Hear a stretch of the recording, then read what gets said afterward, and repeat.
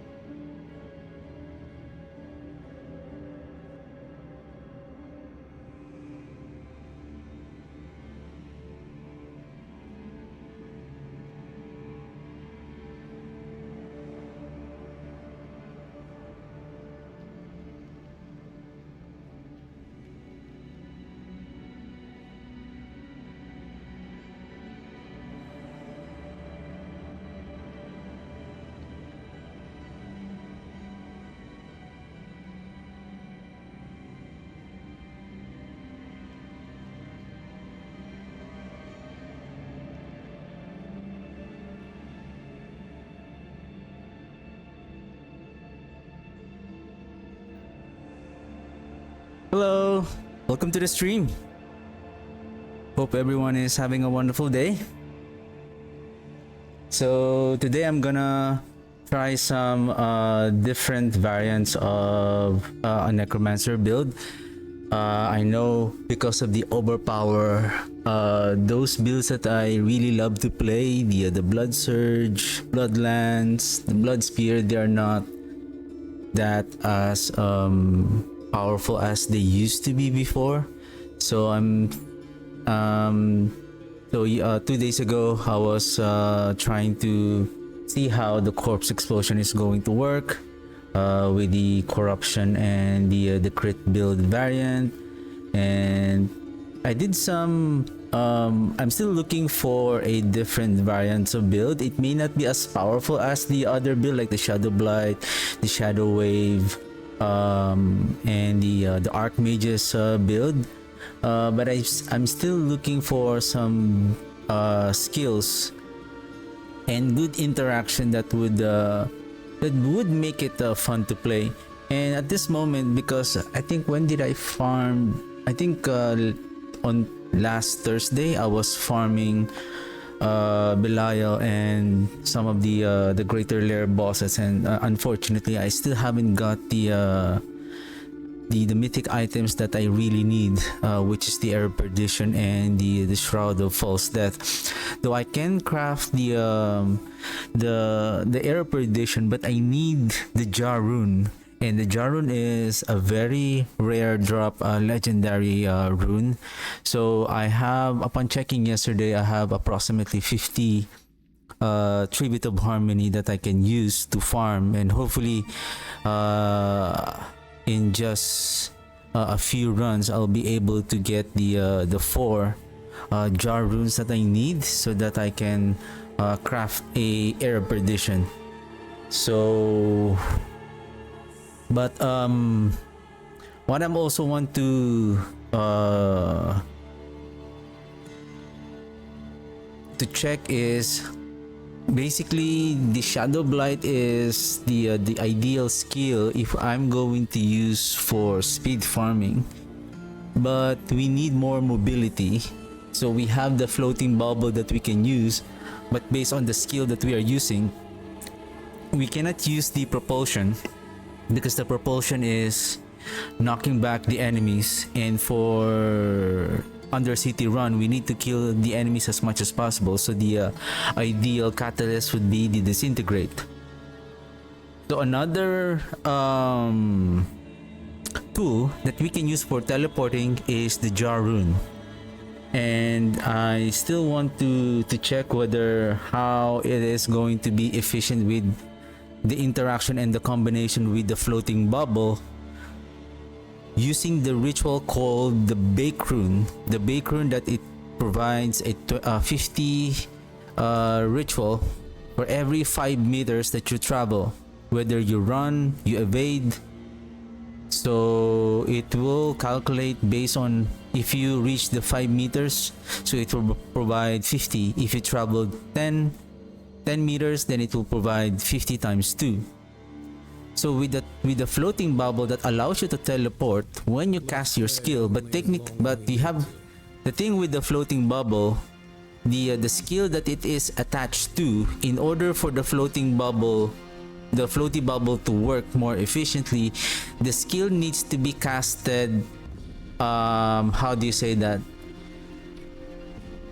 The skill can be casted specifically on a certain location, and that is why when I was speed farming using the Shadowblight skill, I'm using the corpse explosion to trigger the catalyst, because with regards to the corpse explosion, when you cast the corpse explosion, you are casting the corpse explosion here. Therefore, the infliction of the skill is on the location where you casted it. In the case of the projectile type skill, like the Blight, Sever, Reap, and even this Decompose, the skill is coming out from our Necromancer going outwards. So therefore, sometimes when we cast the skill is we don't really activating the floaty bubble efficiently. It's like, because the skill is casted here on us, so the teleport is where we are standing. Unlike on the corpse explosion, you casted the skill on a certain location because you need to consume the corpse. So the corpse explosion, even the raised skeleton, is a skill that needs to be casted on a certain location in order to inflict or to trigger the skill. So bake rune, where's our rune? So bake rune, travel 5 meters, 50 offering. And then of course jar rune.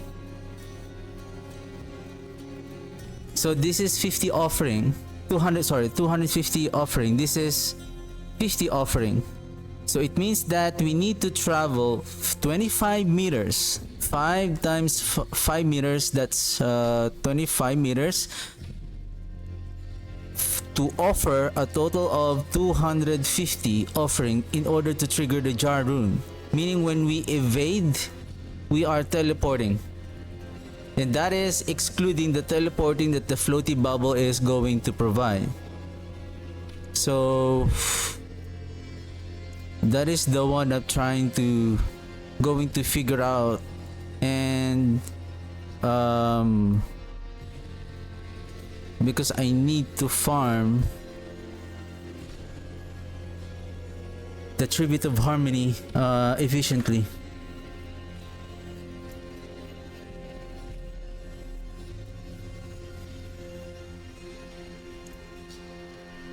Oh, Blight.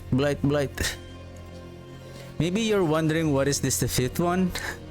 I will showcase this build later. I've been trying to recreate this build using the Sangrivore Blade of Zir. I will showcase this build later. Anyway, okay.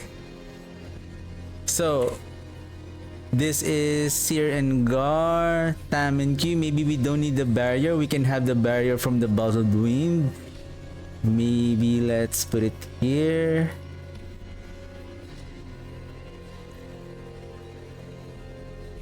Then floaty bubble here. Then we use it here. Let's see. Does the floaty bubble in one cast? So how long is, give me a second, is my, where can I see it?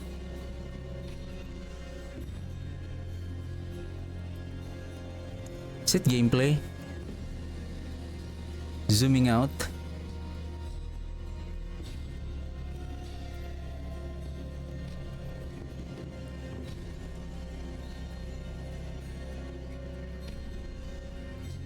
Is it graphics? View distance, far. Because I feel like it's still too close. Okay, anyway. So evade. Oh, I think we're still... Okay.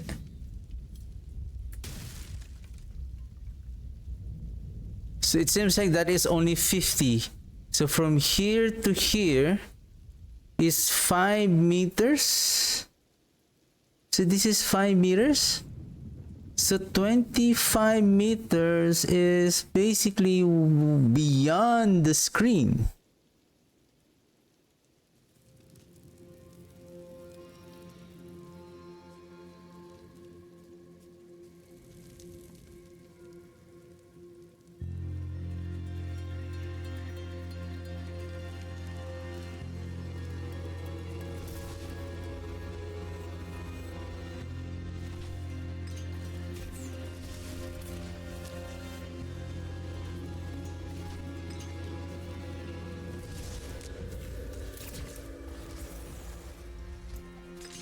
What is this one? Void? Hardened bones? Maybe we don't need the hardened bones. We can place the void there and the metamorphosis on. Oh, if we're going to use the metamorphosis, the consequence of using the metamorphosis, you are traveling more further. The problem is your evade cooldown is, I think, 50% more cooldown. And we don't want that.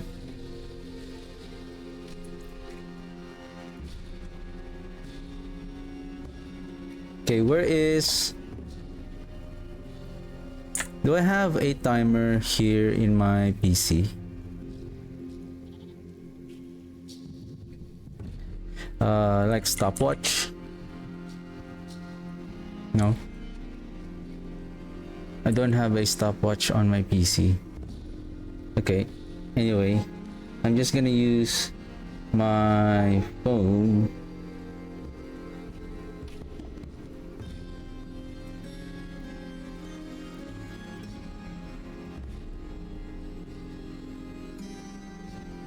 Stopwatch. I just want to see how fast that we can farm an undercity. Let's go.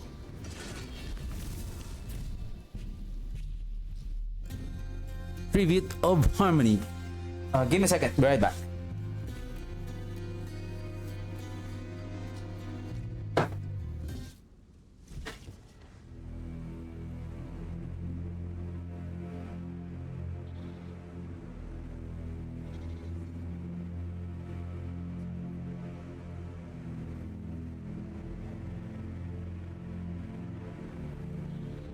Need coffee, need coffee.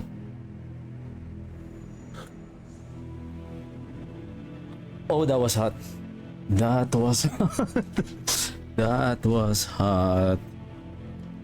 Trying to get a sip, and it was very hot. Okay, where is Tribute of Harmony? I think I have a lot. I have so many tribute of harmony. I believe I have 50 more on my stash.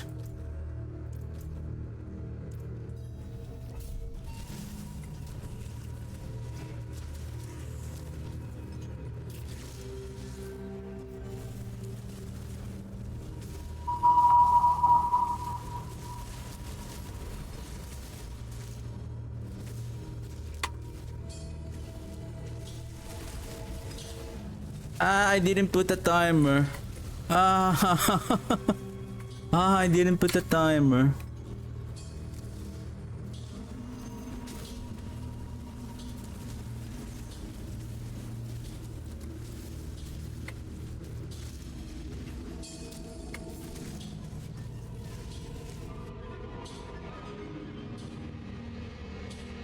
It's just we need to be careful on casting the corpse explosion otherwise because of my muscle memory that I need to trigger for the damage, right? And it should be teleport first before the floaty bubble. There we go. So evade first before floaty bubble. Evade, floaty bubble. Oh shoot! There's a couple of more there. I was so having fun with my teleporting. I forgot. Let's go back, let's go back. Oh, it was not yet done.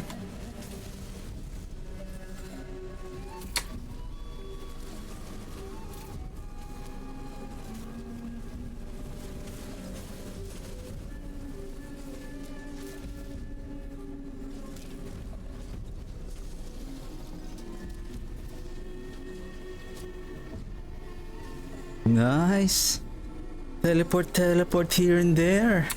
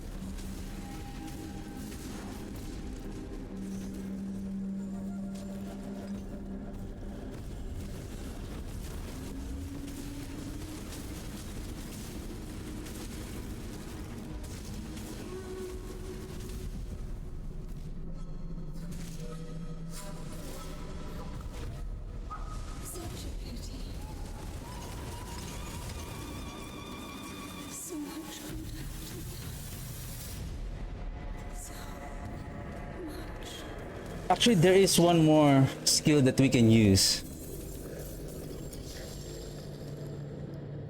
What? I think we didn't get any legendary. Let's leave and then let's go back to Serigar. I think that was fast enough.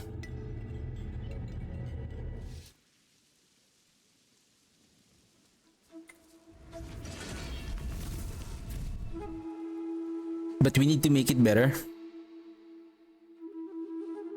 Basically, we cannot use this on the minion because the minion has their own AI and we don't have a skill to specifically target, to let the minions to specifically target a certain monster, so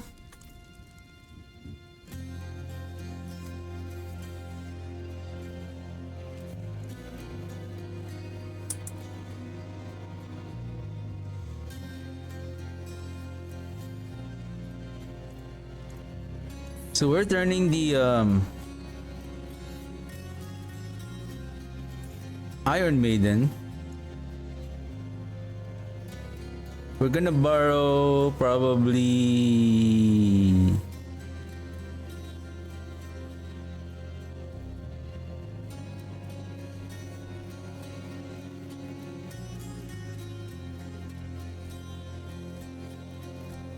Okay. And we need one more point so that it doesn't consume any essence. So that it is a free to cast, this one. So no more essence. So the idea here is to cast the skill as fast as we can. What is our attack speed? 51. Maybe we need the advantage if we still have it. I don't think so.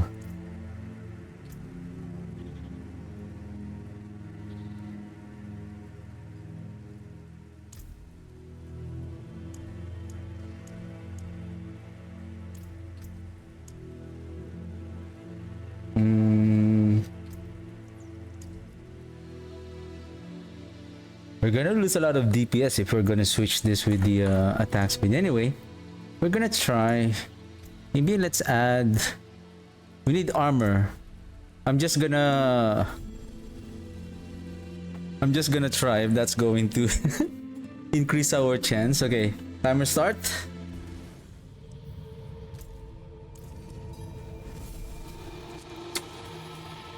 Will be tested.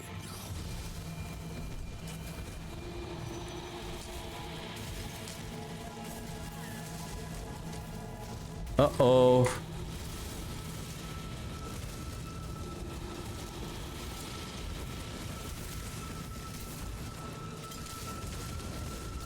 It's weak.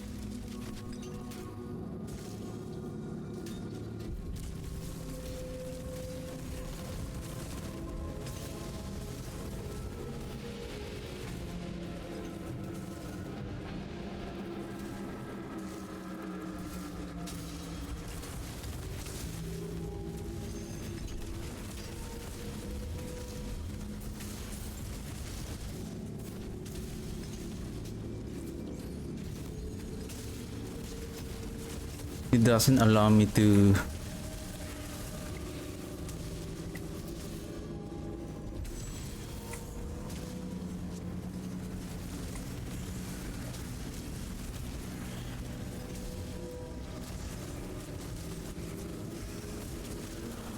Two minutes.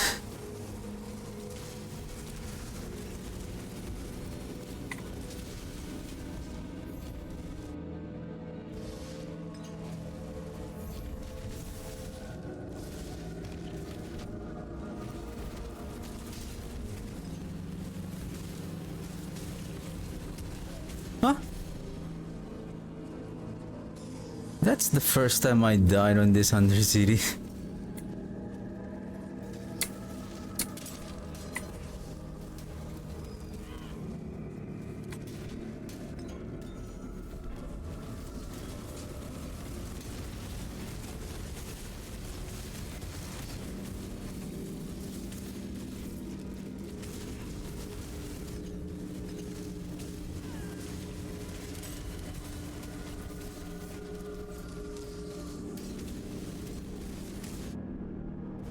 Three minutes.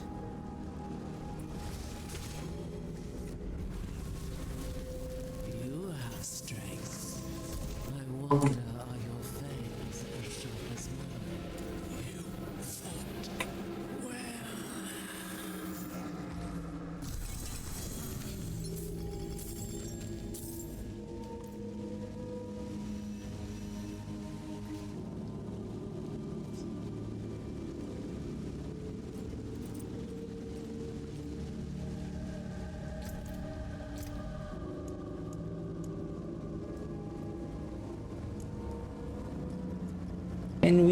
remove all of these runes first, and then so that we can check how many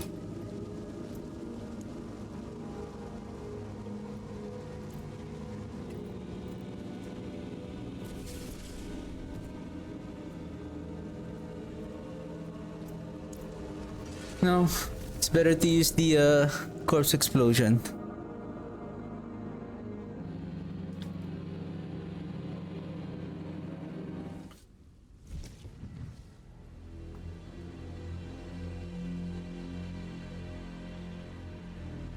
Give me a second. What is wrong again with the Iron Maiden?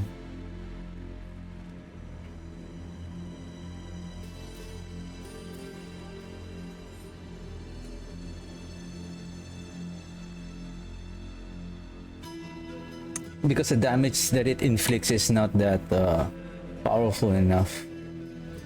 Like 41,000 only. Compared to the corpse explosion, it's like almost 4 times the damage by just the corpse explosion alone. And of course we're using the blight.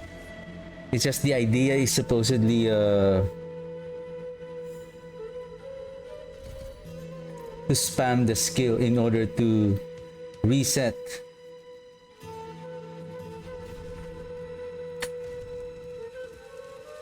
Welcome, Wanderer. I've been expecting you. To reset the evade. To wield power never dies. Since we're here, let's just I don't bite. Not like I used to anyway.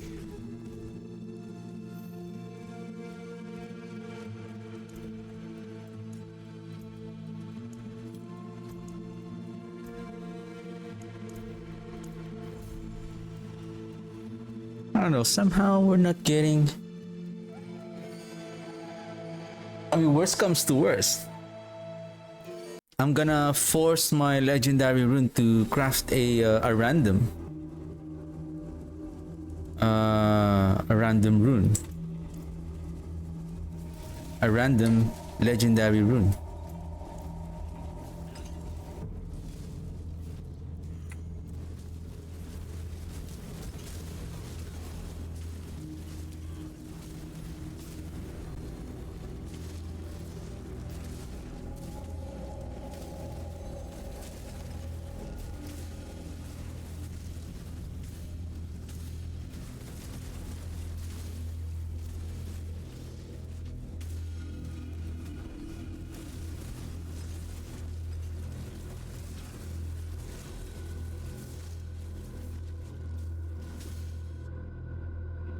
So 30 seconds on the first floor.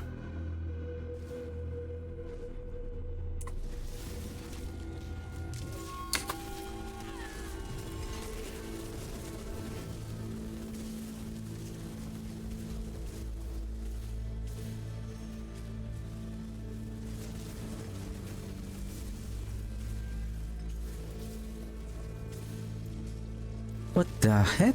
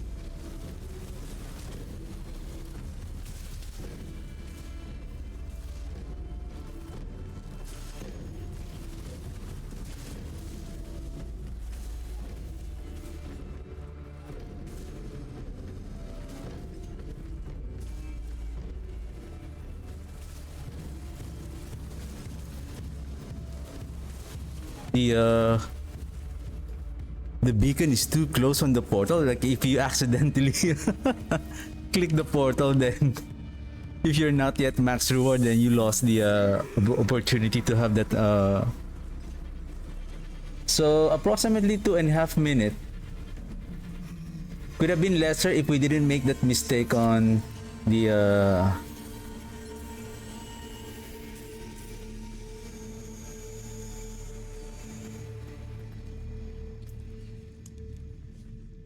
wow. No legendary.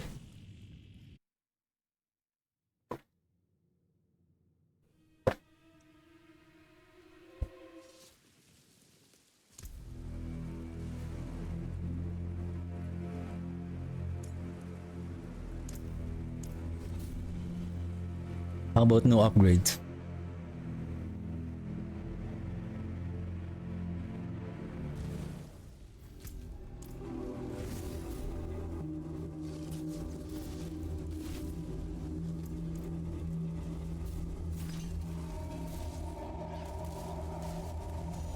Overshooting the evade.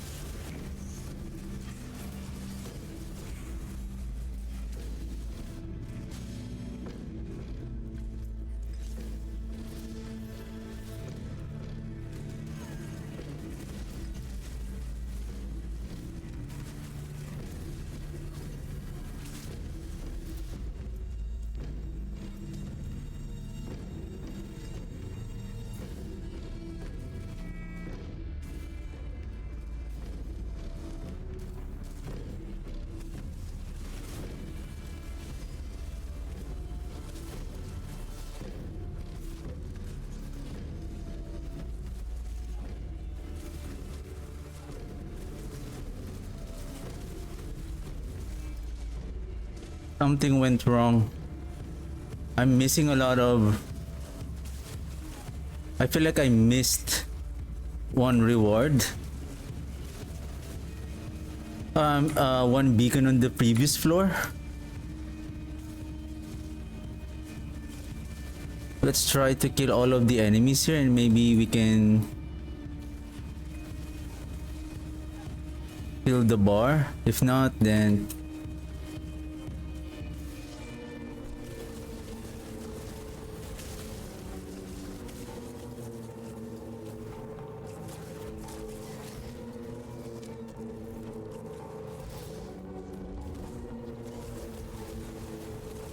still have plenty of time.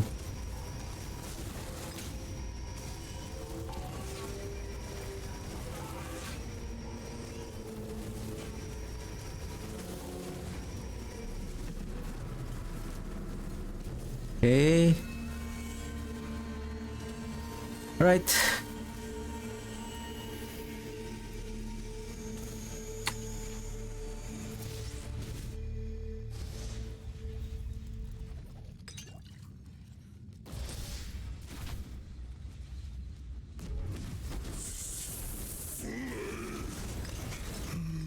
Approximately 2.5 minutes. It is fast enough for me.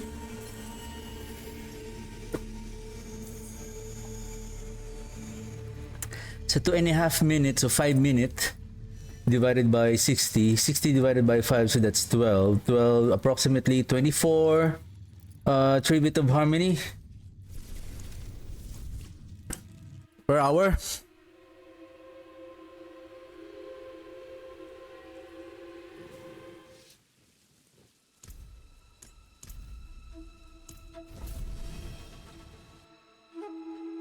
Wow, somehow I'm not getting any legendary rune here.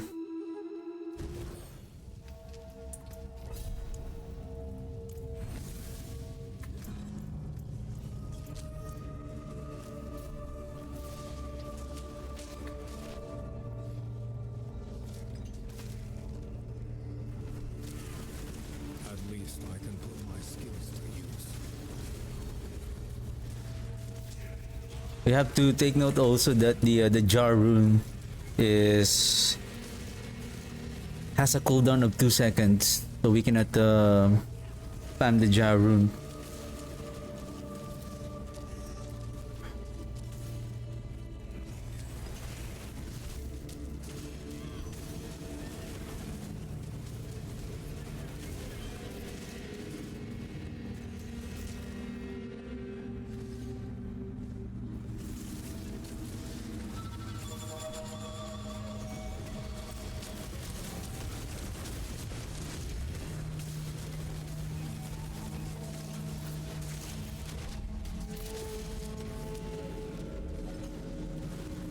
Where's the beacon? Hey, don't cover the beacon.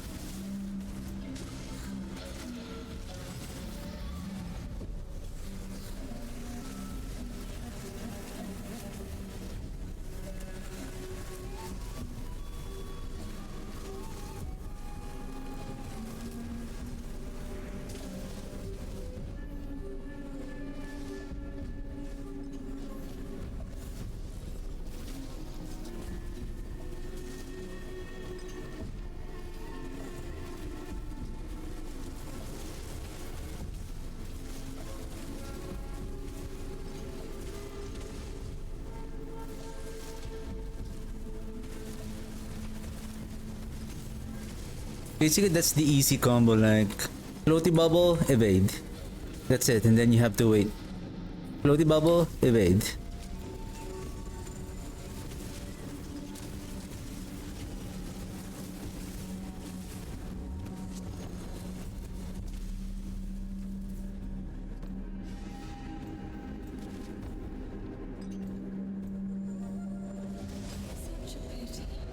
You overshoot the teleport.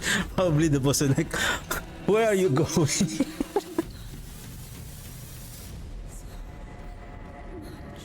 What the heck is this necromancer is doing? Like,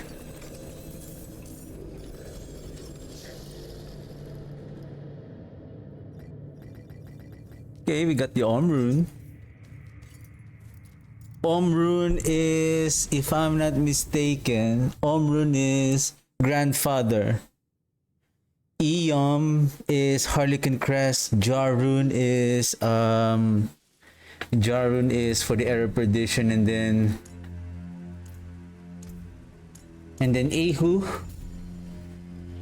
is, give me a second, Doombringer.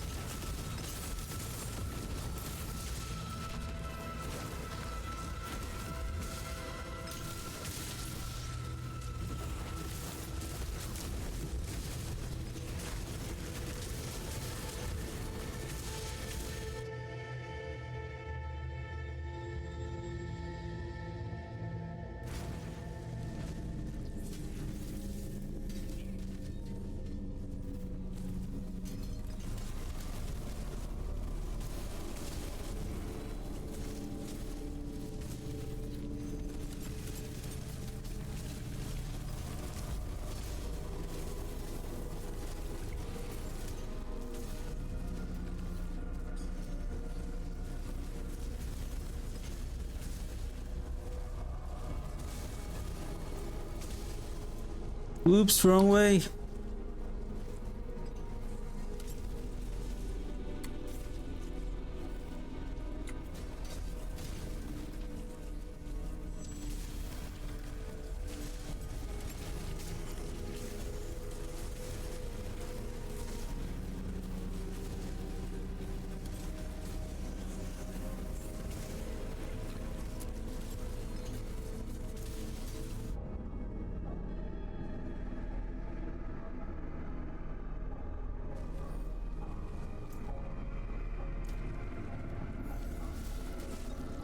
Oops.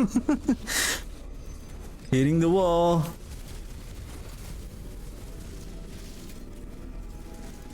We're not good at drifting.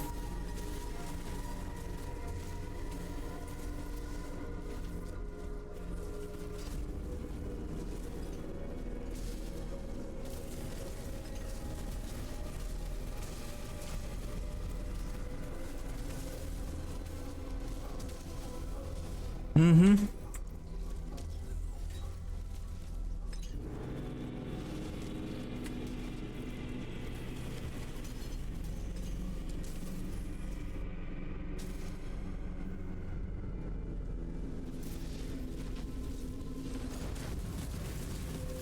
I need no past, only the hunt.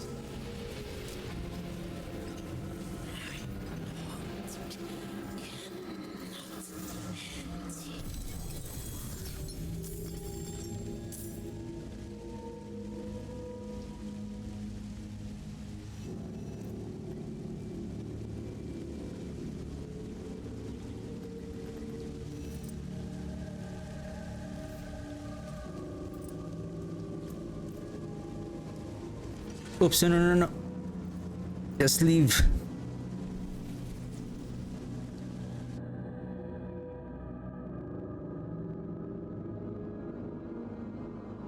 How many runs we have done so far? Like 5?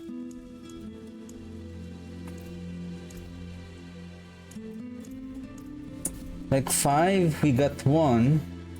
It's like, what is this? Like 20% chance?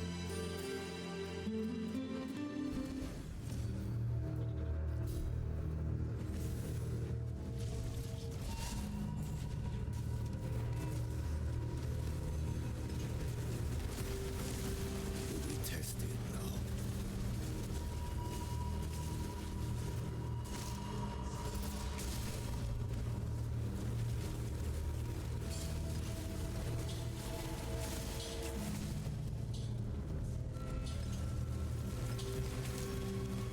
Click. Oh man, the monsters are blocking the beacon. It's like it won't allow me to click. It's just the monsters are blocking the path that I instead of clicking. It's like it's activating to attack the enemies rather than to click the beacon. These monsters are cheating.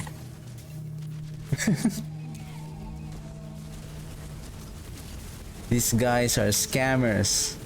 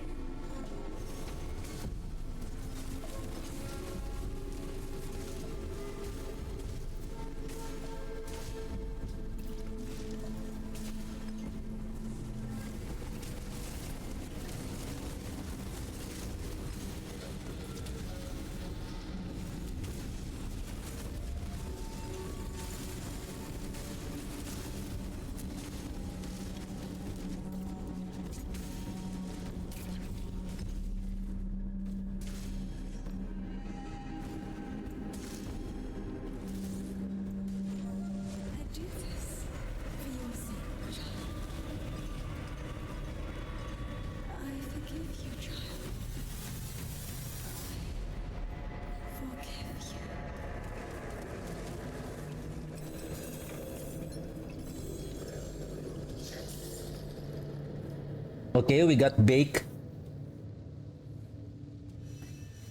So we got another legendary. Okay. So it seems like I believe we started at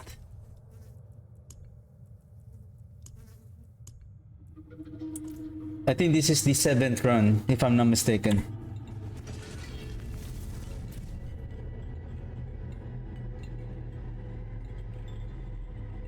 So if that is the case,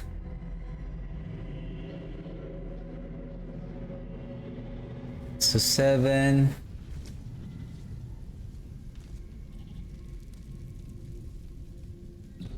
One out of 7 is how much?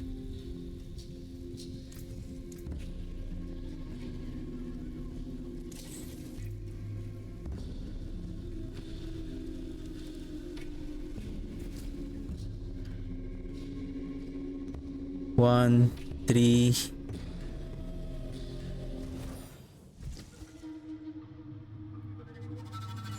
Oh, we got 2 out of 7. We got 2 out of 7. So that is 2, 14, 6, 28%.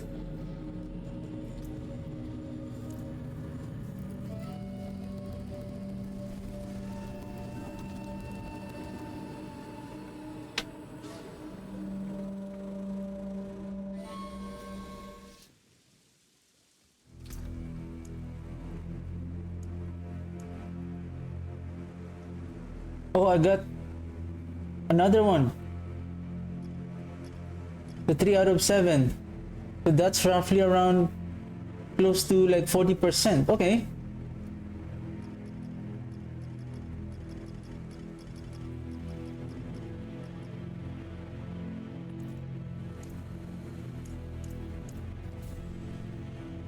But the thing is,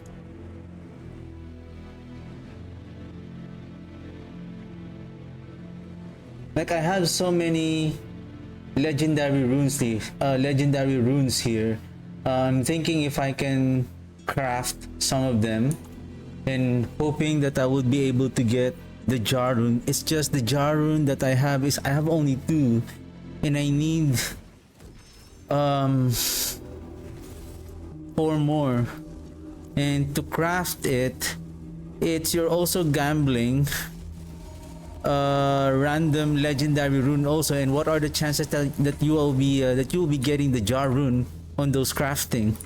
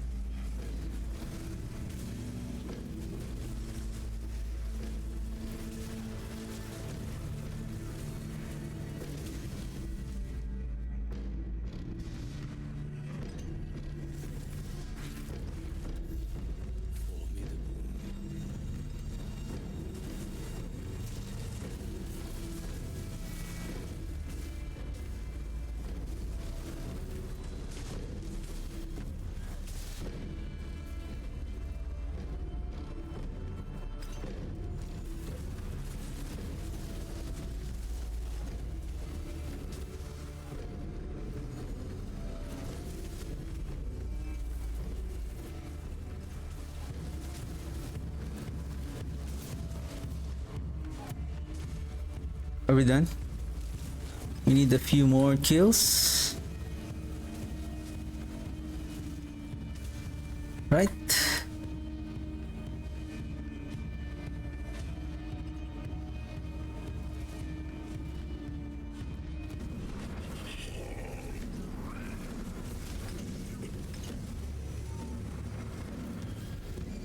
I don't know if it also calculates like how fast that you are clearing the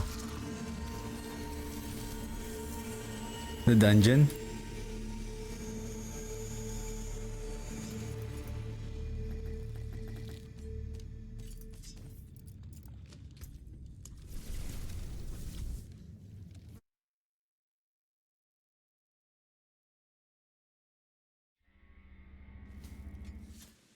If only I have four of the jar rune, probably I would go for it, like craft the remaining two. Like I don't mind if I'll be consuming most of the legendary runes just to get the but I have only two.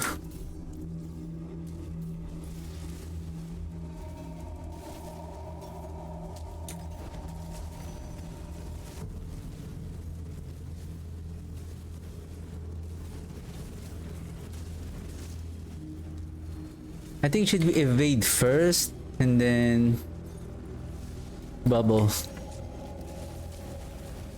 so that you are traveling already, triggering the bake rune. Evade, bubble.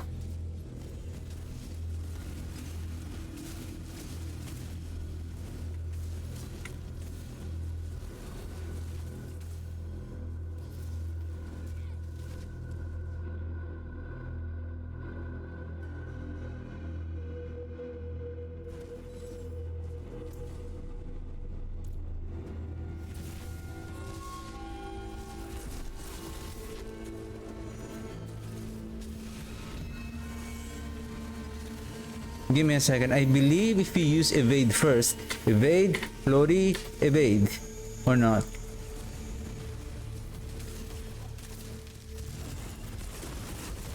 I was hoping that I'll be able to proc 3 of the teleporting 3 times. Evade.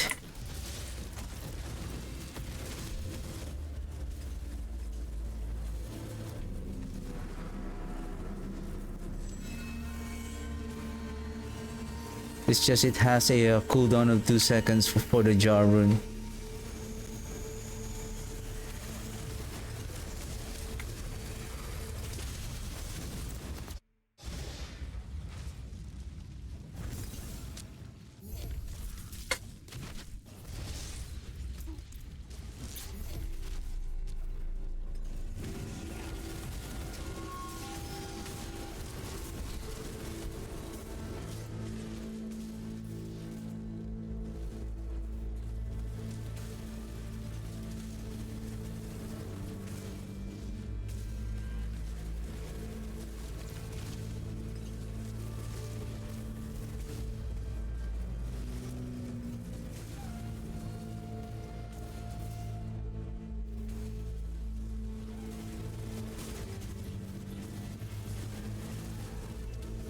Alright.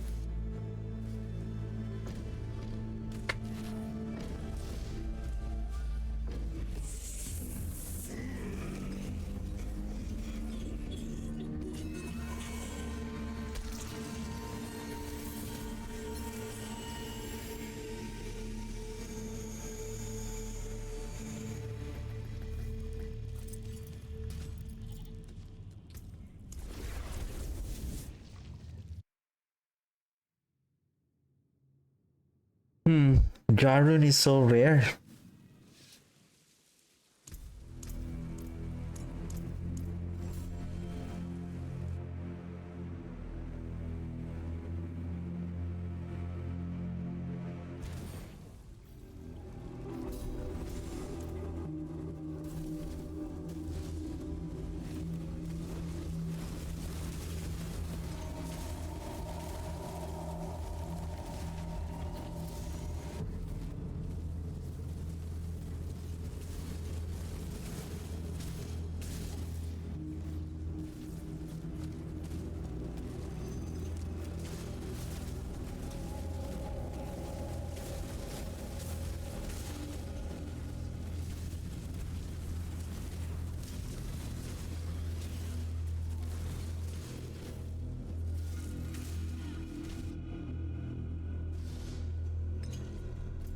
Now I'm proccing the teleport 3 times. Evade.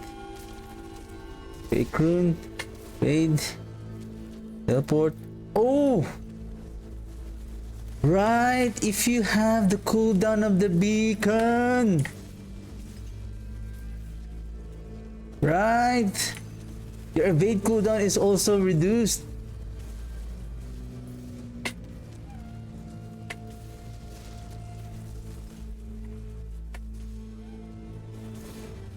For a bit. A bit.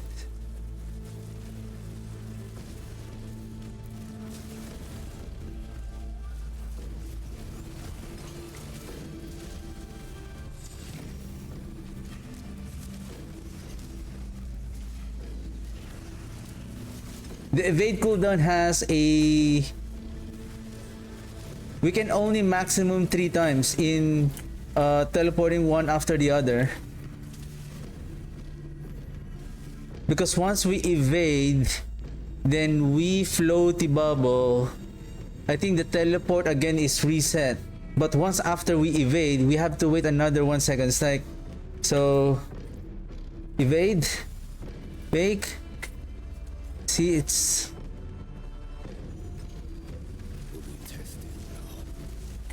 Only like 3 times. Evade. And sometimes our... I'm thinking if I should switch to propulsion.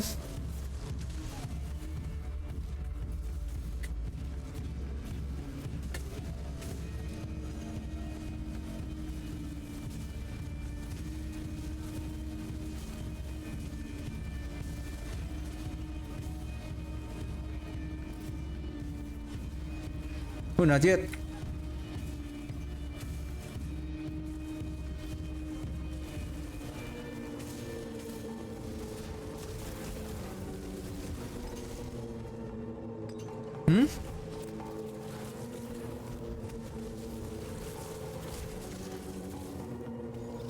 What the?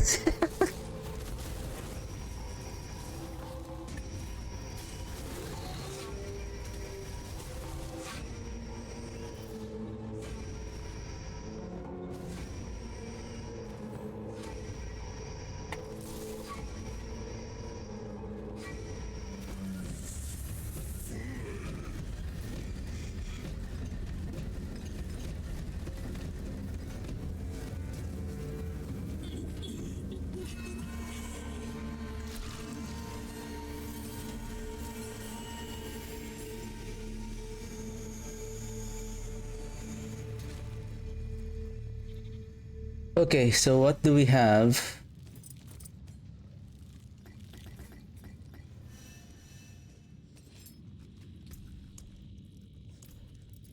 Nothing.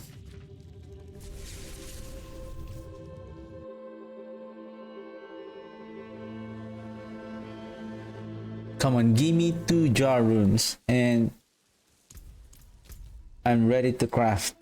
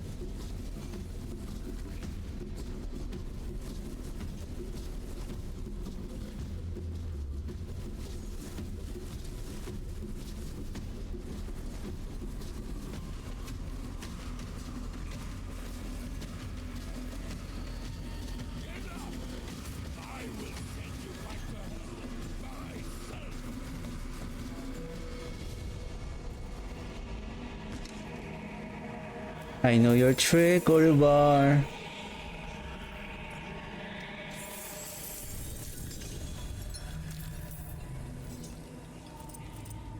Wow, this is the first time I got a double GA on 2 weapons.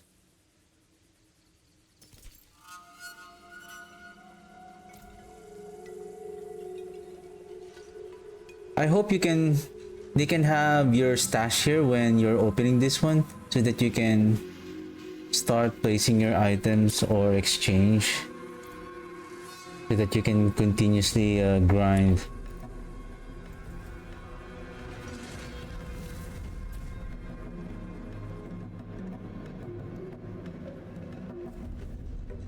So that you don't have to go back to the town.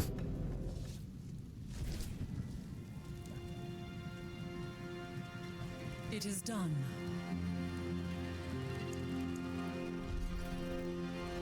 I'm going to keep this whispers.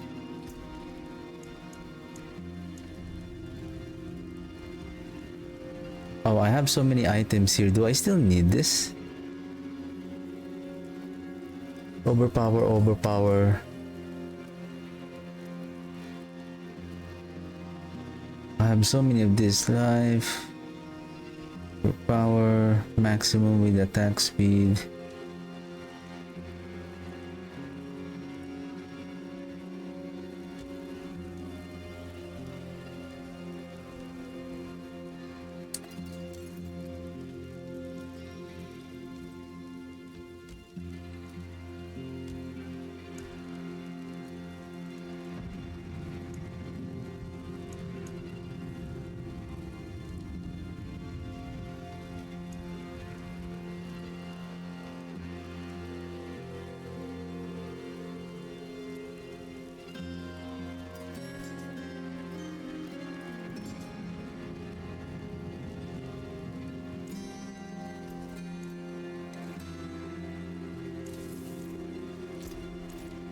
Okay.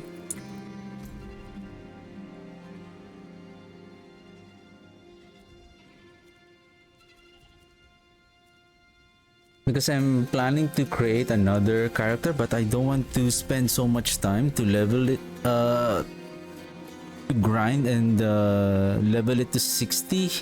What I'm thinking is, I'm just gonna take the opportunity whenever I have.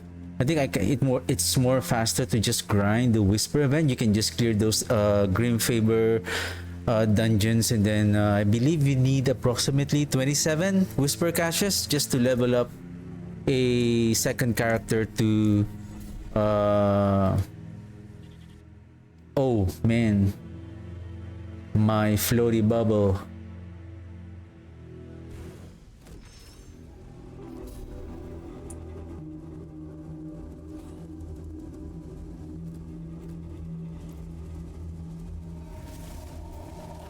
So basically I don't have the floaty bubble anyway. Doesn't matter. It's just I still have the bake rune. The jar rune. So I can still teleport.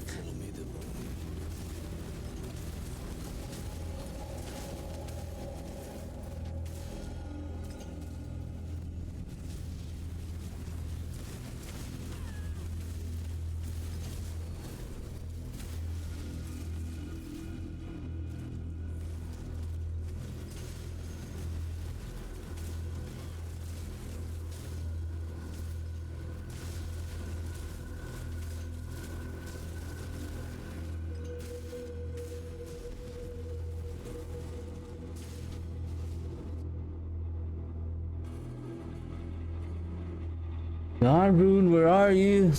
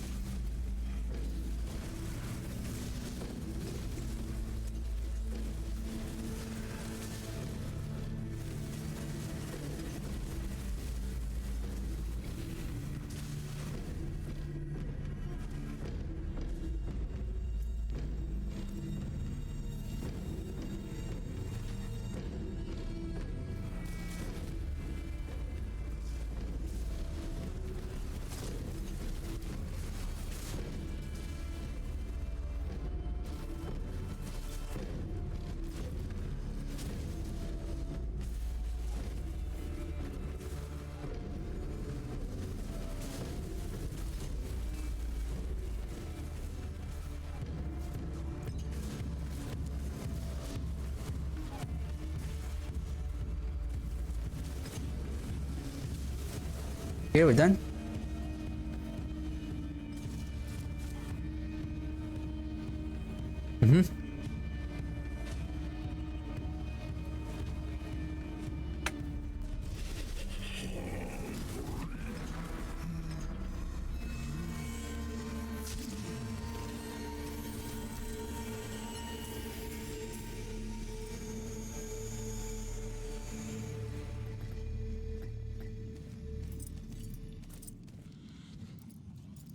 Okay, let me grab my second coffee. Be right back.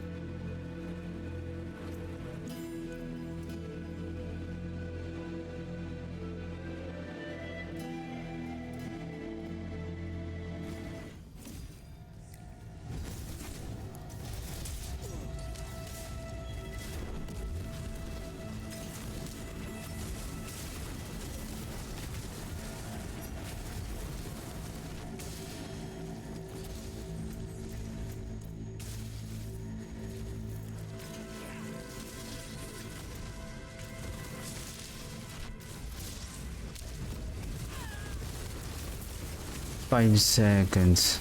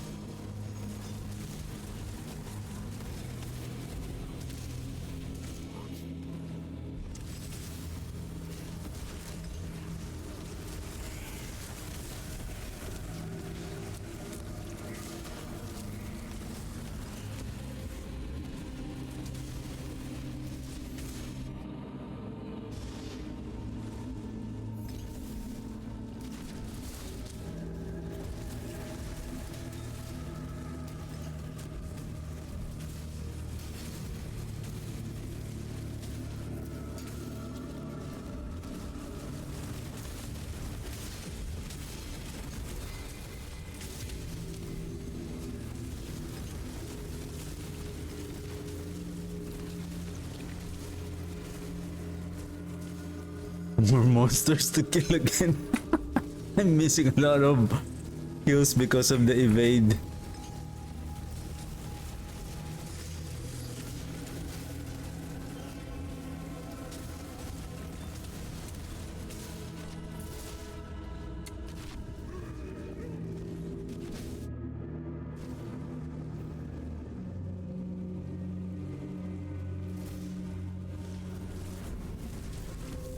No death as intimately as I.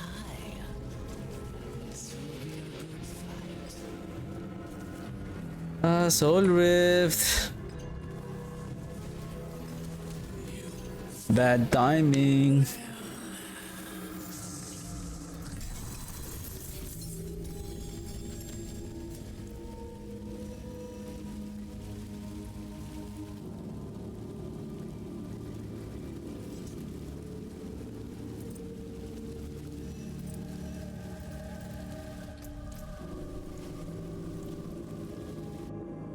Jarun, where are you?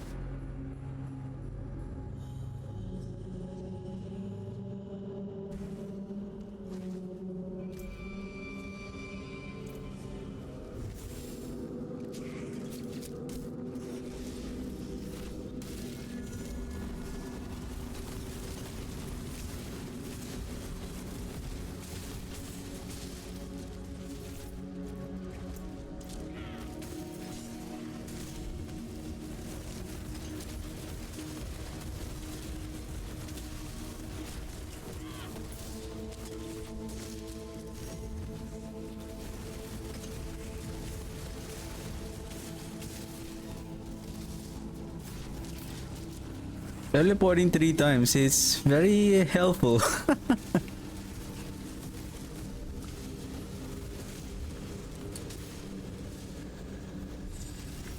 Teleporting 3 times, one after the other, it's fine for me.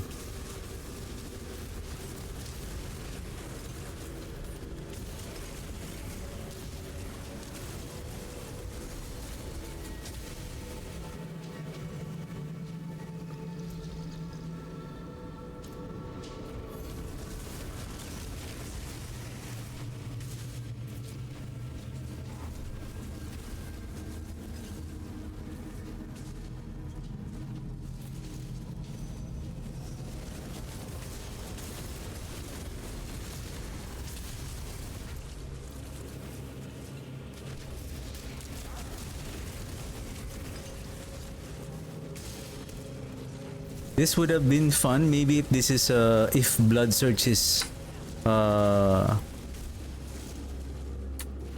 viable build on this season, then we can use the corpse explosion just to trigger, because Blood Surge has a good Such a pity. wide coverage area on its skill. Jarun.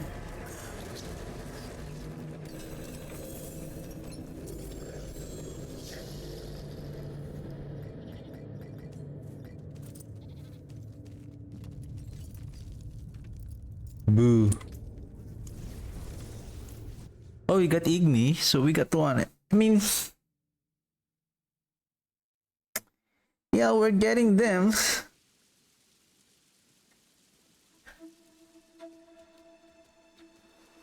You know what? I'm really eager to grab. Where's the? I think it is the jeweler. Where is the jeweler? I believe it.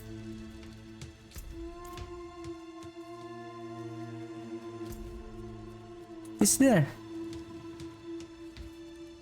I think this one.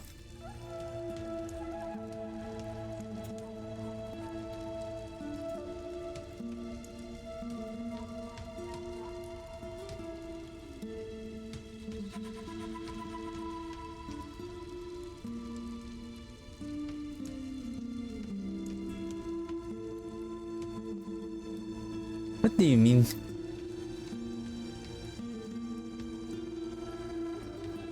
A reforge. Okay, I got what you mean.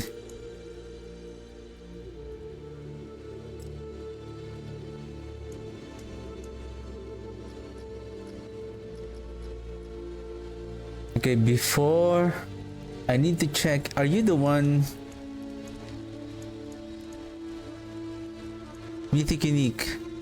Air Perdition. Oh, I don't have the Resplendent Spark anymore.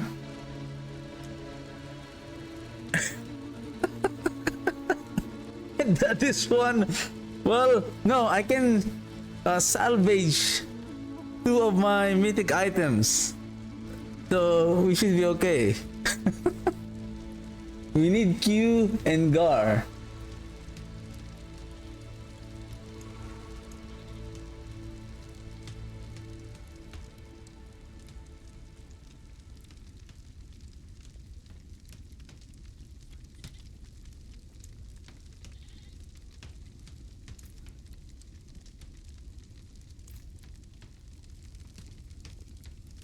No, it should be invocation.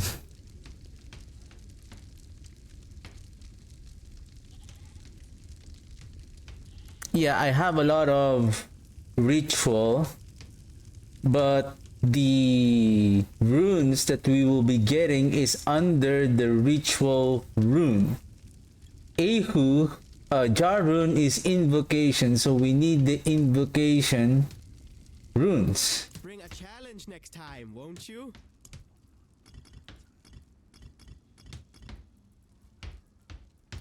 Jeez.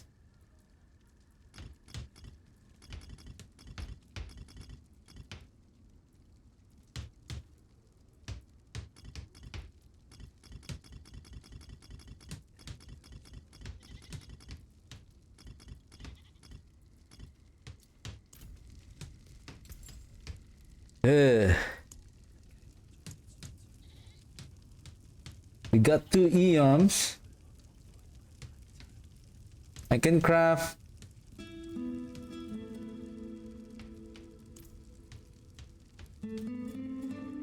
100% chance to grant a random a random a random rune of legendary quality.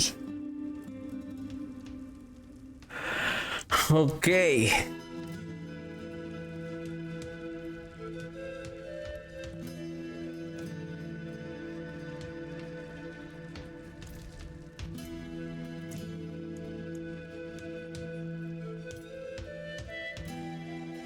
I have only 2 jaw because I have only one because the one of them is I'm wearing it.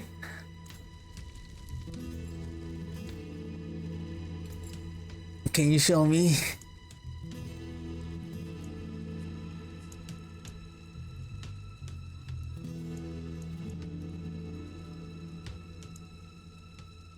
I need Q, 6Q, and 6 GAR. So let's set them aside before we accidentally consume them all.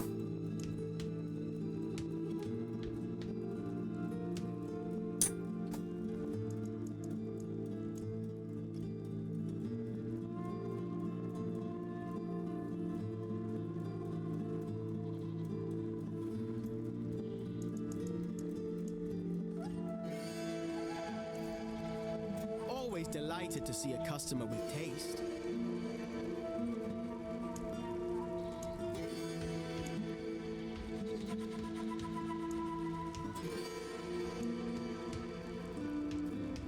Q and GAR. Okay, we have it on our. So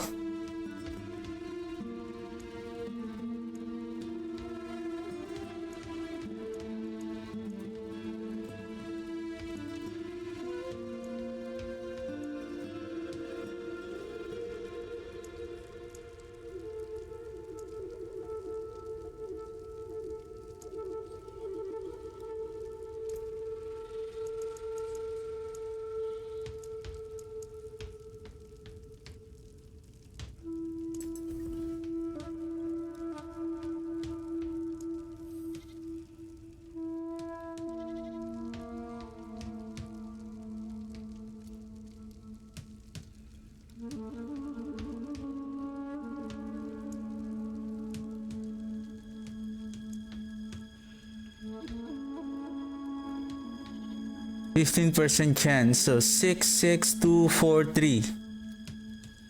66243. Let's see if 66243. I got another one.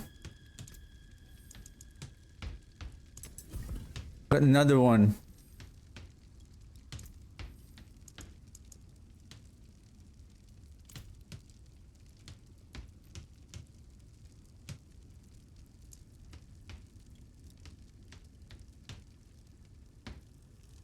Rare rune of ritual. Give me a second.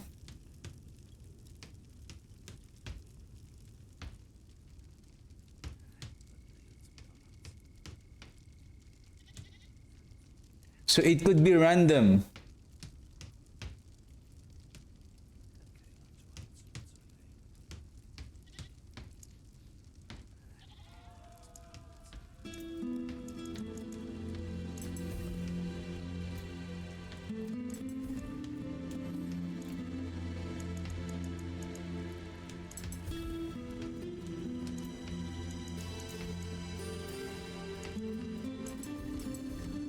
Whoops.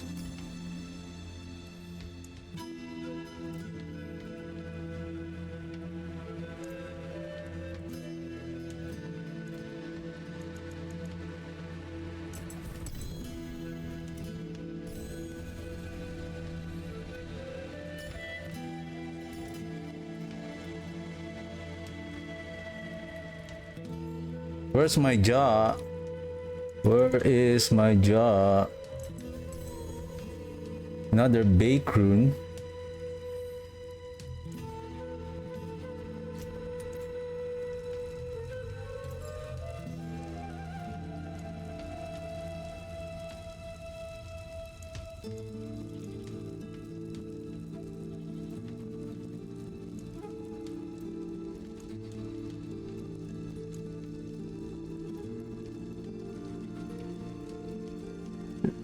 Rare invocation. I have 7 there. Got another Ahu again. I got Tam Rune. Utterly timeless.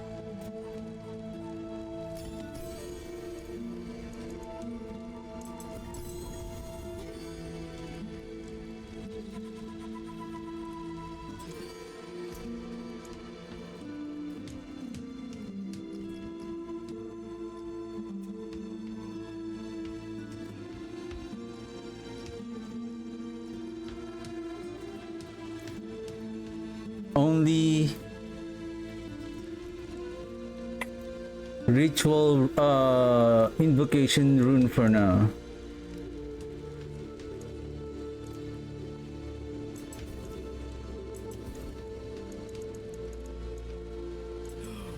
Remarkable. I need Ahu. I need Ja. I need Ja.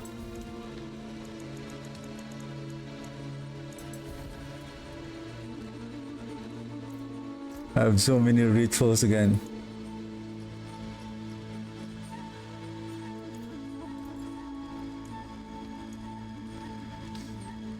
Magic invocation.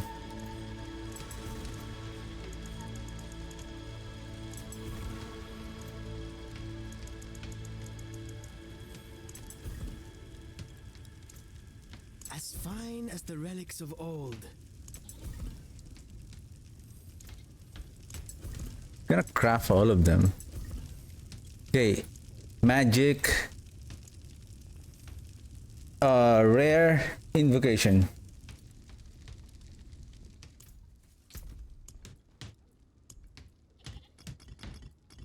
Later for the ritual.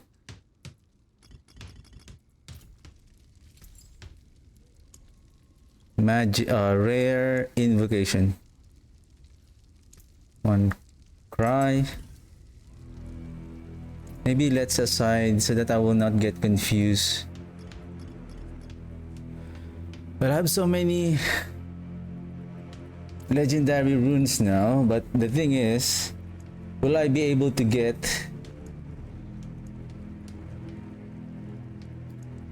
anyway, we'll see. Timeless.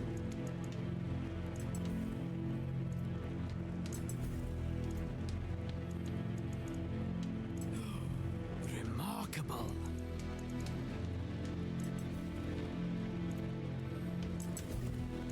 I'm not getting anything.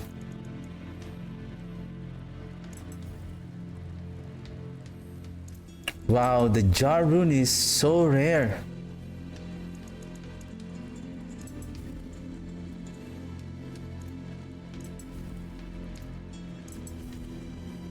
My demons are quiet here. Mostly.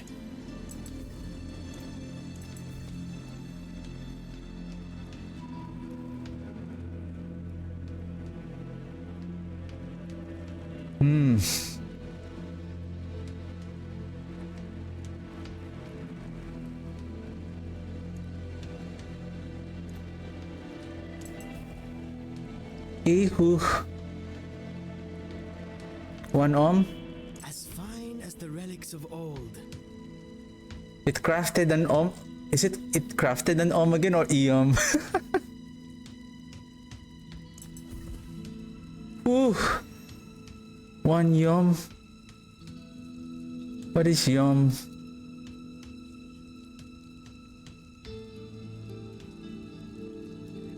Because my plan is I don't want to consume all of them, so just in case I need. Wow, Litrun. Wow, Jarun is. Now I'm thinking whether the Jarun will show up on. There is a high chance that it will show up on the legendary ritual, because the invocation legendary, it didn't provide at least one.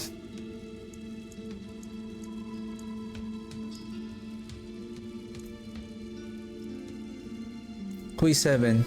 Bake, okay. Ahu. How many is Ahu? 6, okay, just one for you. Okay, there's one. Okay.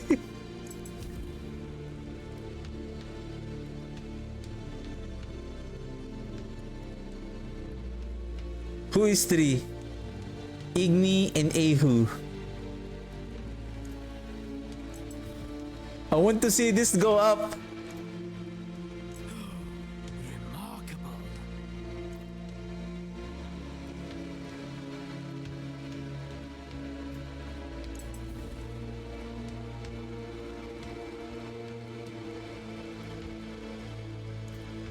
Utterly timeless. Jeez. Go on.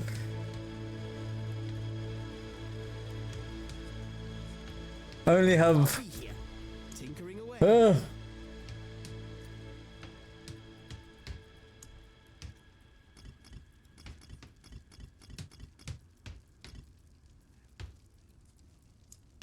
So I have one that I'm wearing right now. That's why it's so hard. Now I have only 3. And this one is a rare drop. Where is our... Yeah.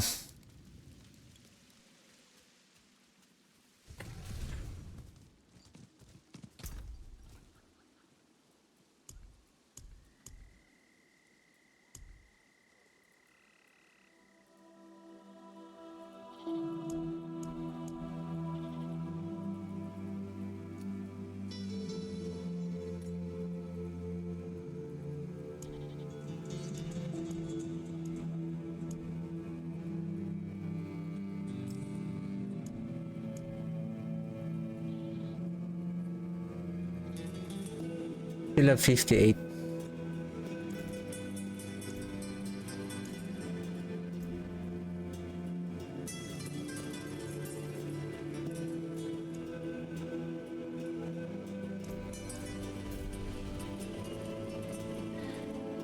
I only got one. That is tough.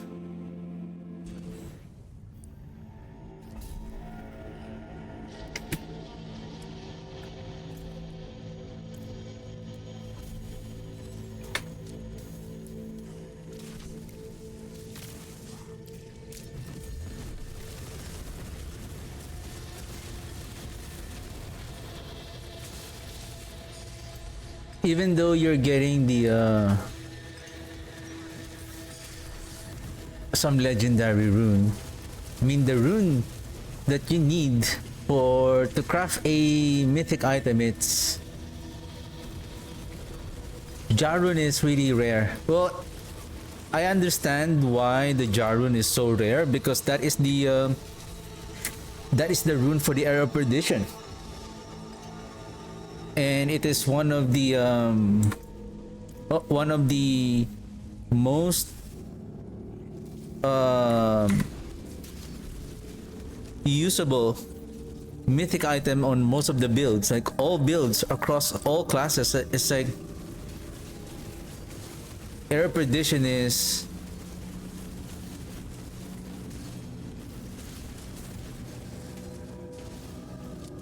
viable. Like it will really significantly increase the power output of your build if you have the Era of Perdition. Unlike, for example, the Shroud of False Death, it's okay too, but sometimes there will be some instances that you don't need it.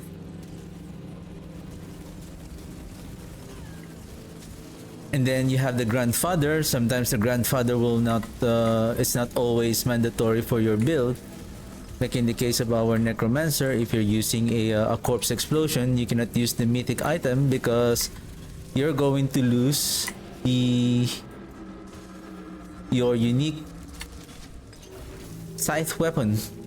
And that Scythe weapon, the Black River, is mandatory for your Corpse Explosion build. So you cannot use the Grandfather. Same thing with our Shadowblight build. You can use the grandfather, but you'll be losing more DPS with the blighted on your two-handed weapon, and then you can add those temper affix.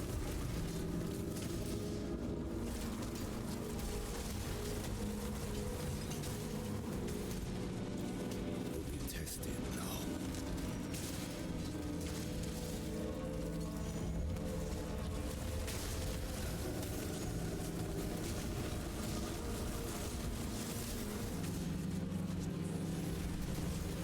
Oops, I didn't activate. Oh, okay.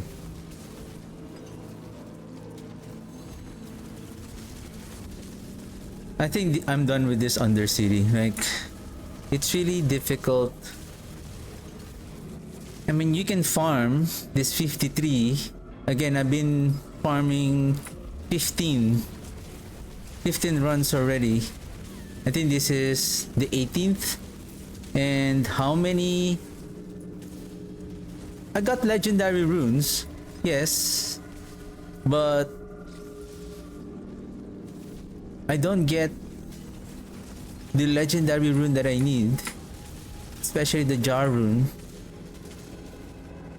And based on our experience a while ago, the chance for you to craft a jar rune is also less likely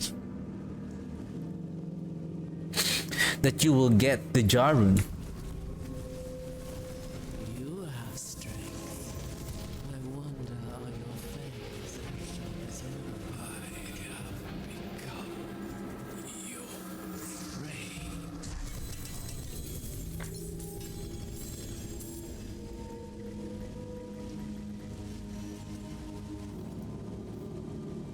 Good thing is we're also getting the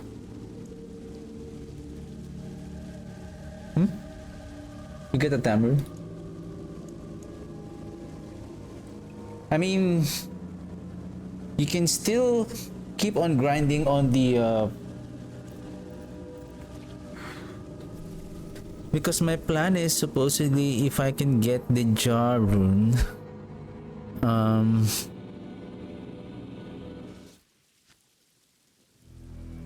because there is a couple of builds that I still want to play, but the thing is, it seems like they're going to rely on the mythic item, but I just realized that, like in the case of the archmages and even the Shadowblight, without the mythic item, they were able to clear pit 80 to 85, even to pit 90 without the help of the mythic item.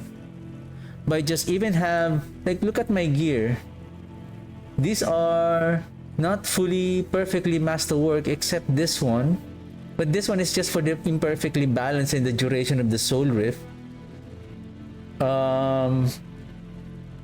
This one also to GA, this one also is not that perfect.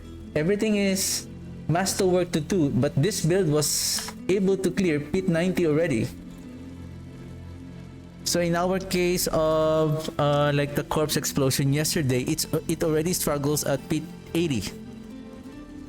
I mean, it's still good, right? It's still good.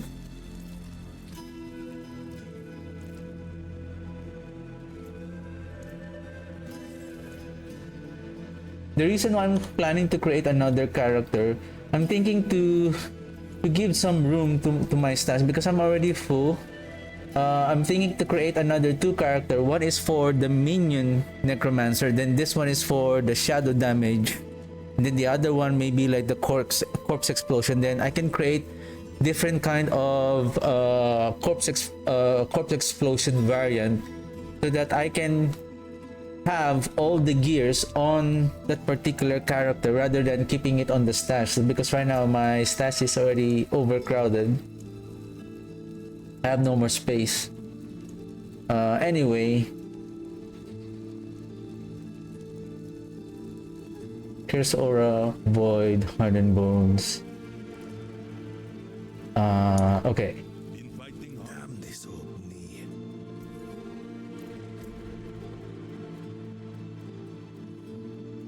I don't have Grim events on the Abomination. Okay.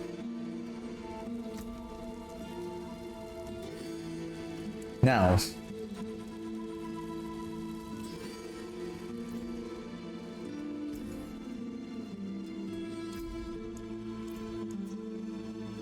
Because I've been watching the my stream 2 days ago regarding the corpse explosion, the crit build. It was fun, like seeing how it can almost one shot most of the enemies at Pete 70. Of course, it's not that strong enough, but it was fun.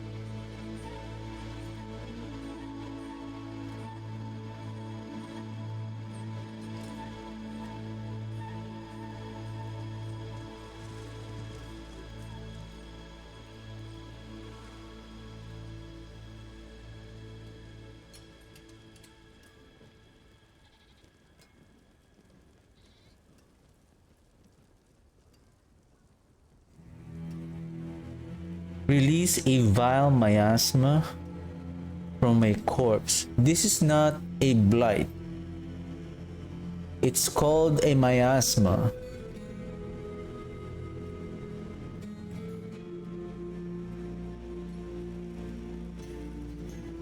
Because I'm thinking if we can increase the damage of the corruption type corpse explosion by adding say, where's my armory? If I'm going to equip override,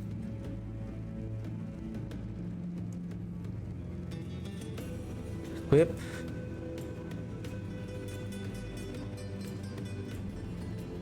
unyielding commander, damned, past blood, sacrificial. And speaking of, because I've been thinking that it didn't really increase the damage output of, I'm thinking what if I don't know if I still have an offhand. I'm thinking what if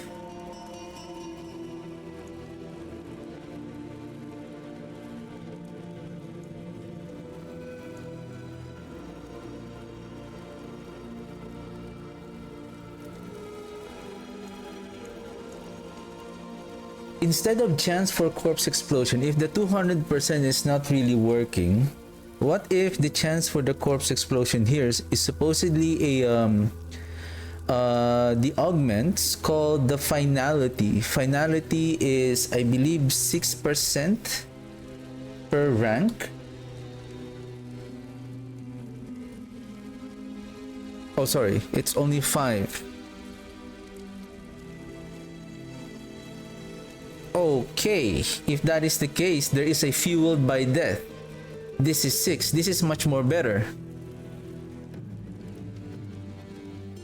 This is much more better. Oh, give me a second. No. This is 3. 3 only. Okay, finality is better then. So in a say, do we still have a temper? I don't know if we can still retemper the chance for corpse explosion. Maybe we can roll. That is too risky though. Because I'm thinking whether where is it? Augments, dreadful. This one, fuel finality, or Titan's fall. But Titan's fall is only for the elite. For the boss, it's not going to work anymore. So finality would be much more better with the 2 ranks. For a offhand or single weapon, I believe for 2-hand weapon, this will become double. So if you have finality, so that is 2. If you master crit this, you will get +3. Then that is +5. 3 + 2, that's 5 approximately. then that is 5 times 5, so that's an additional 25% multiplier damage.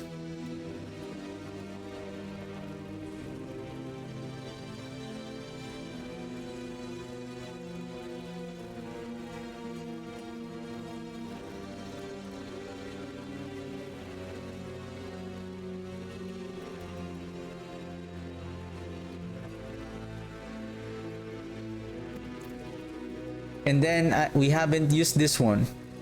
Where's that amulet? No. Where is the amulet? This one. With a Hellbent Commander.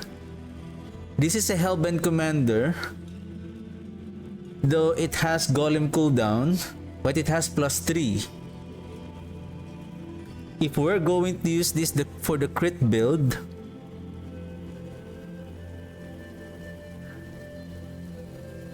again, I have to rework again the I still have this one. That's the reason why I'm planning to create a second character, because I don't have room for the armory plus on my items. I believe, let me check. Do I have already my build planner for the golem?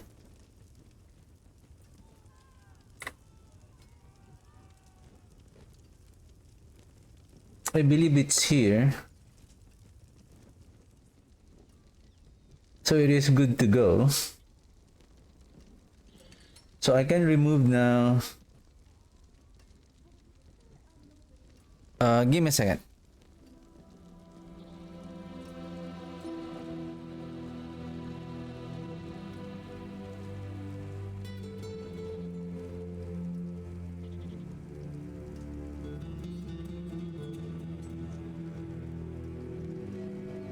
So okay, so I can remove, I don't have to I already played the golem. It's good, but it still lacked the DPS. We were able to clear pit 85 with our golem, so it's okay. So we can remove the golem and then let's recreate again the crit build. And I want to see, maybe I don't want to use. Do I have another offhand?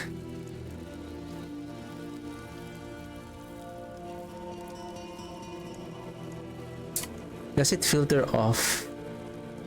And no.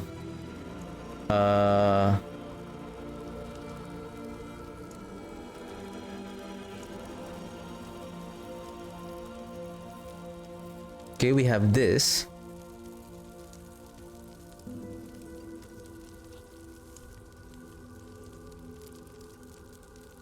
And this one too. Then this one also. And then we have a couple of more. Corrupting damage, cooldown reduction, corpse, chance for corpse explosion to deal double damage. I don't know if I can still use this one with the final, with the equipping the finality. Can we try? I mean, I don't bite.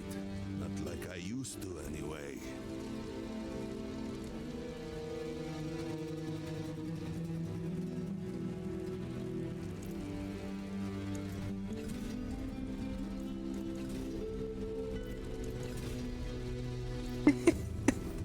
That was nice. Like last 3 tempers, first it did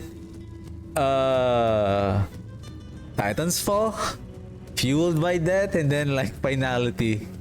That's nice. Okay. So I think if we master crit the finality twice, right?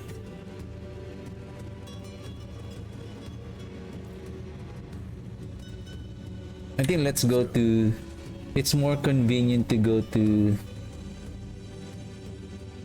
Serigar.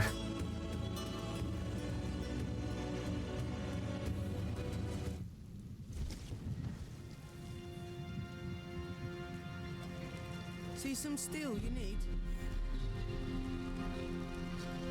So now this is an additional 15% multiplier damage. Cooldown reduction at 29.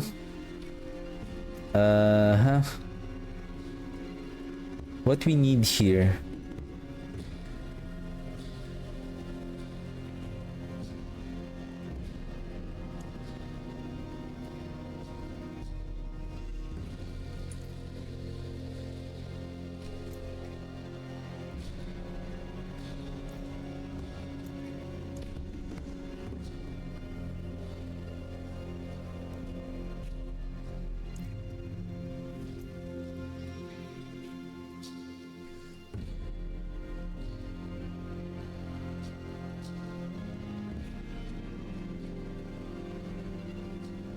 Tendril size, embalmer.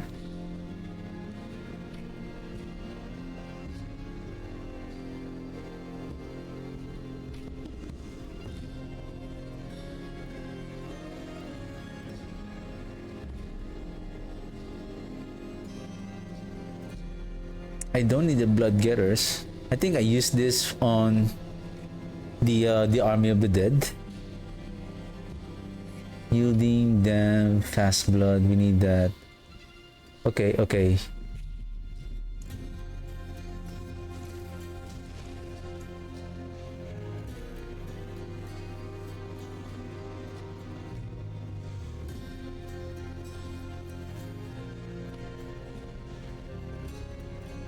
I need Thal and Seer.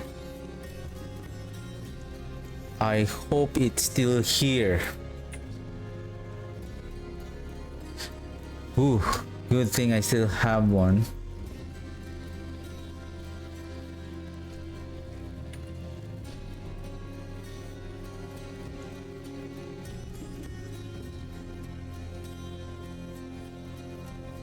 The next is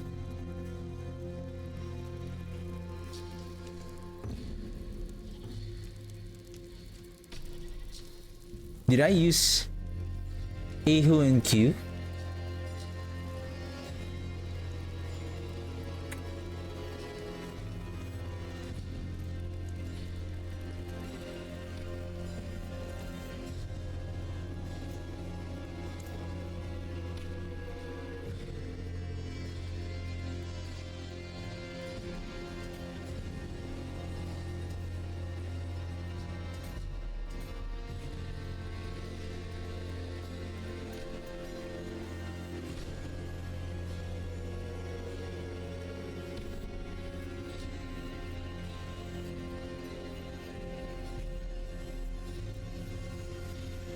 Did I try to swap darkness with exhumation?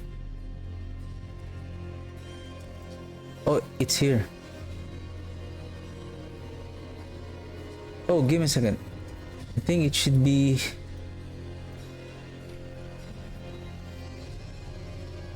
I need intelligence.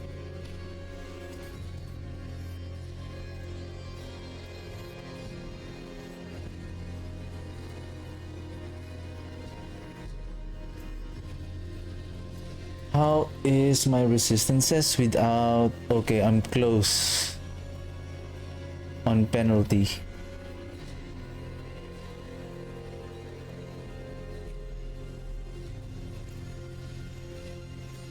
I need amethyst and 2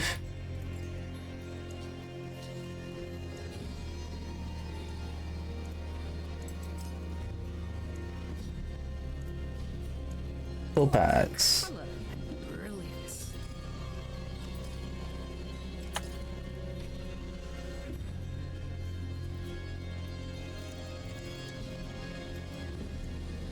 I need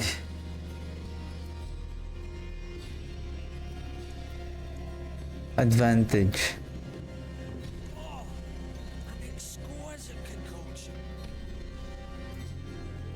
Oops, not 95. We're just gonna try pit a T.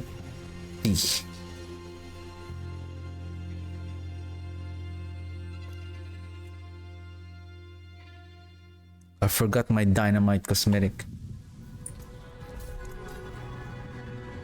You need to make it fancy. Hey! Open! Attack!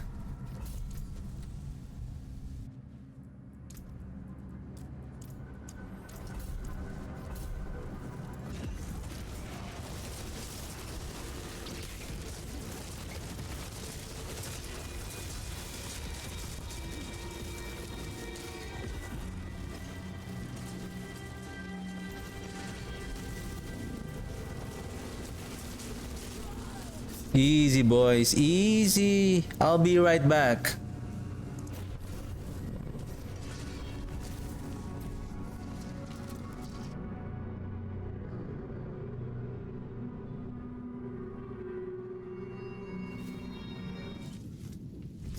Have to change this. Have to change this. This.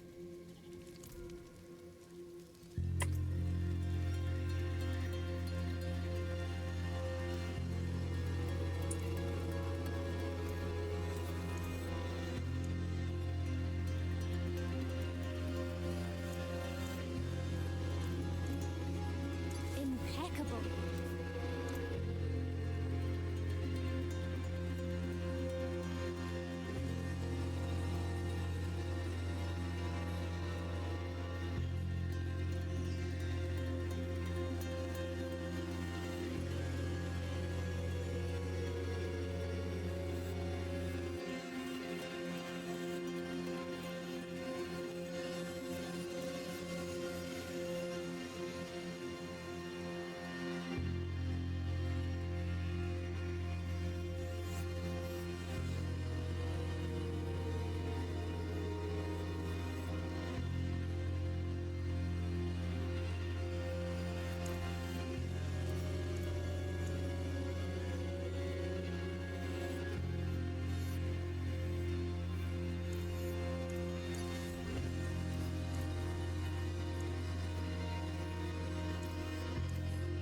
Masterful work.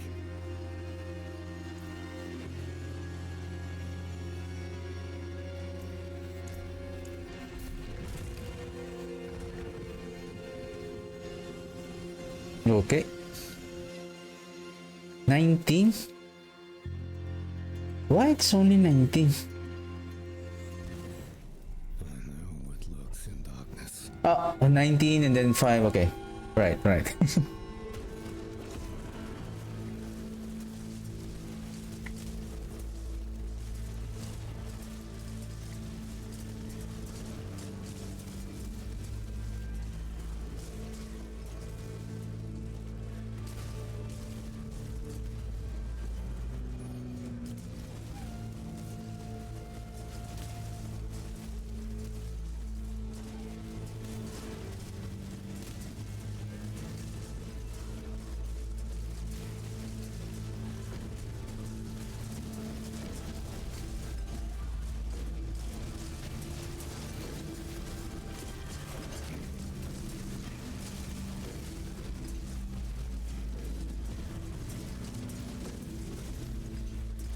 Eh.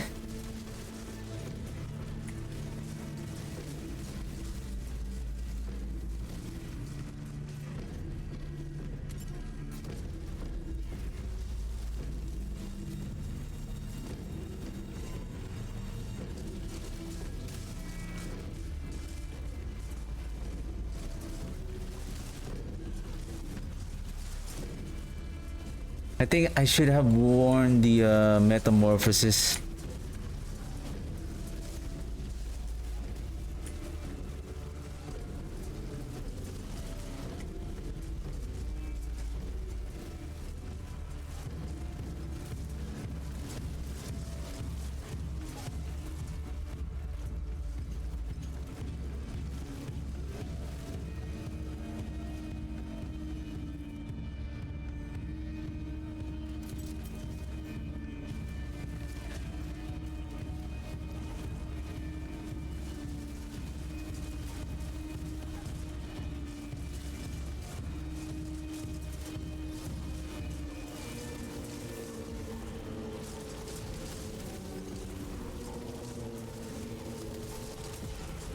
What the heck is that?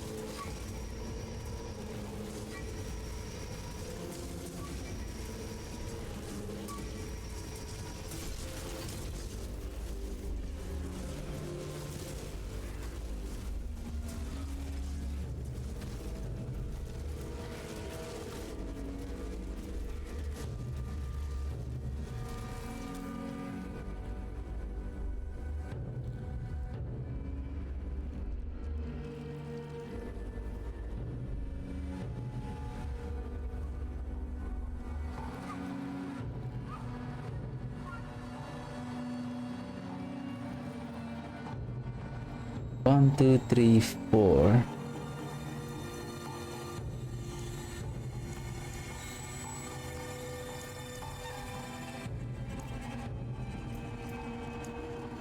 Yeah, this one should have been here, but still.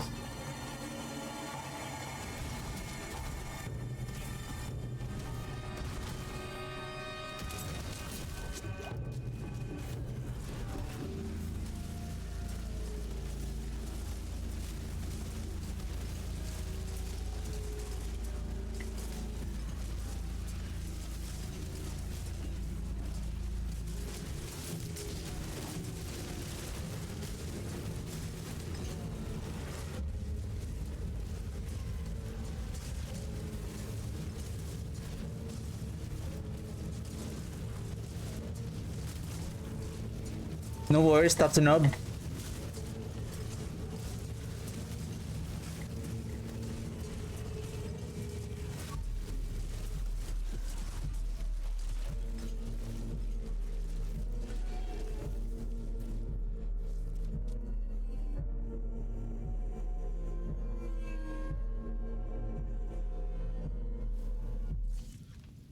That's good.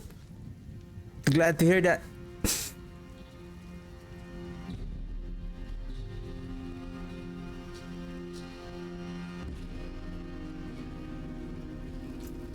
What build are you playing?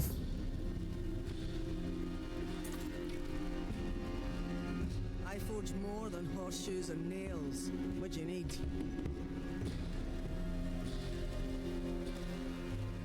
My hammer sings on your return.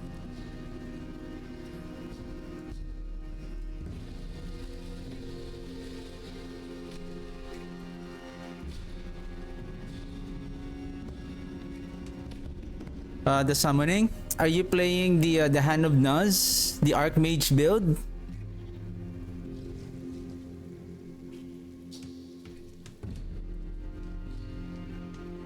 Well, give me a second.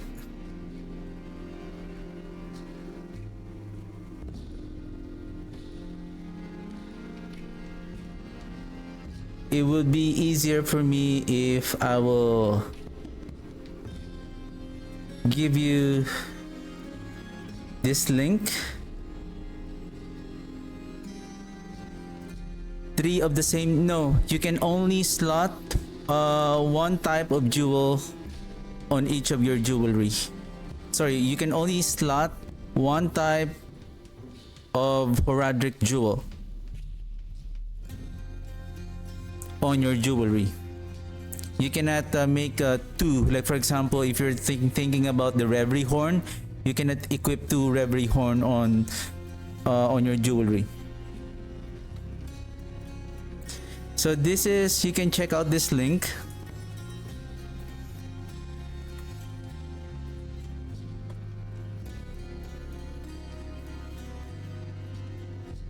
So that is the my planner for the Archmages. So I have already place what are the affixes, Horadric jewel that you need to place, so you can feel free to check it out.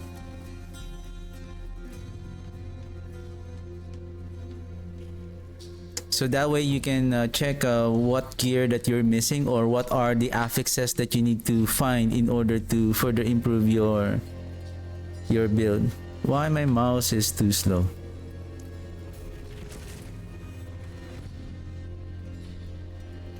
Yeah, you're welcome.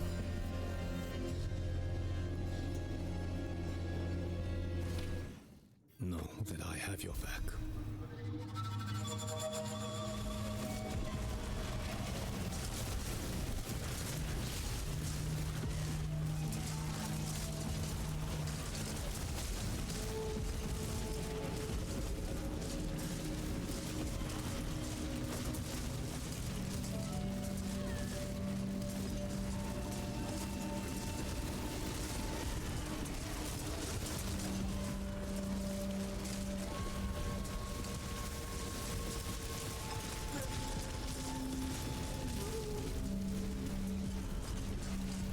God, I hate being crowd controlled.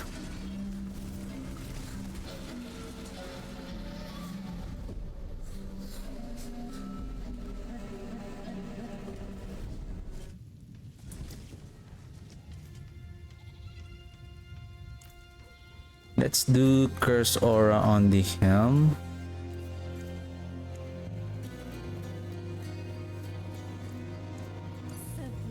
Let's bring back Metamorphosis here.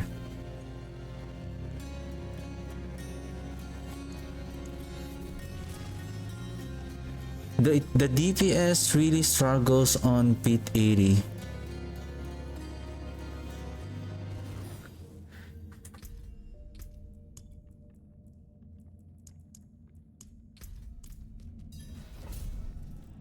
It's because the corpse.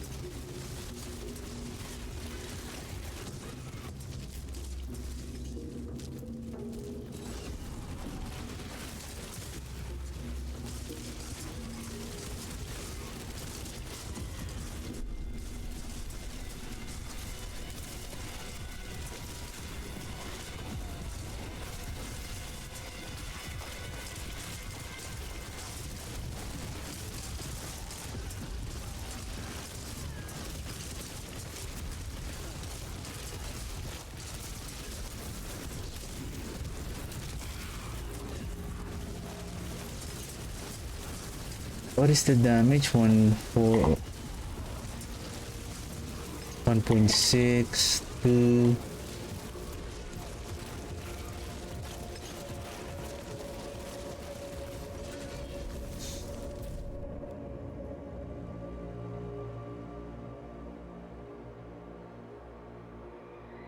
Is it because of the exhumation?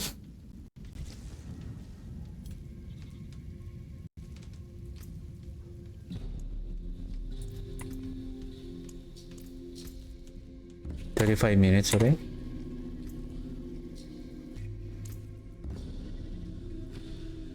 You have darkness here, exhumation, and then what if we change it back to Scourge?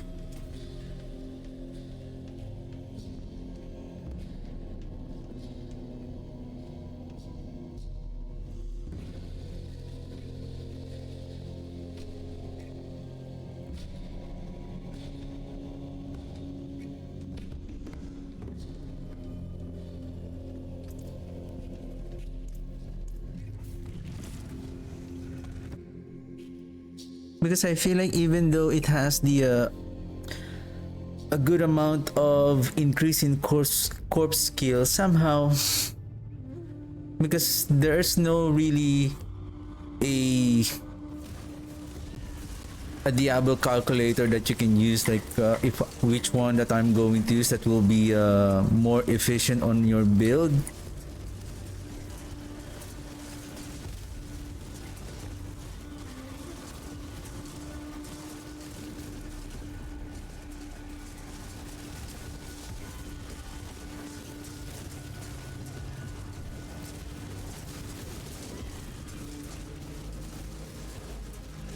Hey Jill, how are you?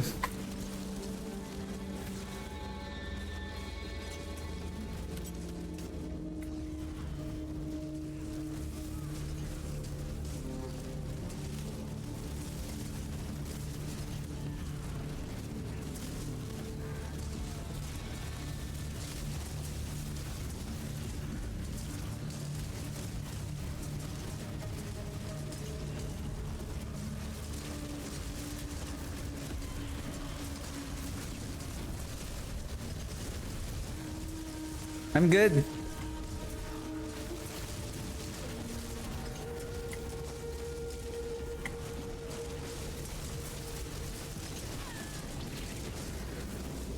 Oh my goodness, I'm I'm struggling with this elite.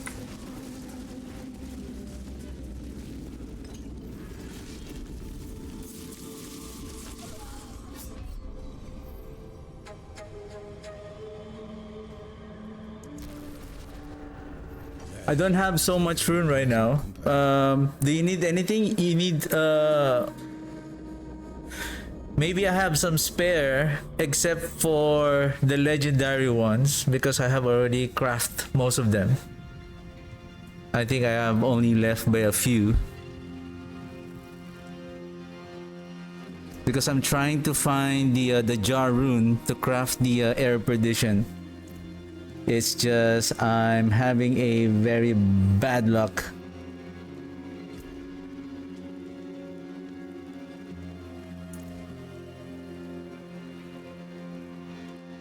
I think the clan is doing okay. I see some people chatting and playing.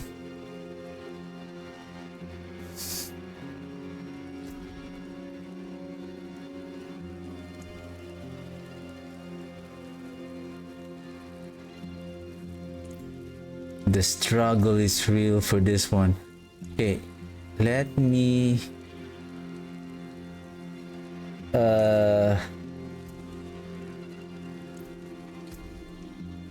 bring back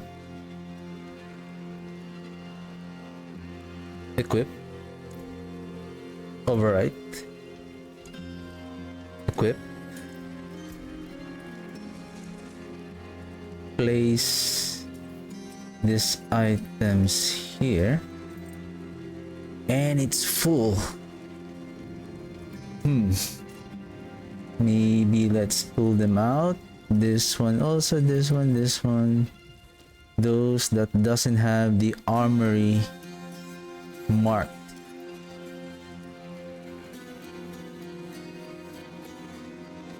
Then where should I place this item now?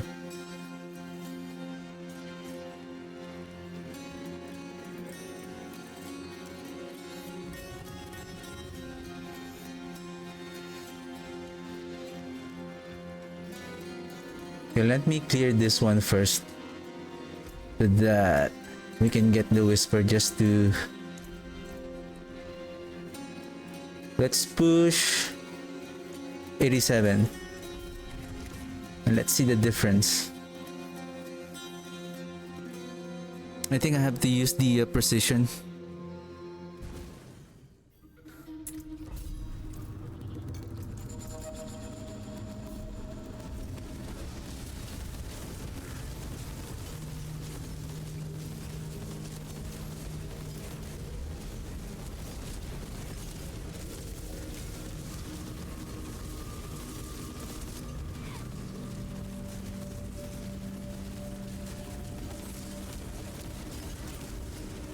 Oh, give me a second.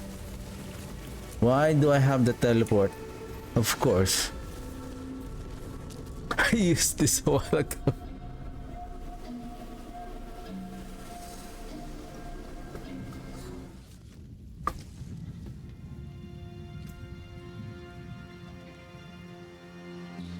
Sirengar. This should be...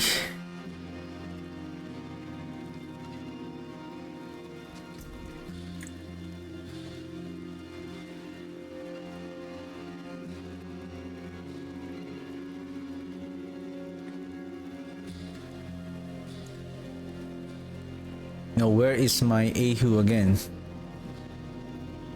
Ahu and Q.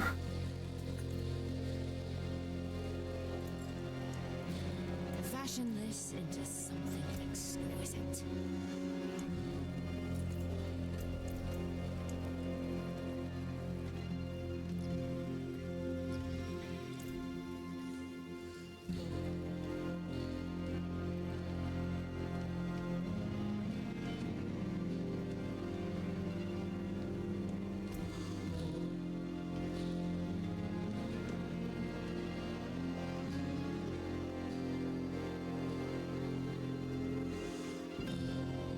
Critical strike damage, crit damage, Ebon Piercer.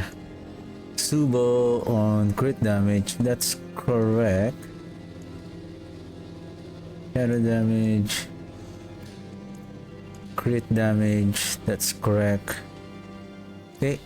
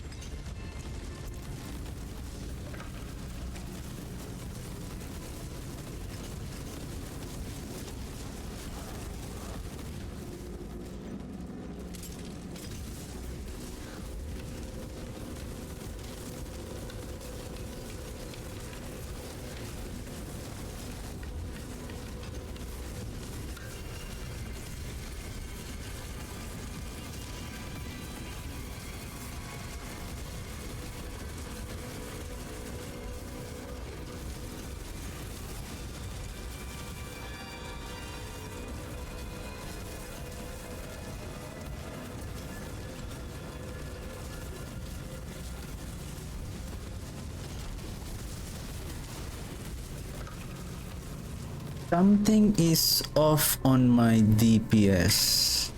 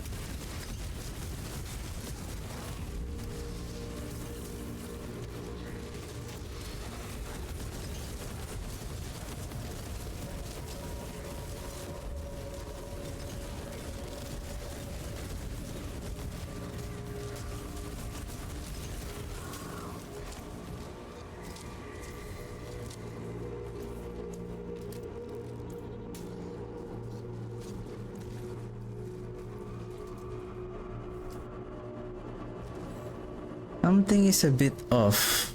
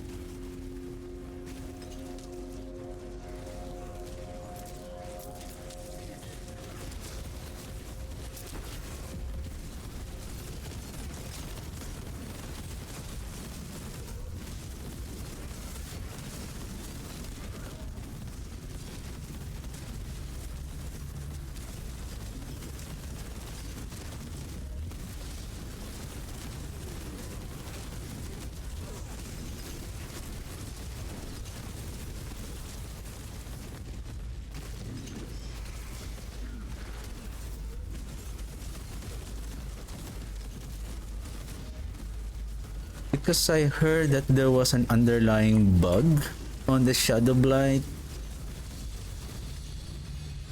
I don't know if that is something that it was already fixed.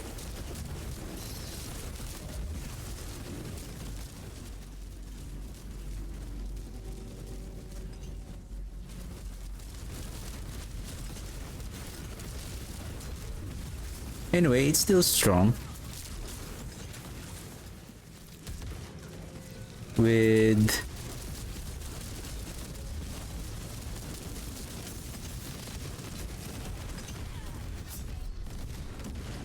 I don't have unstoppable.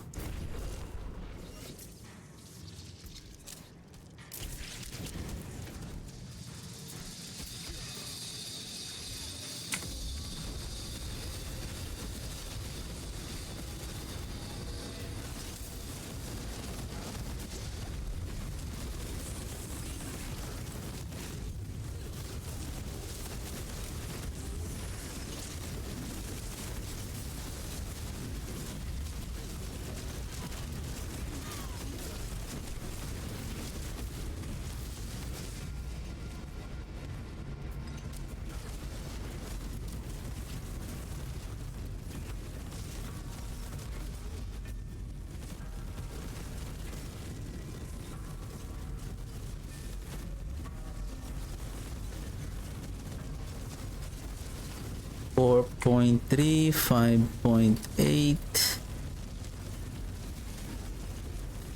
6.7.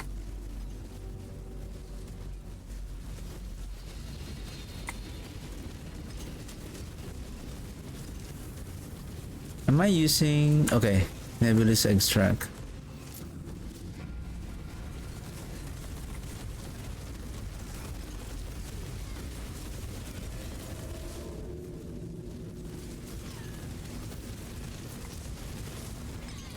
I approach dead end again. Hey, what the heck? Here we go again. Finding the So we need to find either the minions or I missed an elite on the previous floor. Oh my goodness. Here we go again. Finders keepers.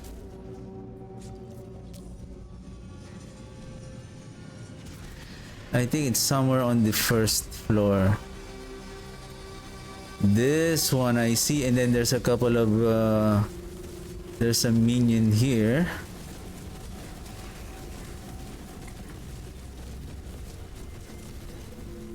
The culprit. I wonder who might this be. Ah, okay. There you go.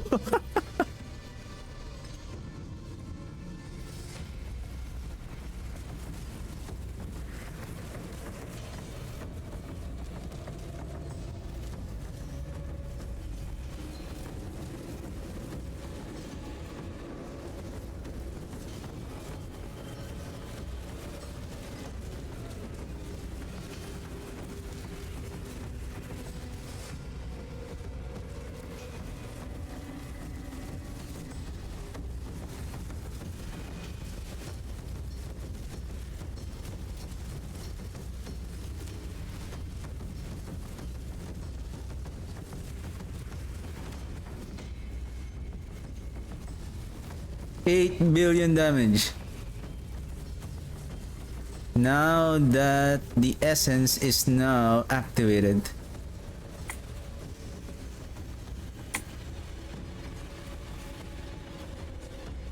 Whoa, that was close. No barrier. Oh, no, oh, we don't have unstoppable. Ah. Uh-huh.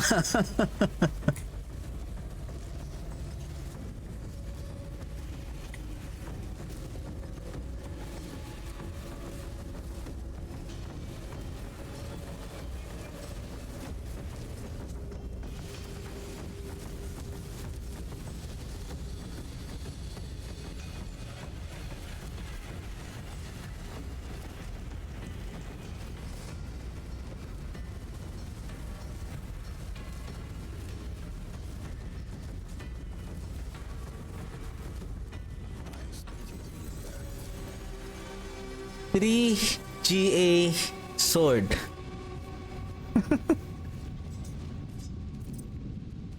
I don't need that.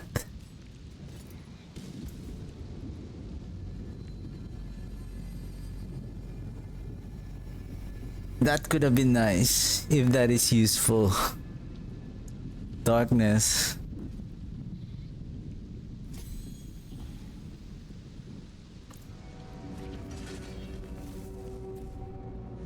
That could have been useful. If there is a use for you.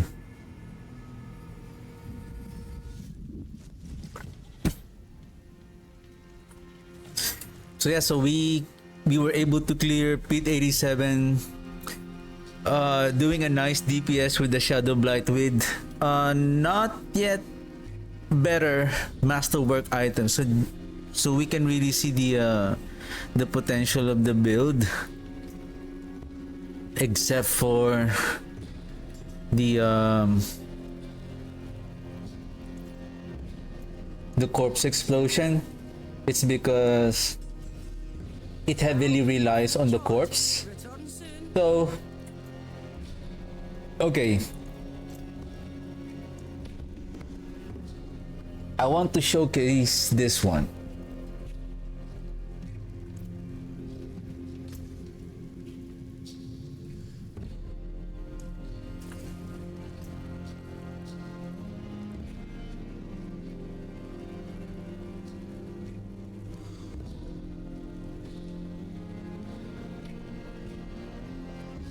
What are we missing here? I have Idol. I have the Reverie. I'm missing the Wheel Breaker. Is it here? This one.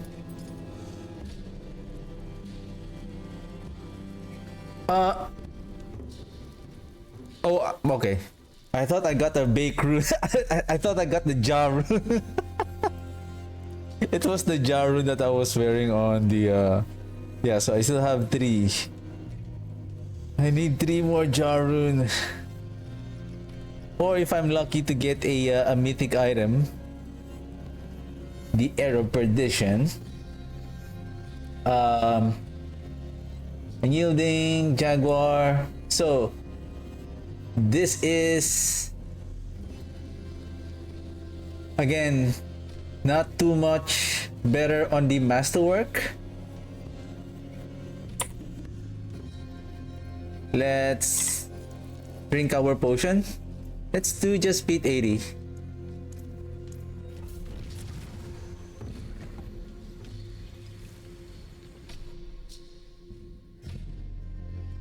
So this is the army of the dead.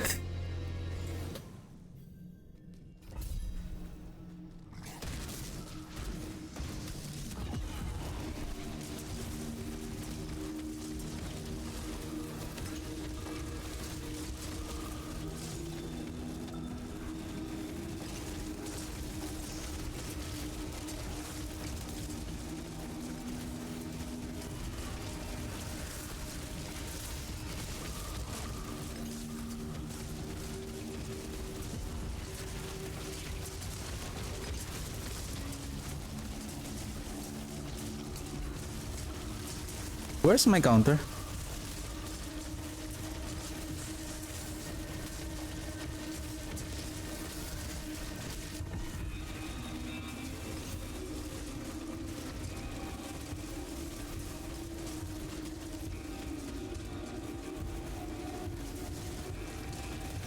It disappeared on the screen?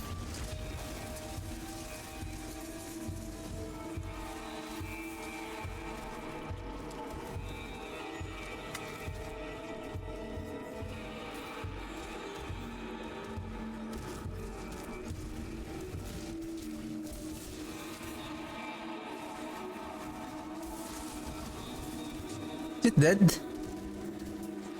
Why?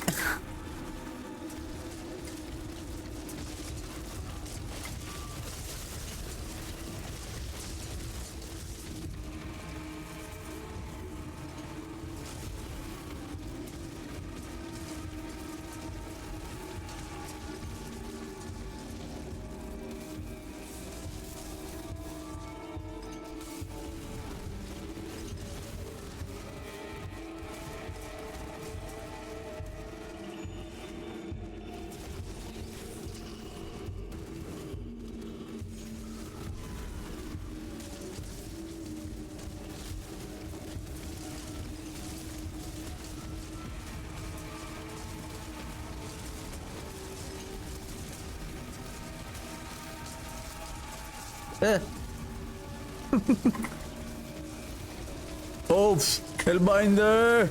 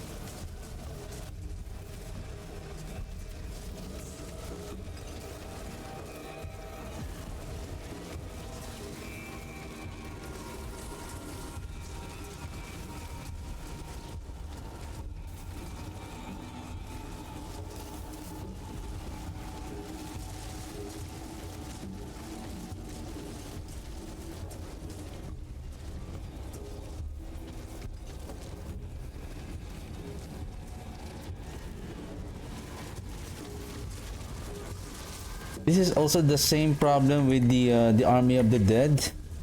Same thing with the issue with the minions. Like the AI is still bad.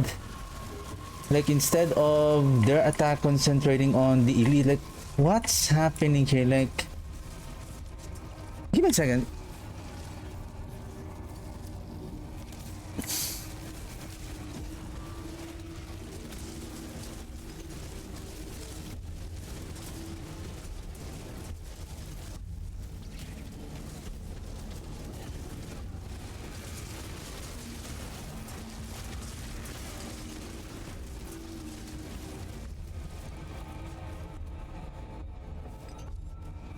I'm so behind.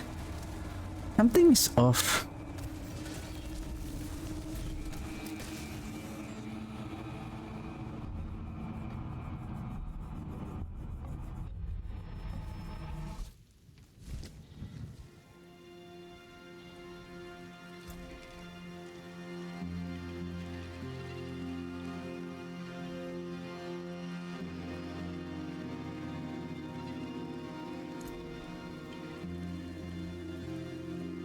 Embalmer, that's correct. Bloodgetter, still correct.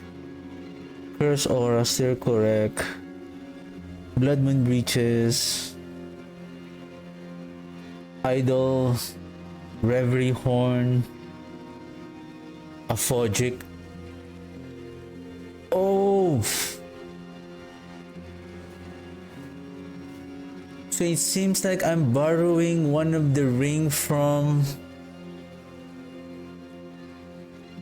the Shadowblight. I'm missing an additional 30%.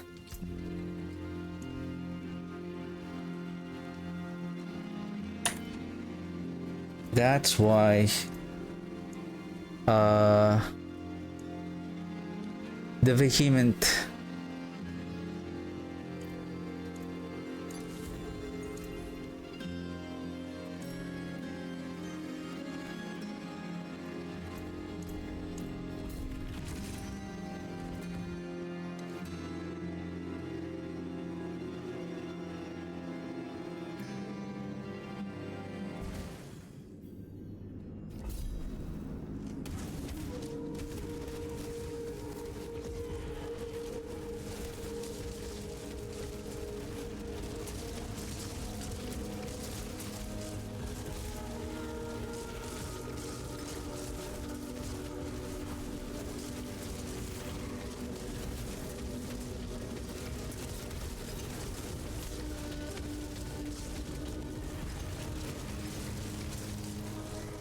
And one of the problems is resetting the cooldown. I have the Zek rune.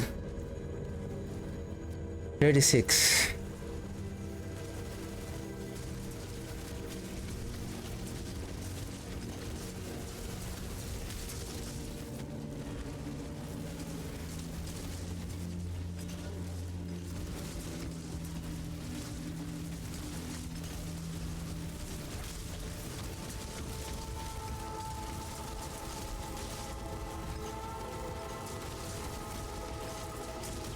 This it should be because I still want whether, for example, I'm going to use the fast blood, then I'm going to replace the Behemoth Brawler, but I'm going to lose the DPS. The problem with this build is that you need to consume the corpse. The counter right here, we need to reach 20 counts, 20 stacks of that vampiric curse in order to give our Army of the Dead, when we cast it, a big amount of multiplier, because each stacks is 25% increase in damage. So 20 stacks, that is 500% increase in damage. So that is a huge loss if we right now I don't see the counter right now. That's another problem. Whether should I cast it right away or should I wait?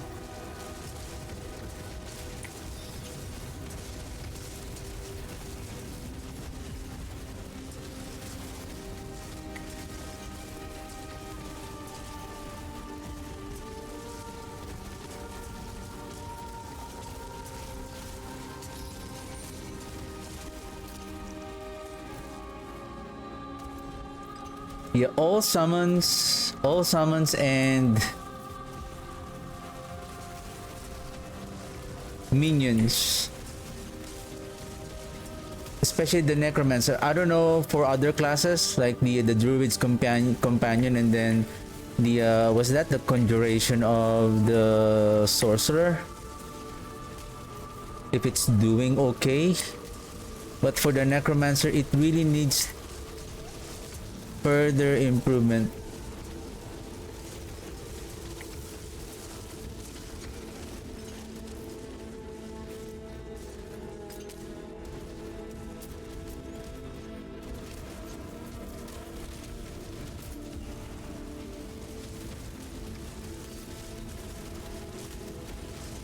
I mean, this could have been better if those volatile skeletons targets, because the volatile skeletons are not AoE damage. They're not doing AoE. They're only doing single target.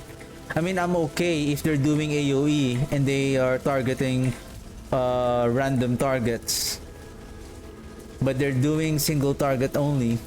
So the fact that they don't have a better AI. So what are the chances that like for example on large packs of enemies, they are concentrating their attack on the elites or on the bosses rather than on those silly minions?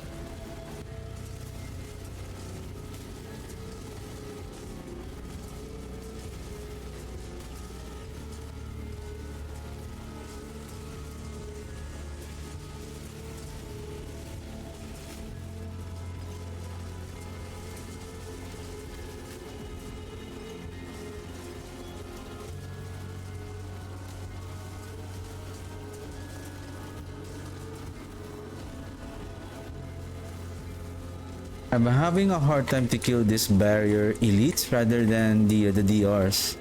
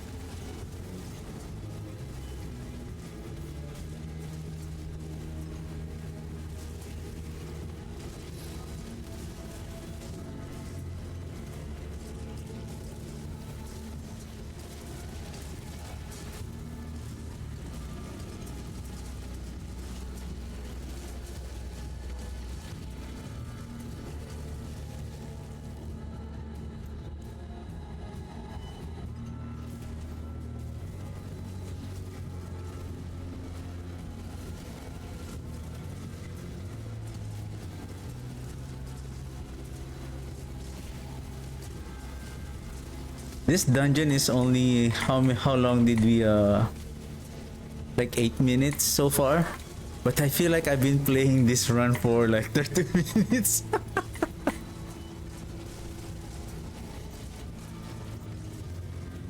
I feel like it's taking a long time to clear this.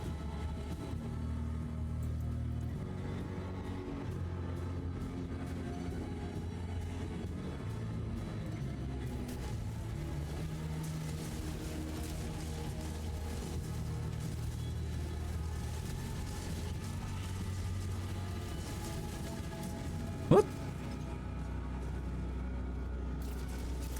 It's just the reason why. Again, the reason why we. Whoa! It's just the lesser the monster on the field. Because the thing is, like, what are the chances that those silly volatile skeletons are.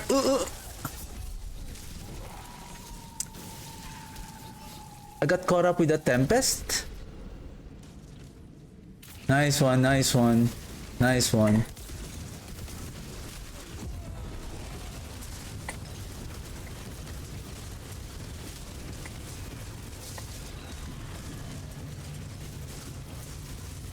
What?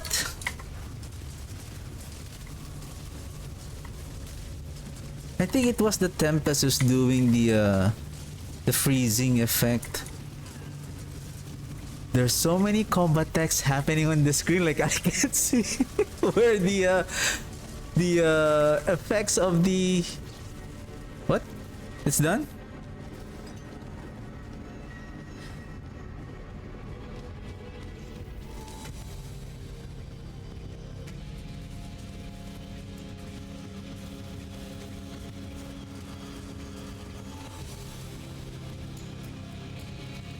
Ah ha ha.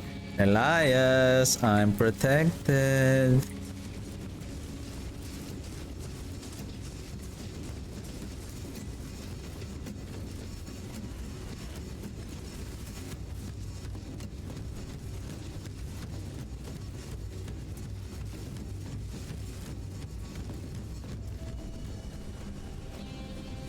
Whoa!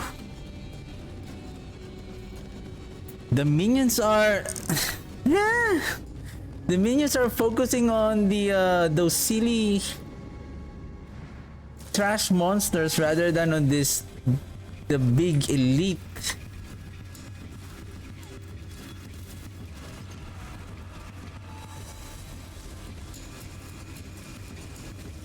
Because I didn't realize that there is no more minions in front of me, and they are concentrating their attack on those mini bugs.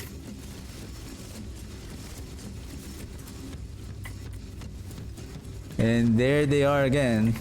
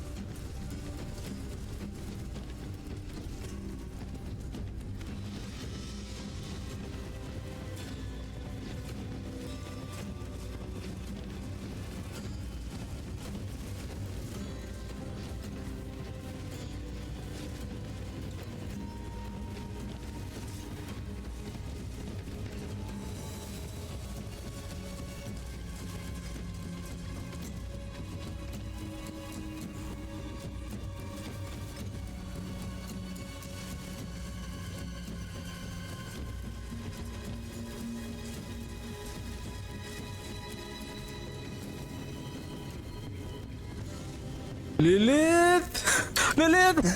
Oh, that was close!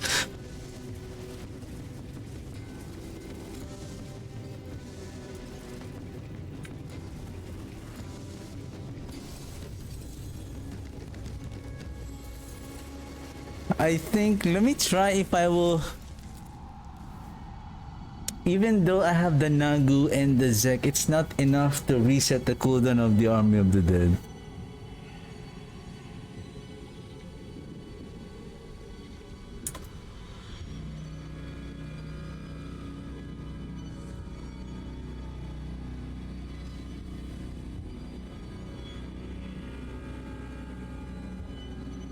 How much is our attack speed? 55. I'm thinking if I will...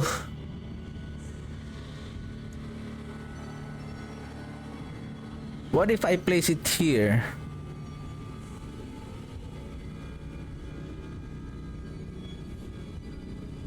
What is the point? Because I'm thinking to use the Arcana, sorry, the Horadric Jewel that increase our attack speed. But what is the point? There's no point. What we need is cooldown reduction.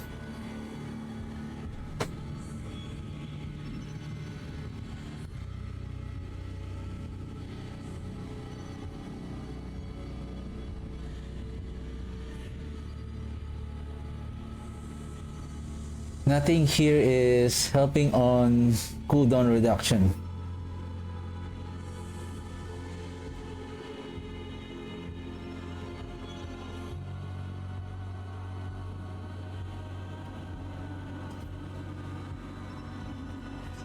Cooldown is what we need, sir.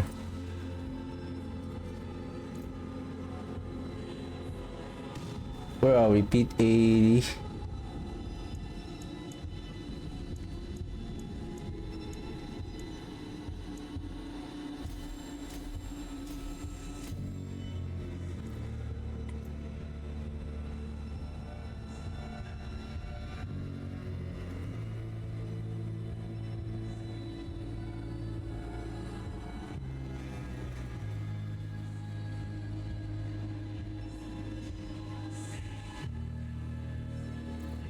Let's try.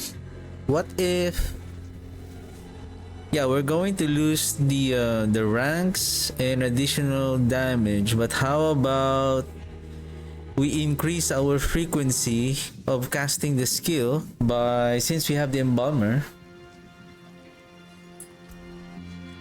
Are we using the Blood Begets Blood? Sin of Death. Yep. So we're using Blood Begets Blood. Okay.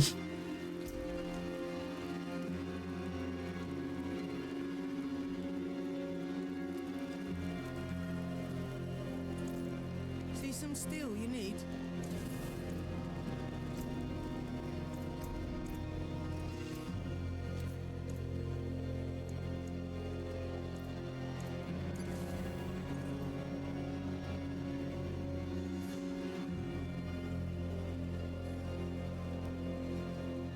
May your road be filled. Blood Getters is still okay because we're getting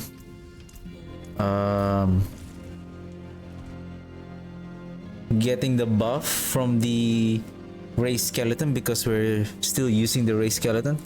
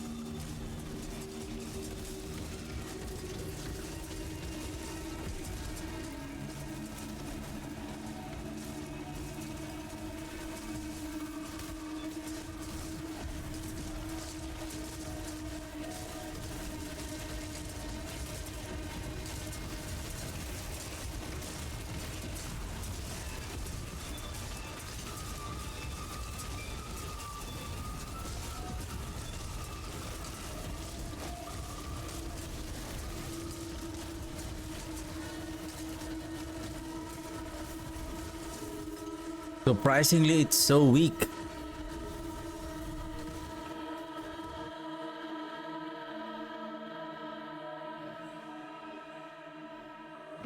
Okay, cooldown. We have the Reapers doing the cooldown every 10 seconds. So 3 times 6 of them. So that's 18. Cooldown reduction. This is 38. Hoo. And the duration of the Army of the Dead is only 7. 7. the 31 that we need to reduce right away within 7 seconds. So 18, 31, so 18, so we still have 13 within 7 seconds. 5 seconds we can get the effect from the Nagu with Zek, but this is only 6 seconds.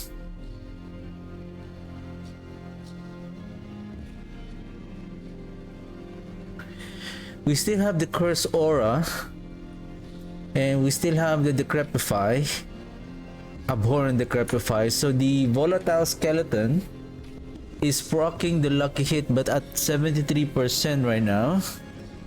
Do we have the Precision Decay? We have. It's just we don't have so much Lucky Hit chance. Unlike on the Howl from Below, we have Lucky Hit chance on the gloves.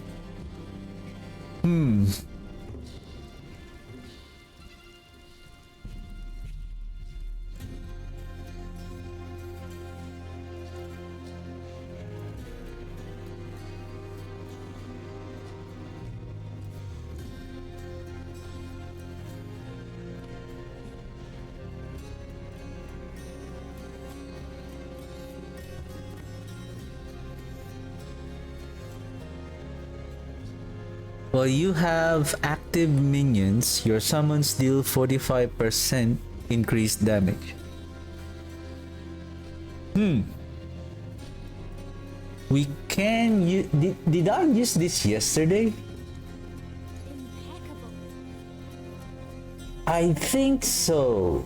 That's why I have essence here. Magics await your return. Let's try this one more time.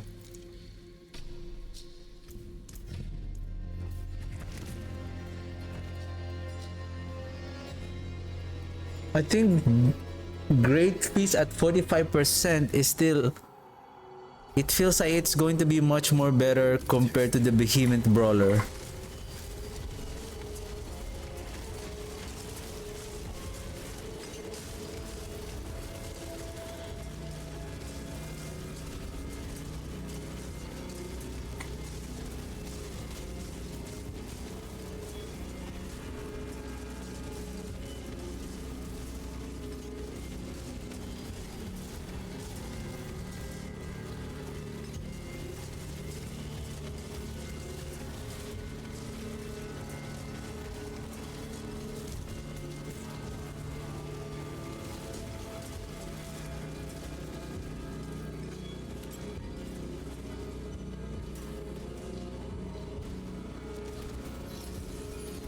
Help! Help! Hellbinder!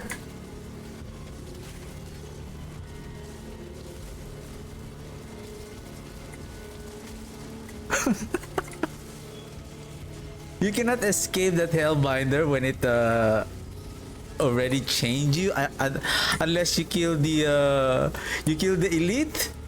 Or I believe the freeze from the Thalrun, it's... No, I think it doesn't help the freezing from the Thalrun. I think it's only when you become unstoppable, that is the only way that you can escape from that your bonds from the chain of the Hellbinder.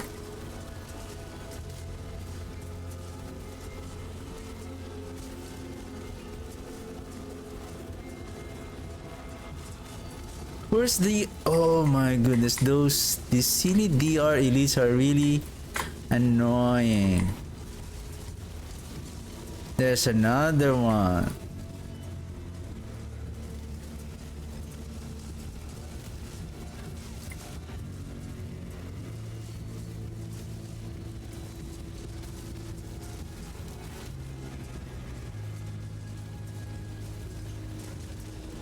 I think I'm using a am I using...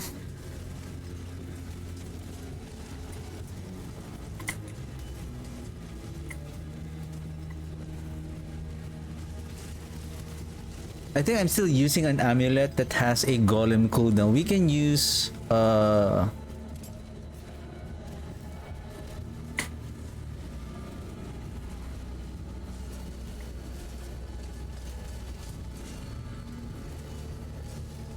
I wonder if it still has some temper.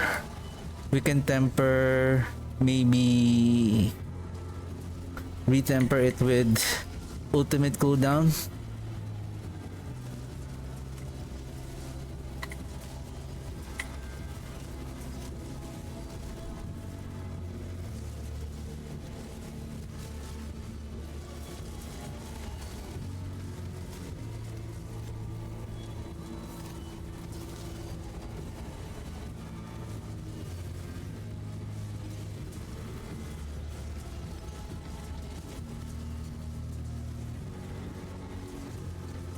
These group of elites somehow, like, they're so hard to kill.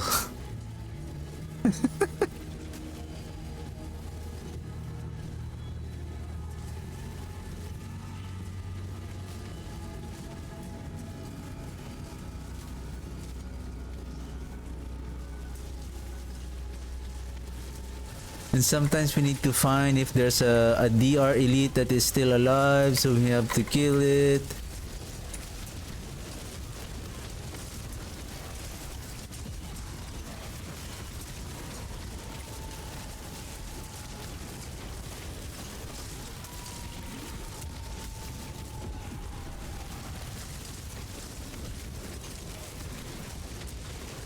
And we have to be careful with those. Now we have to wait 6, 5, 4.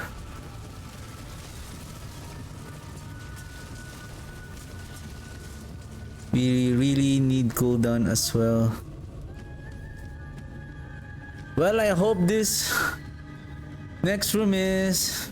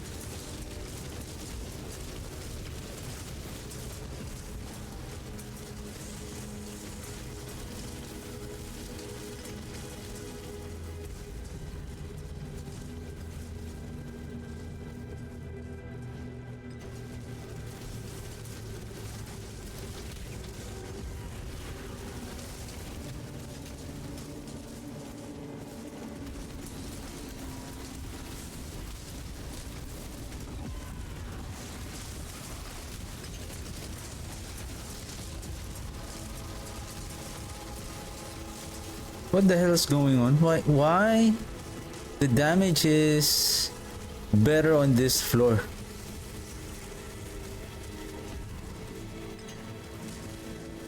I'm dead. Almost. You see, I got frozen and then there's a lunatic already approaching and then ready to detonate. Good thing I managed to stay alive.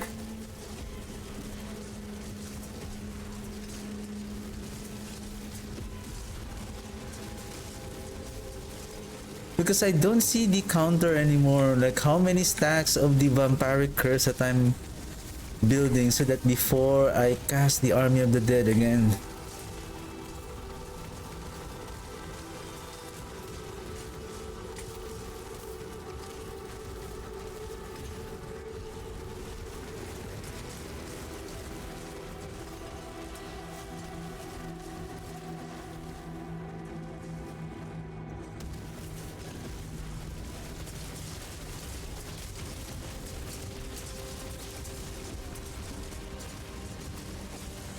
I can't see the stack.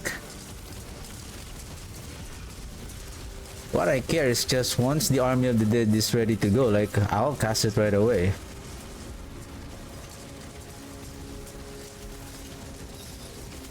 And I don't have to wait.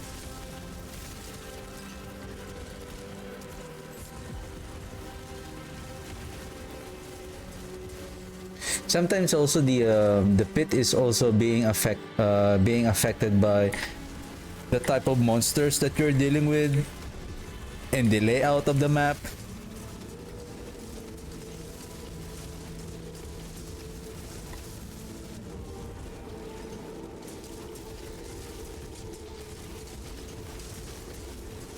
And for what I know, those Nangari, those are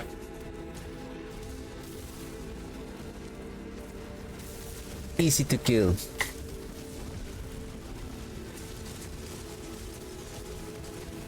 Unlike those big guys, those what do you call that? Like Templars, the Templar like elite, the one that I encountered a while ago. Those are, they're very tough somehow.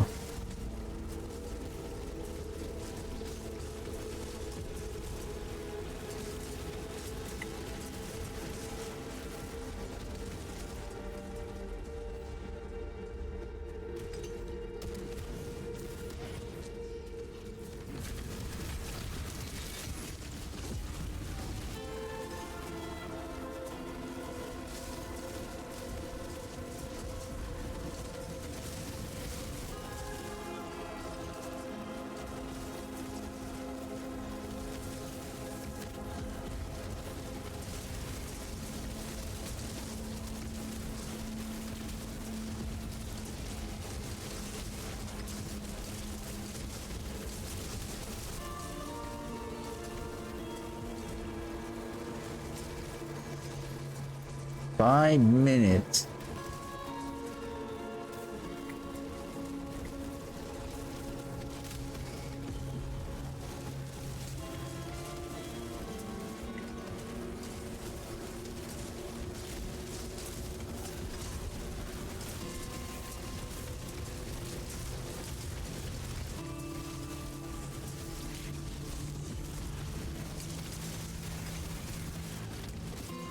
Okay.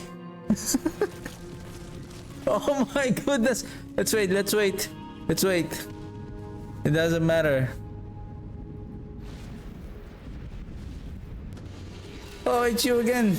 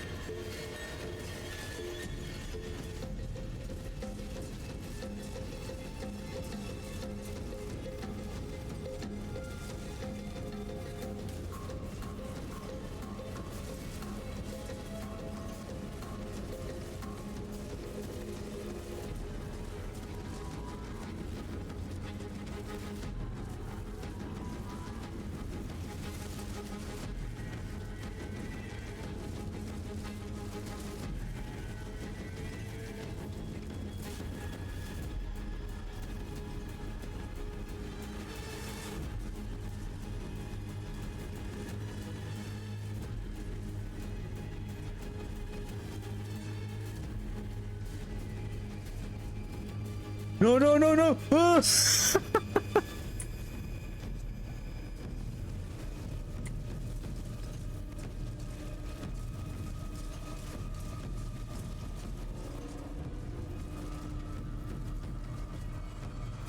We are not going to die today.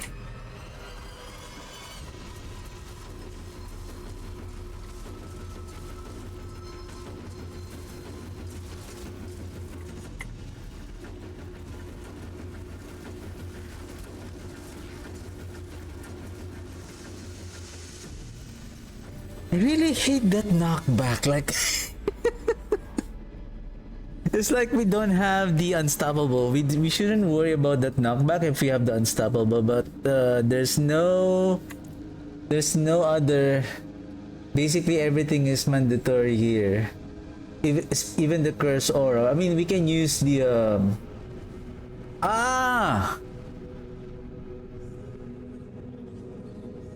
Okay, now I remember. Okay, let's try. Let's see if this is going to improve.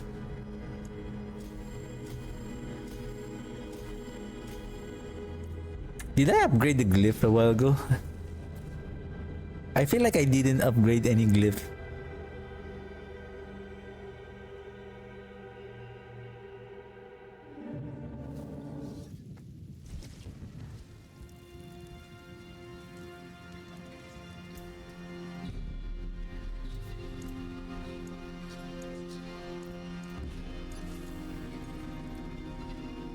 Because we are still inflicting curse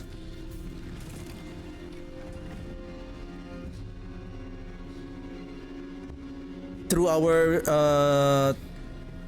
unique sword, the vampiric curse that is being inflicted by our minions, our summons also. So that is a curse, so we are triggering. So basically, I don't see the efficiency of the Abhorrent Decrepify on the boss fight. Since I have 6 warriors now, they can reduce the cooldown up to 18%. 18%. 18 seconds.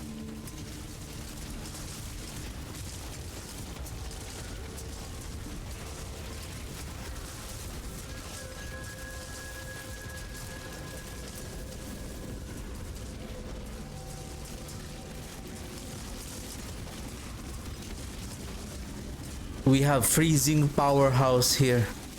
There's the frozen, there's the chilling wind. Hellbinder! Hellbinder! Hellbinder! I see the elite with the Hellbinder.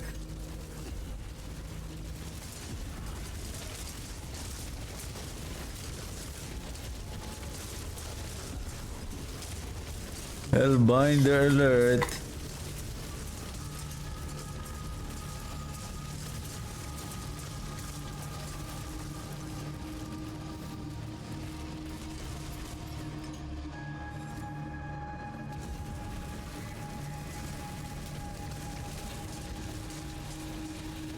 Boom.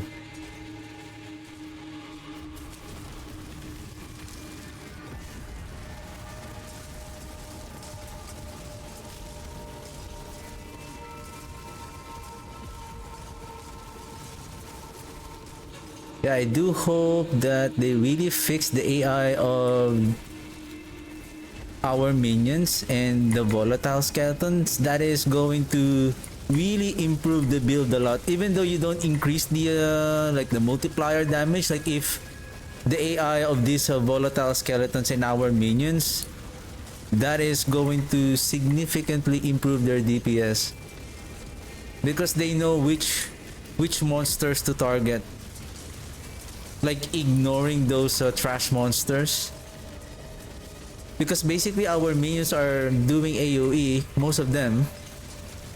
So it doesn't matter. Those trash monsters will still be, they will still get the damage.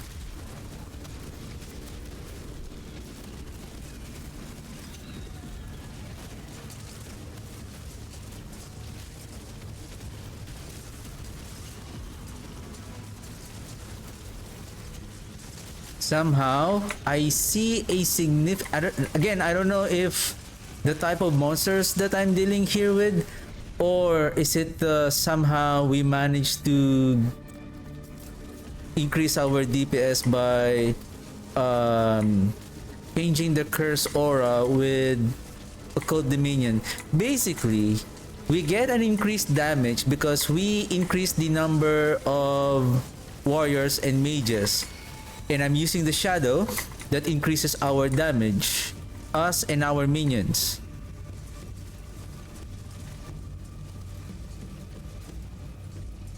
So we get an additional 6%. Second is we now have an additional 6-second cooldown from the Reaper's first upgrade. What's up? What happened?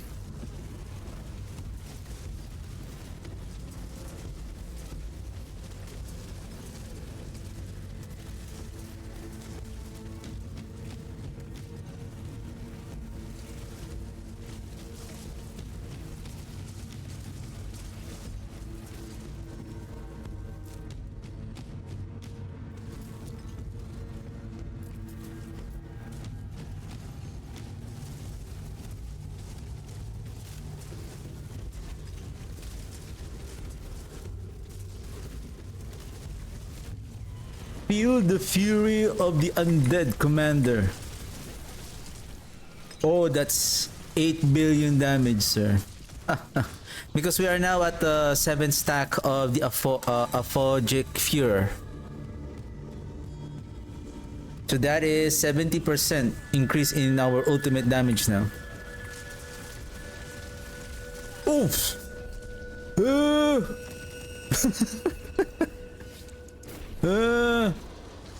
Oh, 23 seconds! It's still a long cooldown! Rise, my warriors, rise!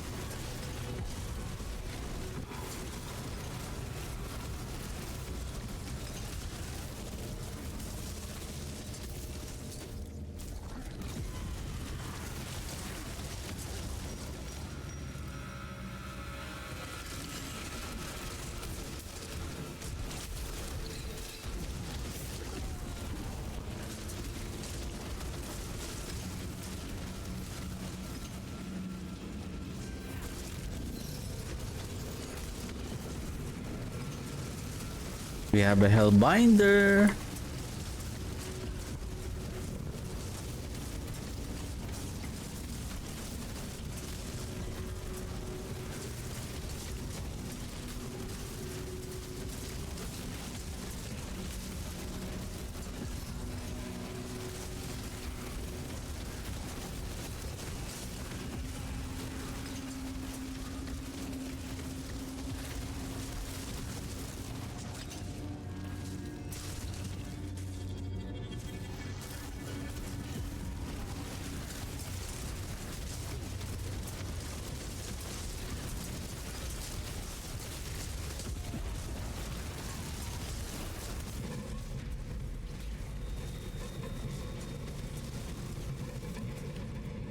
Let's go, let's go, let's go.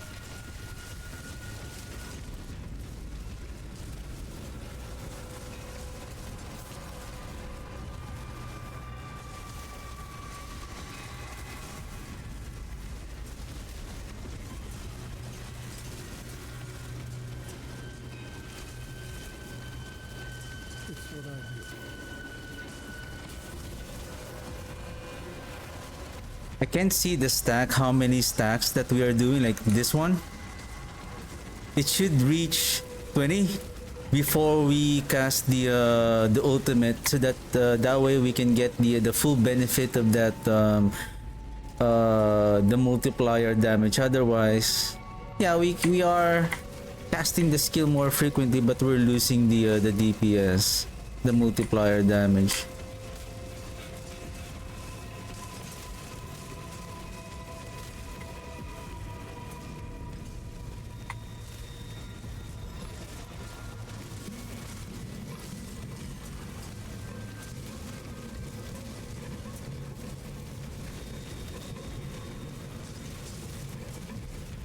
Where's the DR? Where is the DR Elite? It's giving a hard time on our fight here. I'm getting annihilated here. 4 minutes.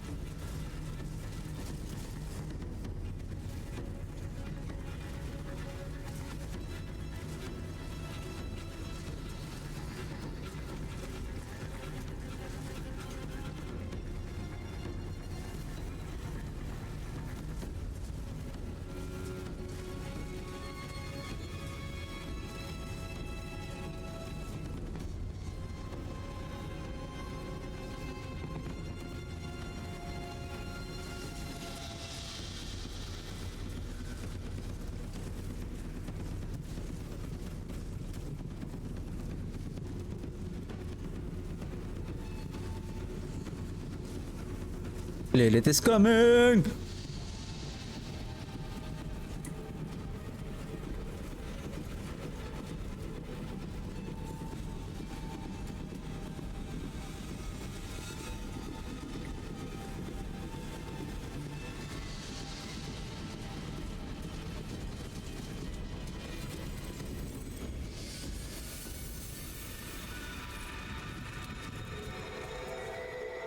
It's like one cast of the Army of the Dead, almost like 25% of the health of the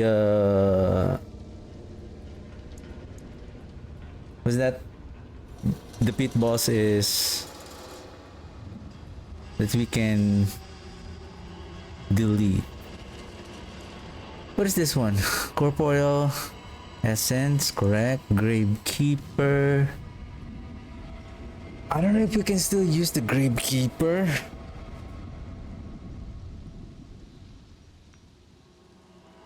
Because I cannot use the Dead Racer anymore. Because let's see. Which one is better?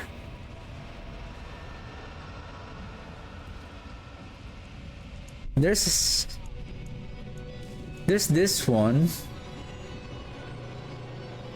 But it increases the minion damage and the summon damage. But this one, it needs to be properly placed on the cult leaderboard so that you can take advantage of that bonus. That's another problem.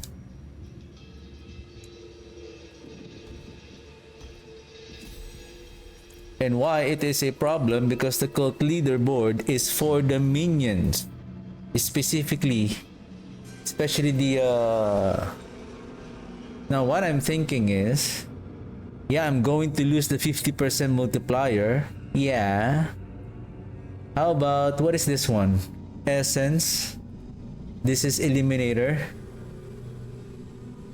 This is the Gravekeeper. Flesh Eater. How about if we place... give me a second. What the heck? What is this one again? Essence? Let's save this one on the armory. On the armory before I forget. And then... let's see if there is a improvement if we're going to use the cult leaderboard. But basically we're not going after with the because this is the thing, like supposedly the way the Army of the Dead works is that, hey, I lost. Where can I still get the remaining 84%? Oh, give me a second.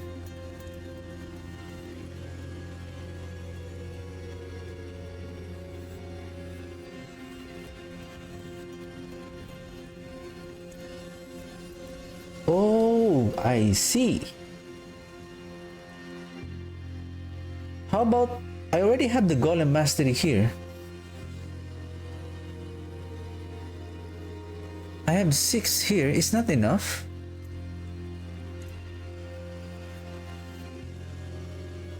Okay.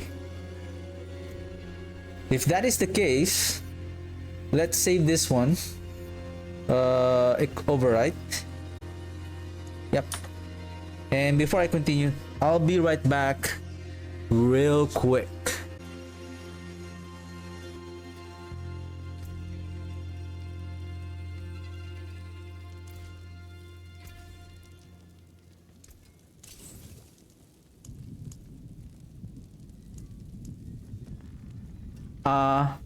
What happened to my what happened to my stats?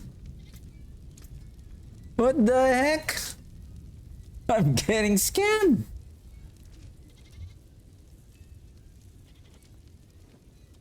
Okay.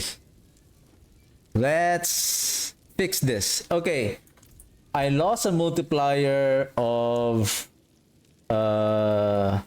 I'm still missing approximately 84% multiplier damage. Now,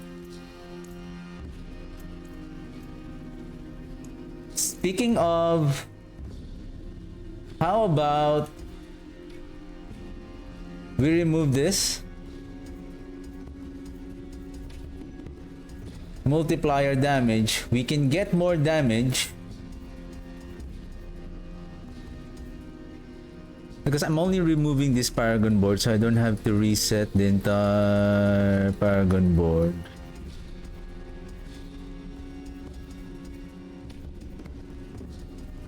I hope there is like a button here, like delete paragon board and then refund the nodes here only. That would be nice. Okay, we're gonna replace this with essence.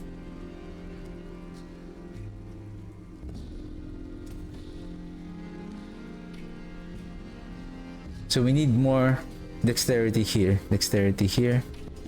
here. Oh my goodness, there's one more here. That's too far.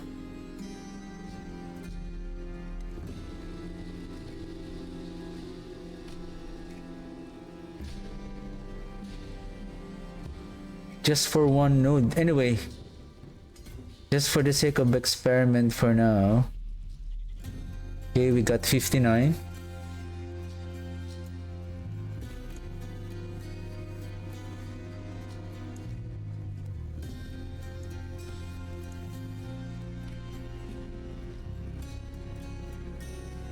Cancel. It's closer here. Then rotate. I'm going this way, close to this node. I need just the intelligence, just to grab the summoning damage. Where is the dead racer? Here, then here. We don't need the damage reduction. Probably we don't need the damage reduction for the minions, just to get, maybe we can just grab for the sake of the intelligence, like here. Maybe this node's right here. We don't need the damage reduction because the Army of the Dead, the unyielding commander, is already providing a good amount of damage reduction. So technically our minions are in good survivability. Right now we have, okay, one more intelligence to activate it.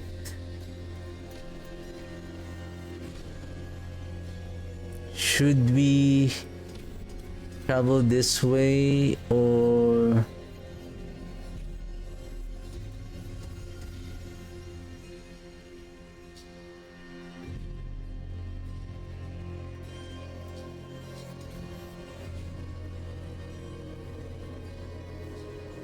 so now it adds more summoning damage and then multiplier damage as well. Now let's check. We need shadow, oh sorry, not shadow, we need mages. If you take a look here, the cult leader, your minions deal increased damage. So this does not affect the cult, the Army of the Dead. Okay. Still the same. What we need is to invest and add more damage, and we can do that by going this path. Is it enough? Oops.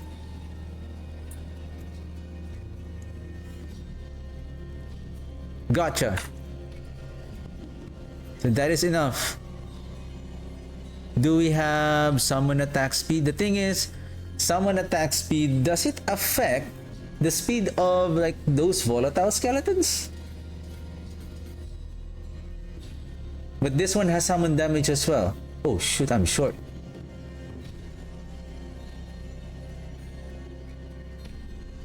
There's a some, oh, this one too.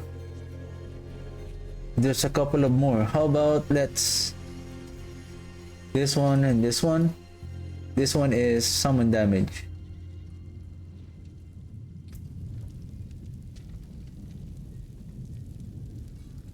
Okay, let's try this.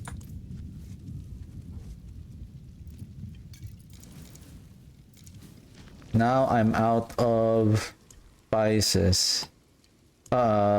Instances. Sage Whisper. 13k? Or I think I got it from farming with the Undercity a while ago.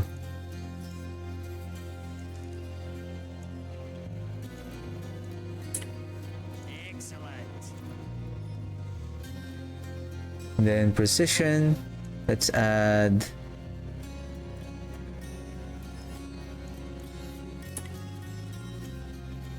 and then sometimes we use advantage. Let's scrap some advantage just in case we need them, and we have another 42 minutes. Okay, let's go, let's do this. Let's see if our damage has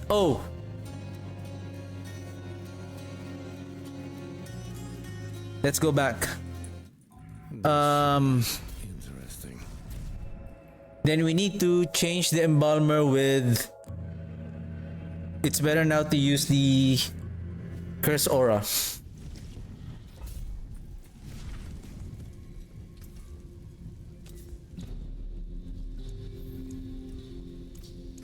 Masterful work. Or you know what? Magic in all things.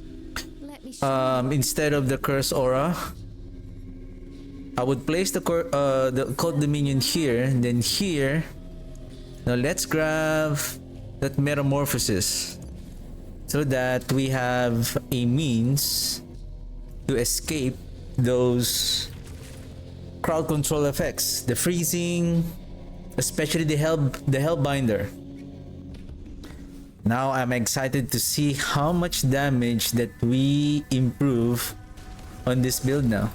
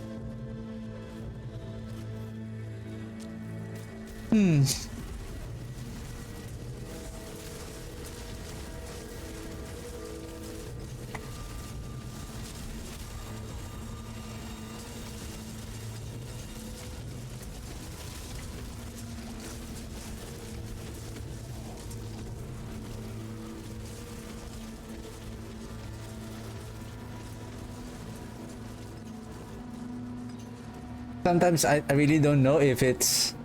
I'm only looking for the numbers, like how much damage I'm dealing right now, not on how fast I'm killing the monsters, because sometimes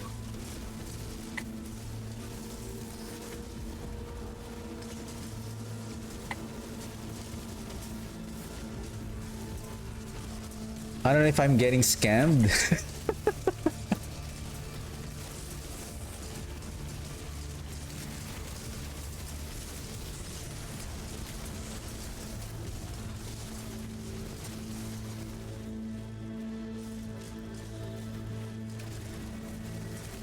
The only way that we can compare this is that based on how fast that we are clearing the pit.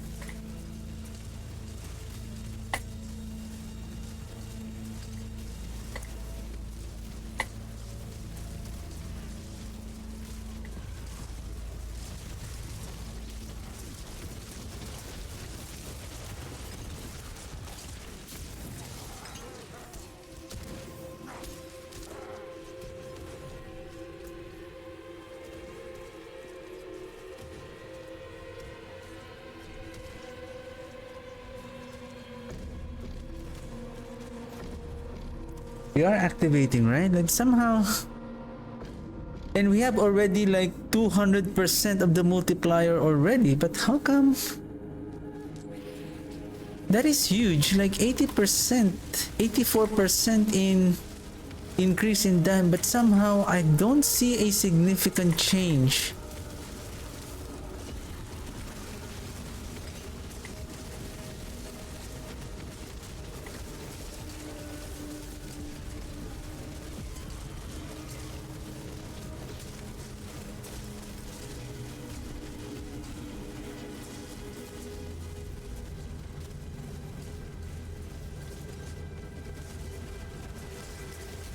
Where's the DR? Oh my. Nice one.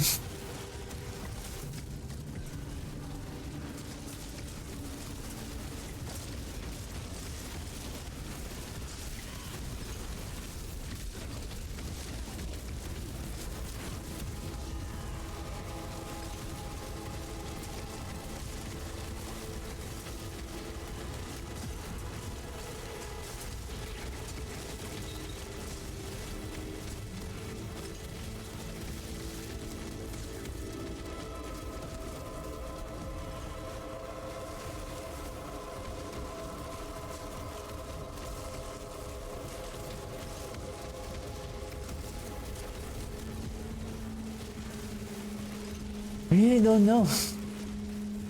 I'm really intrigued. What's happening?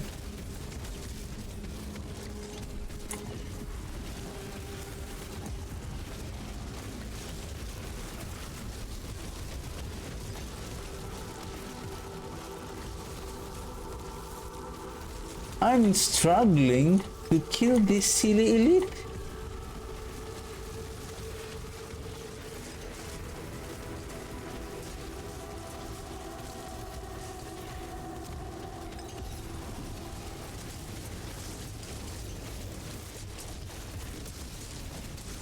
Oh, Hellbinder, yeah. I find things, even if they don't want to be found. I know I have the metamorphosis.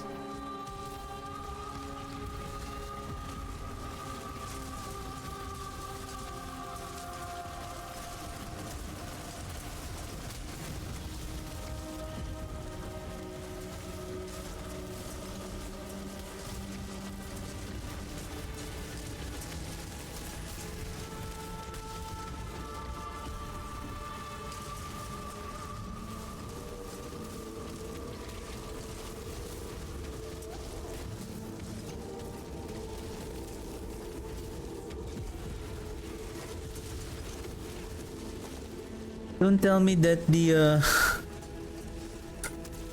50% increase in damage of the volatile or the blood begets blood outperform the dead racer here.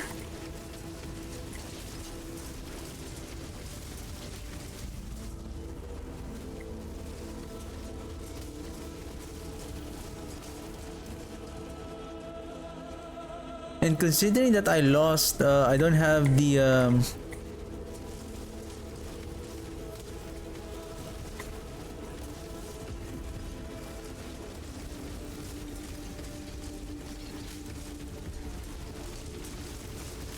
I don't know, somehow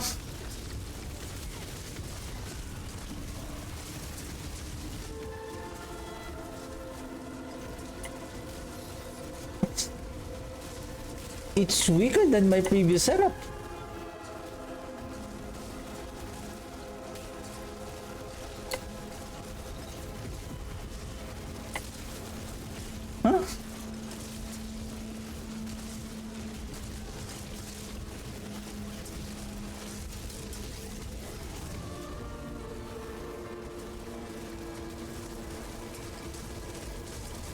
This is weird.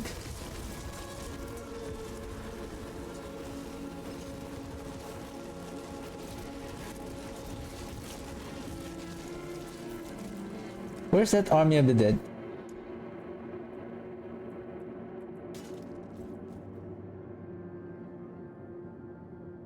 Army of the Dead increased damage by 40% of your minions' damage. 40%.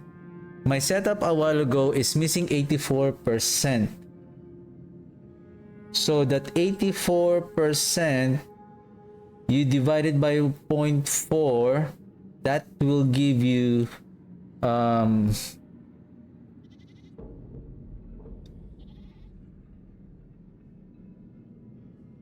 84 divided by 0.4. So that's a total of 110 minion damage. But since I have this one, 140% on our Paragon board, even though this is just 100. So basically 125 times. So basically it already covers. So I'm thinking, how about if I change the critical strike damage here with skeletal mage damage, so that we can maximize the full multiplier damage of the Army of the Dead, and then we bring back the we used the same setup a while ago, which is the blood begets blood. I was surprised, like,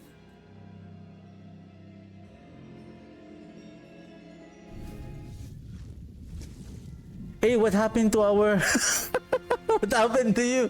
Like, did you fell down when we teleported or something? Like, why did you fell down? Okay, 30 minutes. We still have time. Whoa, this is okay.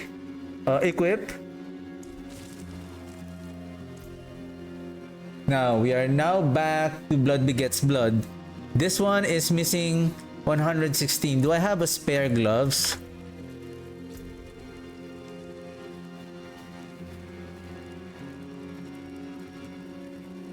Golem damage. This is the golem. Let's find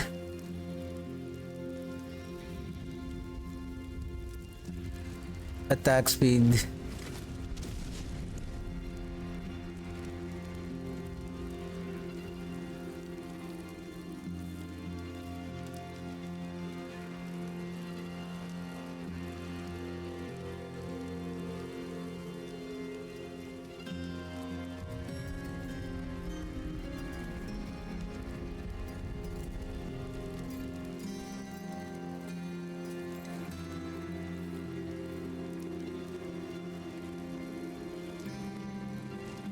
No, I need Intel Life, and then what's that? Attack speed.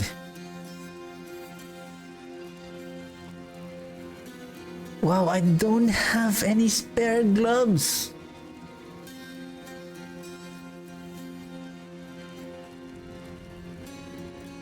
Who owns this? I think nobody. I can borrow this one. What's still got some good in it? Use it well.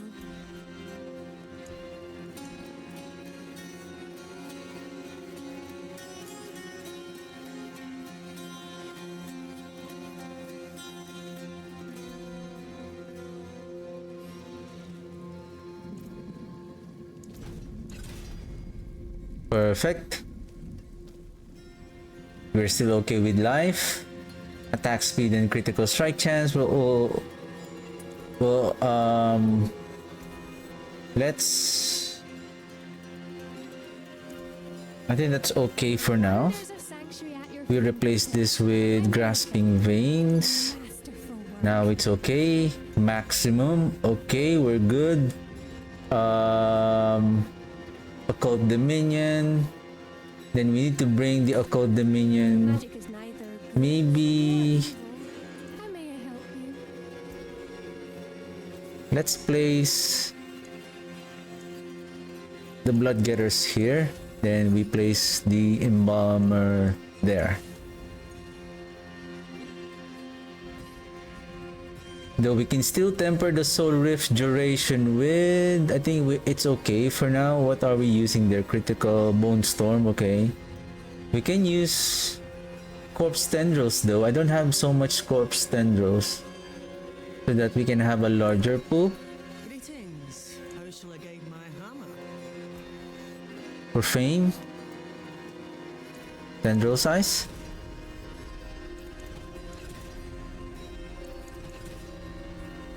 Tendril size? My goodness. Well, I have one. Can we Return soon. use a restore? No more? No more?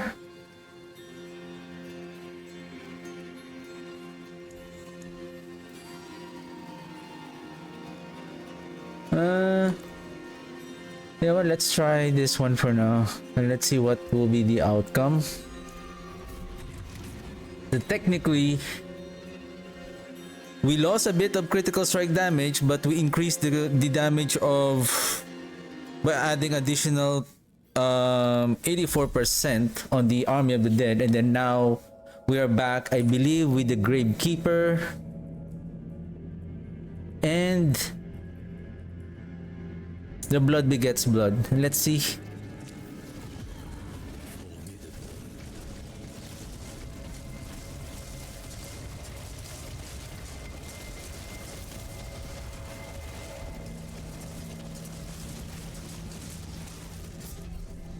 Poison.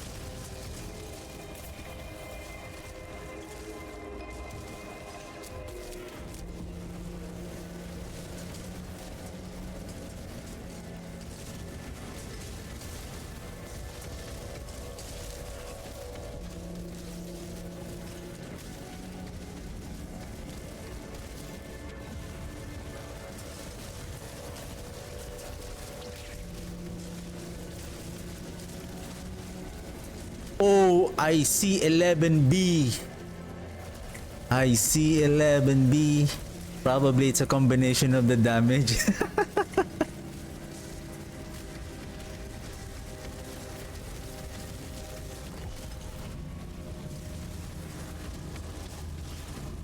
I see 11B. That. I still need to improve the corpse tendrils though. I need tendrils so that we can pull larger packs of enemies, because our army, the volatile skeletons of the Army of the Dead, is always scattered in the area.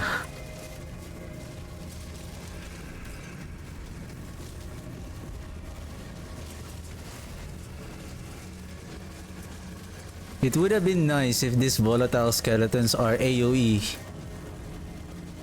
This would have been better.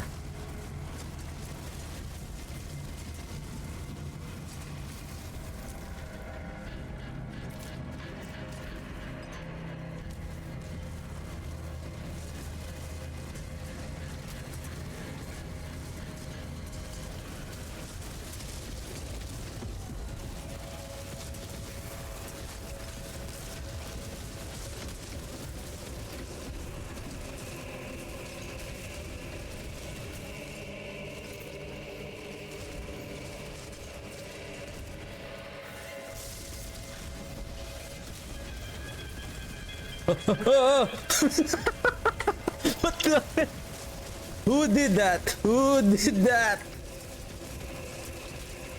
I almost died there, sir.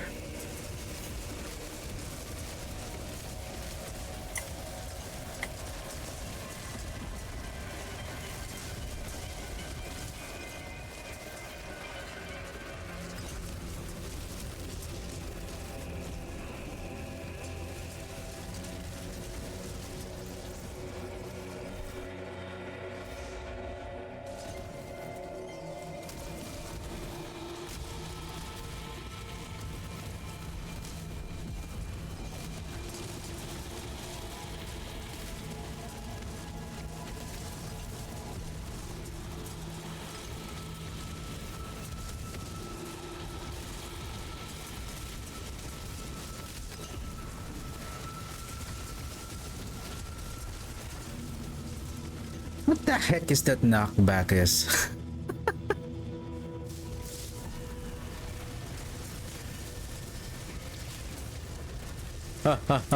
I have the protection. I am invincible, sir.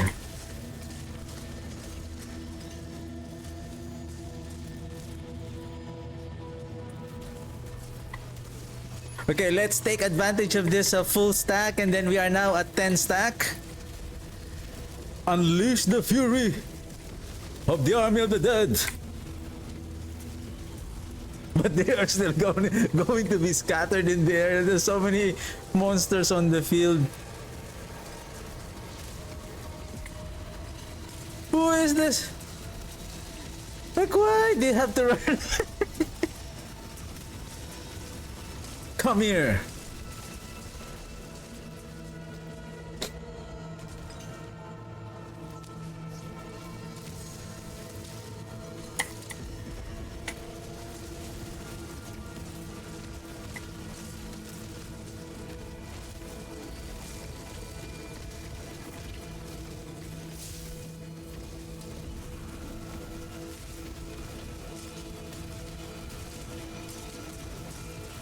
I'm checking on something.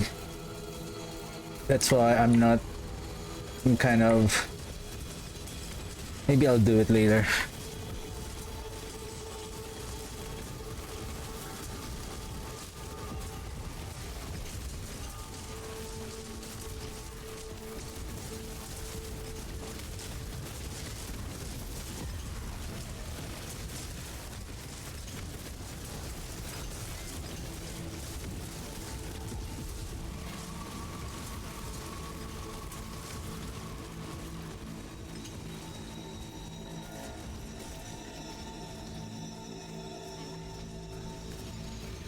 Oh, good thing the Hellbinder missed on summoning close to me. Otherwise, the enemies are scattered in the area. Oh shoot! Now I got the Hellbinder.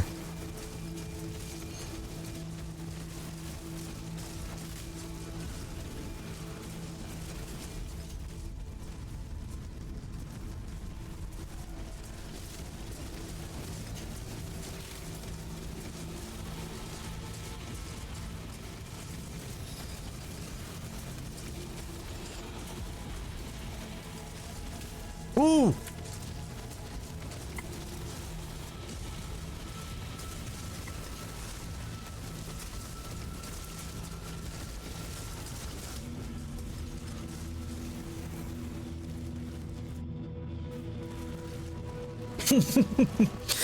Oh no, 23! 23 cooldown! Oh, that was fast.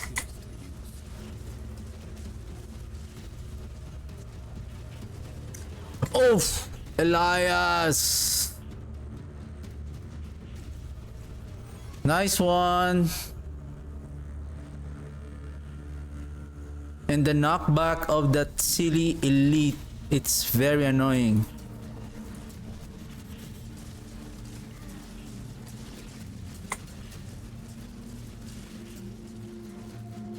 Why? Because when he does that knockback, it also affects the minions.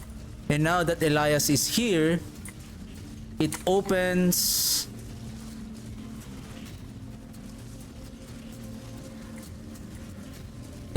the minion for Elias to hit me.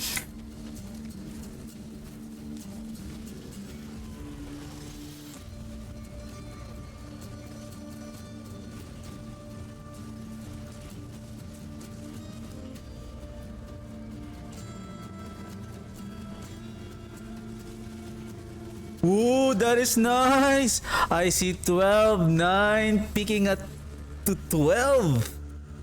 Especially on the, I think because it's the, I'm having this additional damage to injured enemies when the health of the enemy is now 35% below. Well, that's a big improvement.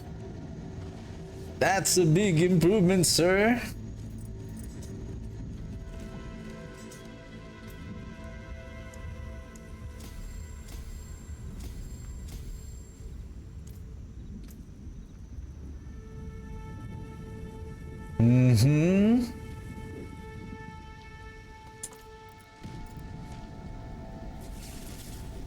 So this is now the ideal setup.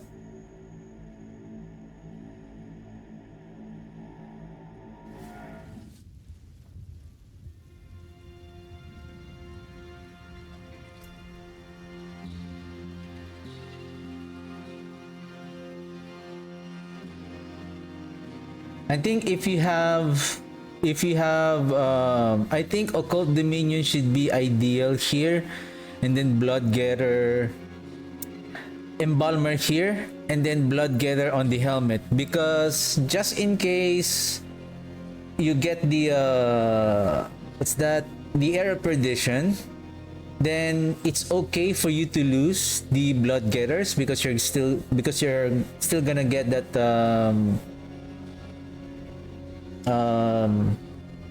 damage, which is much more better.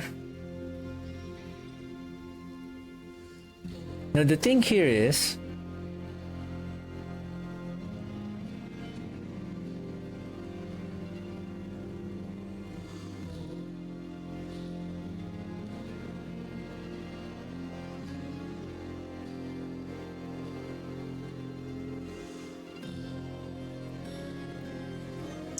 so we're using Gravekeeper. How about, let's see the difference between, I'm gonna save this Whisper Caches for the next character. Probably tomorrow I'm going to just chill grinding and probably just going after with the Whisper Caches.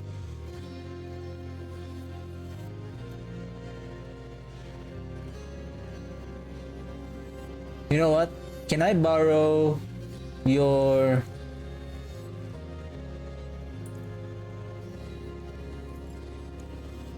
grand critical strike damage? Oh no. Not yet, because I'm trying to compare the Gravekeeper.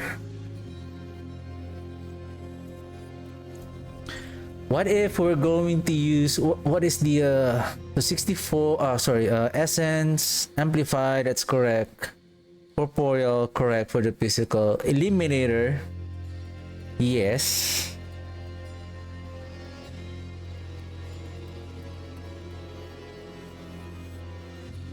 Now, this one, if I'm going to use, though I'm not getting any benefit from the buff of the Dead Racer, but I'm getting the 9.3 and the 15% increase in damage. The thing is, because sometimes I don't know whether the Gravekeeper, of course the Gravekeeper is amplifying this damage right here and the damage to elites. It gives 95% damage and 142 damage to elite. The thing with this one is that because we are consuming a lot of corpses, is there any chances that we are not having the 6 corpses? It doesn't require 6 corpses. As long as you have 1 corpse, it says here that you are having an increased damage up to 18% for every close corpse.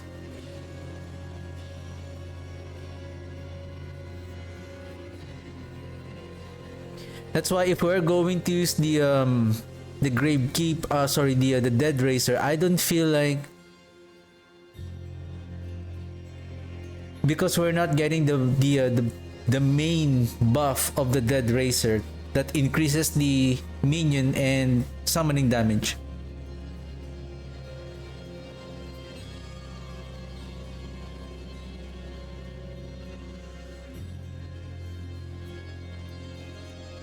But who knows? Let's try. There's no harm on trying.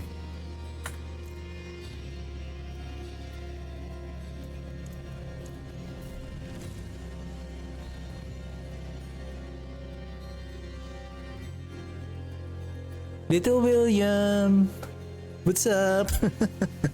Little William.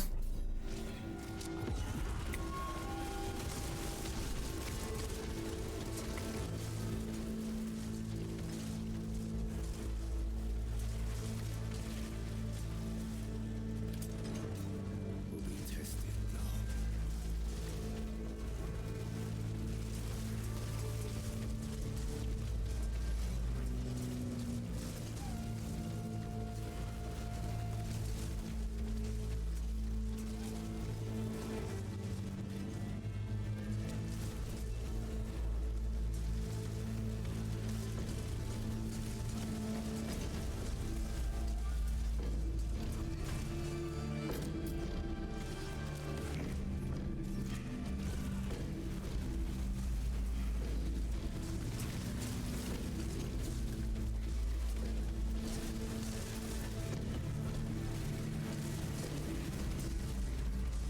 Excuse me, sir?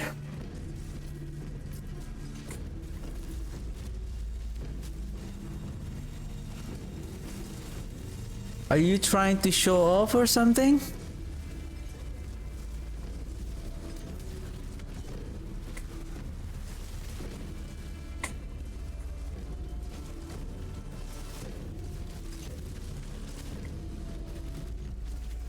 Guys, the elite is here. Who are you hitting there? Like, come on, guys. What are you doing?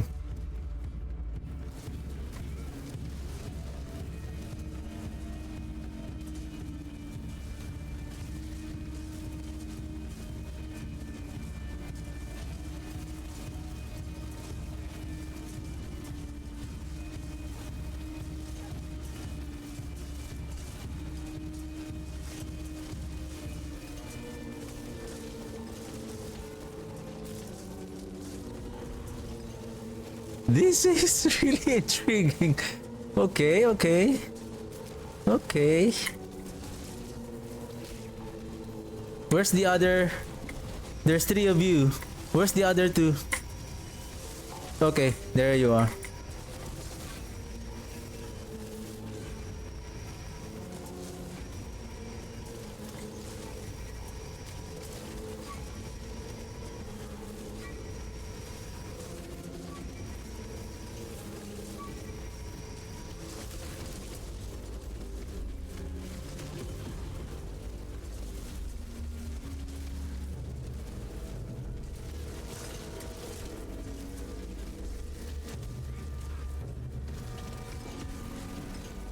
Then suddenly we're having a hard time to kill that elite. We're not gonna take the shrine. We just want to see how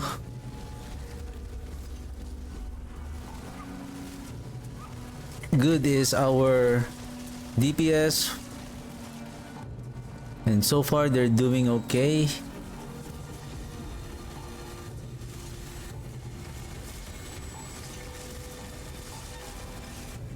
Whoa. What's going on? I'm I'm getting scammed.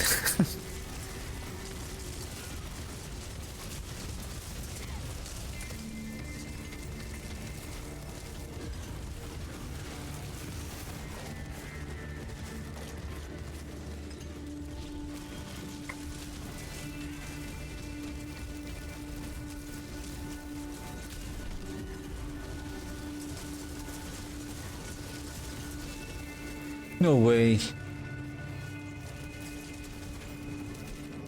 Still the same pit level.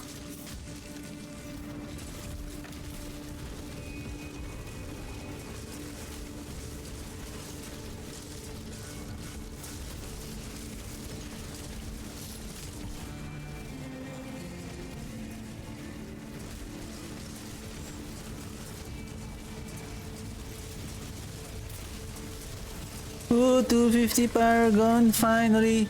How long was that? How long was, since when was my last level up?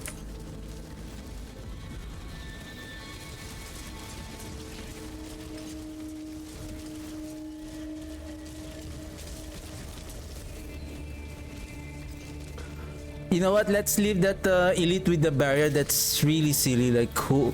Every time that we encounter, especially a single elite with the barrier, it's so hard to kill. Like, the barrier is like 100 times of its life points for some reason.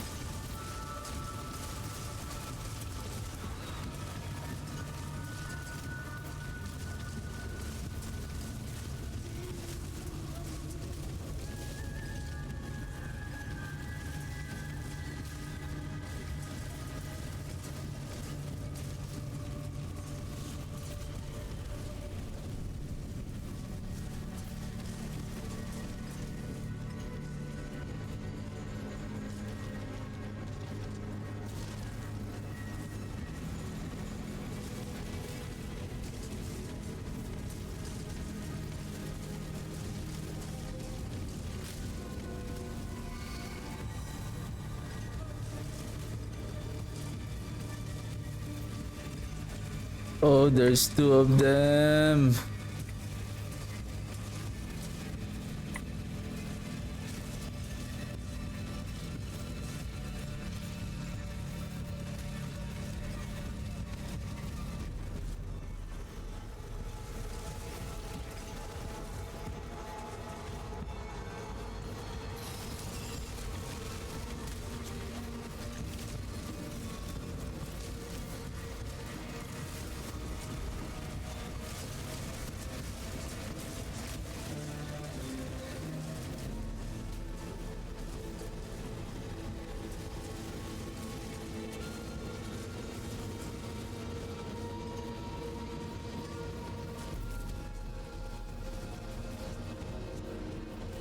And those crossbows, if they have hold enchanted, they can freeze you at 100%. And then there's another one, if they have a poison damage, they have a super duper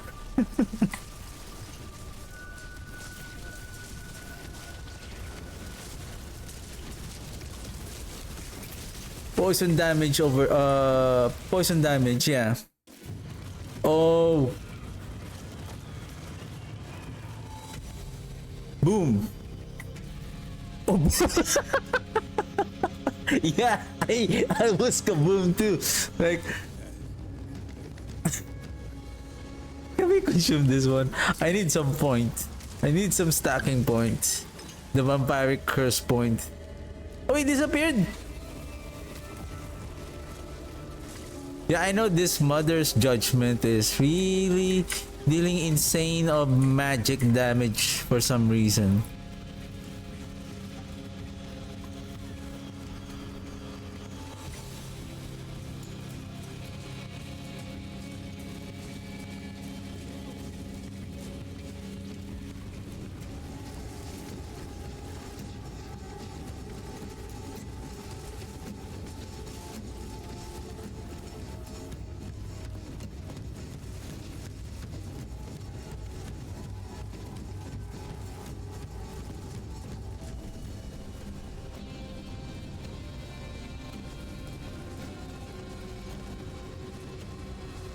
Boom!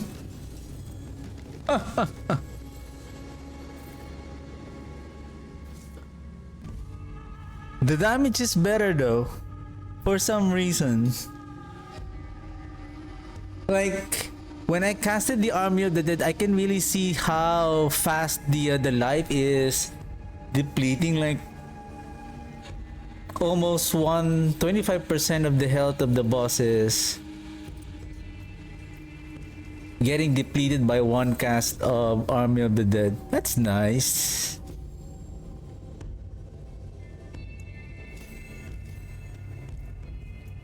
Huh. I mean,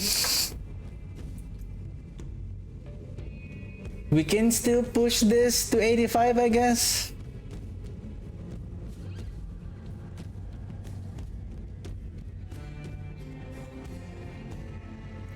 Oops.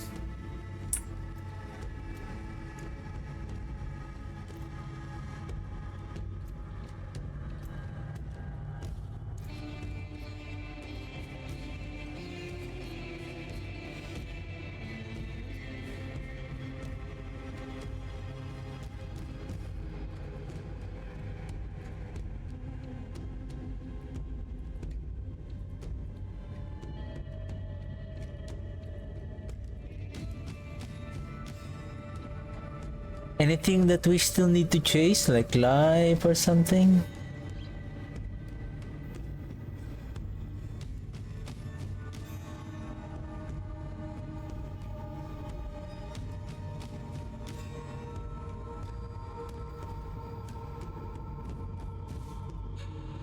And another thing is that the Eliminator is not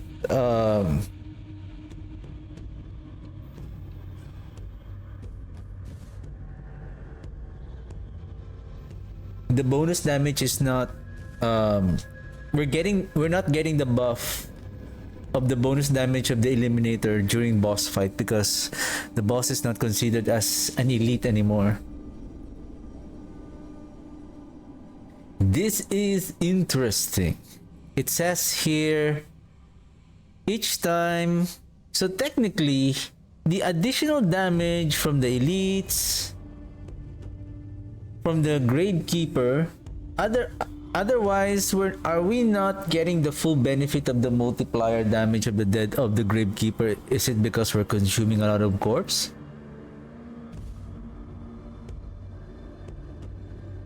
Because we're only getting the 9.3 and then the 15% increase in damage to the summons. And what I have noticed is that same thing with the Great Feast here. This one is a 45% specifically for the summons, except for the Vehement Brawlers aspect. The Vehement is casting ultimate increases your damage, increases the damage, the overall damage. The summoning damage is another layer of increasing your damage through summoning from your weapon damage and your all damage, if I'm not mistaken. So weapon damage, all damage, and then summoning skill, and then I think the I'm not yet sure how the intelligence is scaling our skills, including the summoning skills.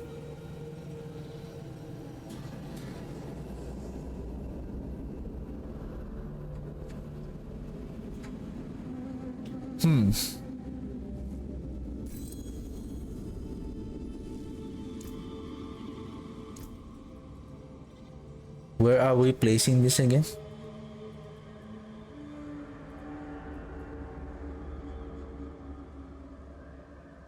However, this one, it says increase your damage. Somehow, the cult leader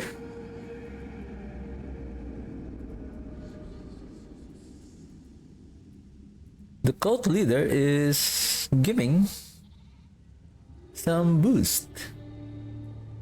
I mean, the cult leader is being outperformed by the Blood Begets Blood board for some reason. Anyway, where should we place this 1 point? Maybe this one.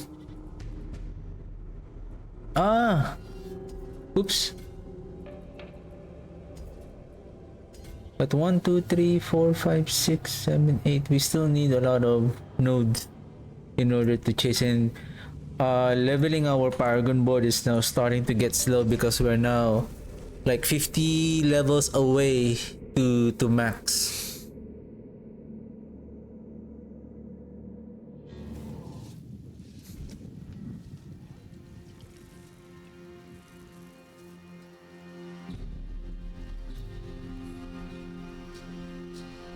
Let's do one more. Let's see the comparison to really see apple to apple. Basically, it's hard to compare. Again, it depends on the monster that you are killing, the map layout.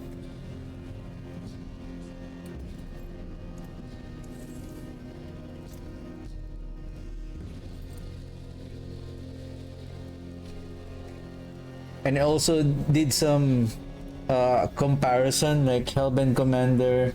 Like Hellbent Commander is really crucial here because this is a multiplier damage to your summon. I even tried this one with the 47%, of course against +3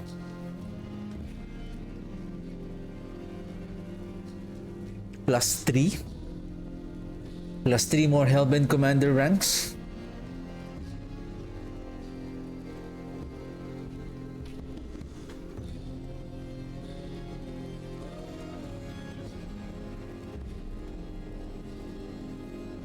To be honest, this one is very good.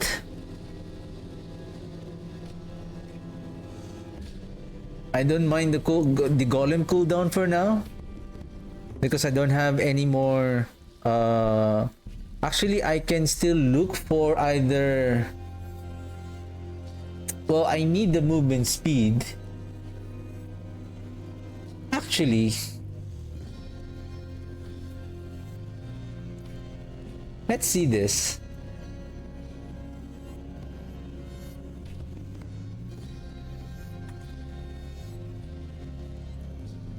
Before I do that, shall we do one more? Just to really see the damage output difference between the Gravekeeper and the Dead Racer. There's one more item that I want to check and see if that is, because I've been testing it yesterday. Somehow it doesn't. I was surprised that it doesn't provide any damage output, increase in damage output. The one I'm talking about is the Flicker Step.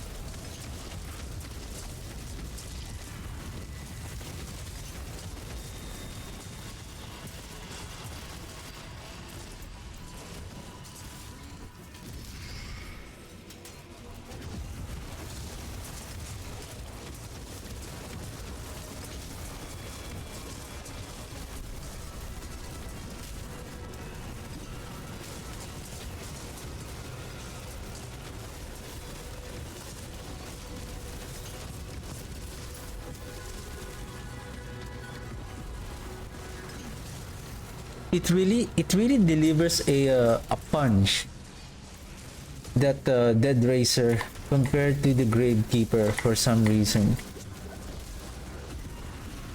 Even though we're not getting that I hope that they change the Dead Racer instead of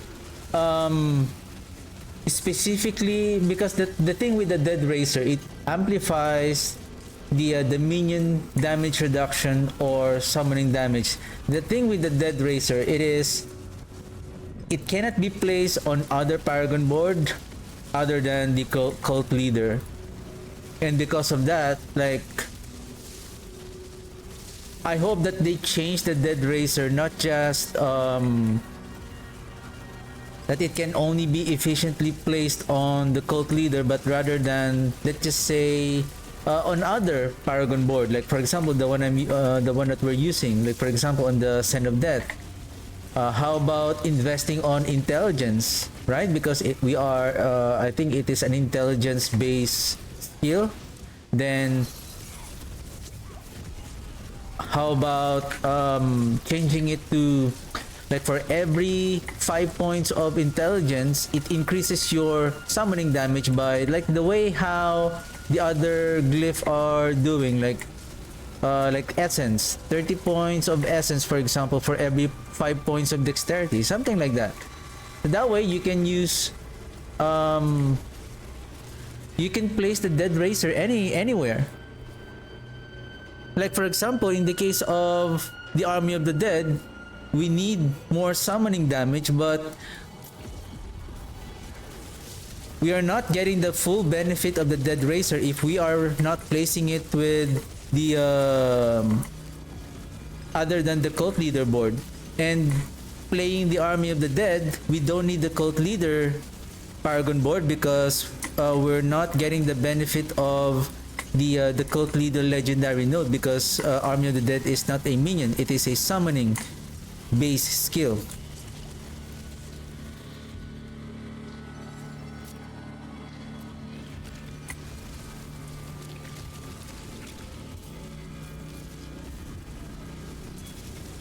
That is a good pull.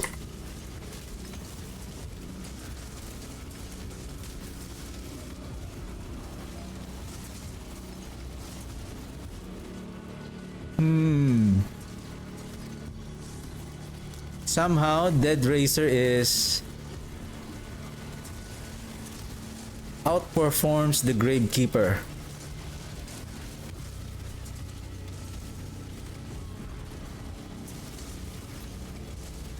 I'm seeing peaking at 9 billion damage now with the Dead Racer. That's why I see we could get the Army of the Dead could increase its damage if the Dead Racer is changed to, like, placing more intelligence increases your summoning damage rather than it increases the specific summoning nodes. And what if you don't want to use the cult leader board?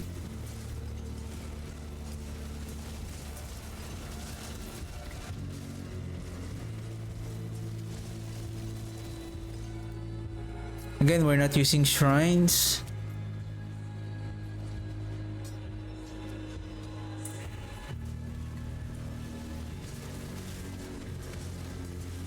I think I'm getting ready for my dinner soon.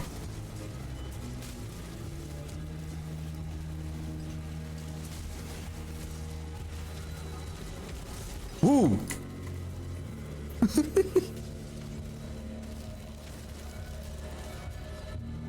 Hey, what's happening?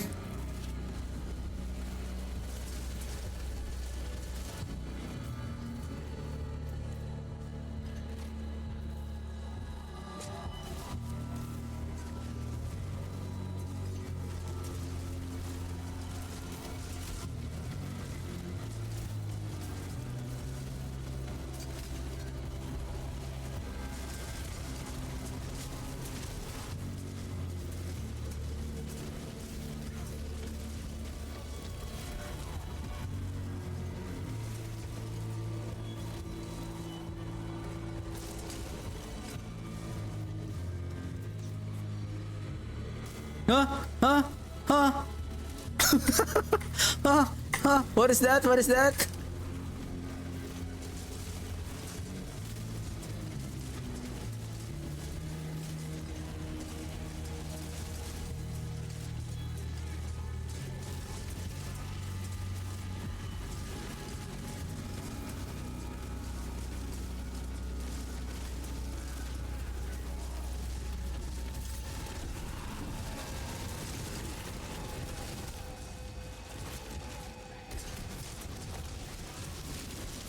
Uy! Got caught with a chilling wind. What the heck? Pull, pull, pull. Pull, pull, pull. Pull the enemy. Come out. Stop hiding in there. There you go. Oh. What the heck? There's so many elites, but we managed to... Now we're screwed. 3, 2, 1.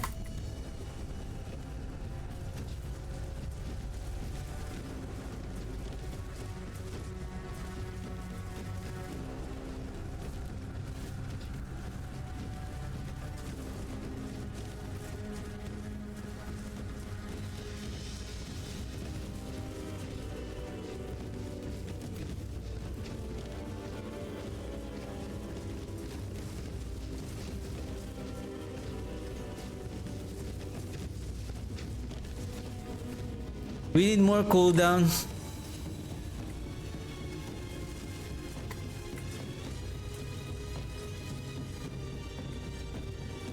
Bravo is dead! That is amazing.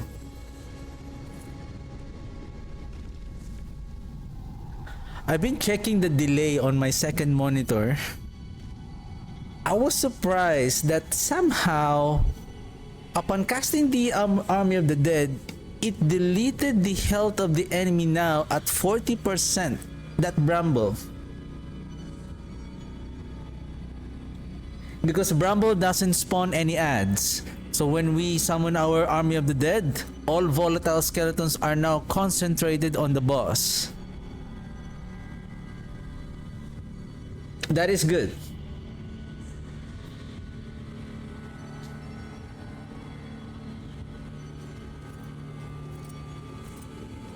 So it means that the army of the Dead Racer here is better than the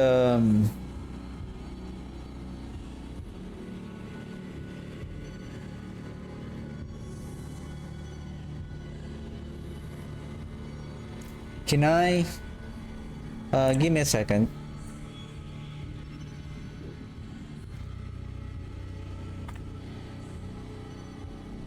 Can we see where's the center?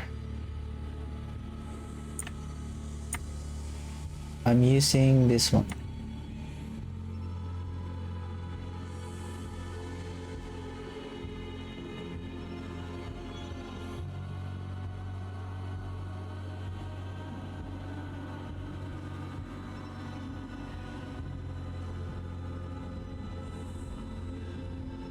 I need a timer.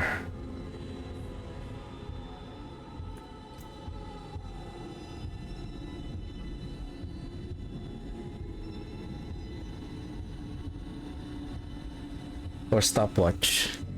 Not more than 30 minutes. Give me a second. I want to discuss the Dead Racer glyph. And then next is what else?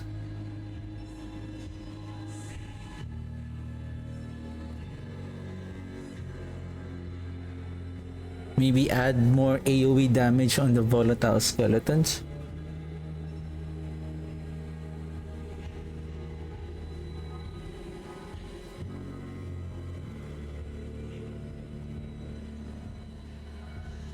Okay.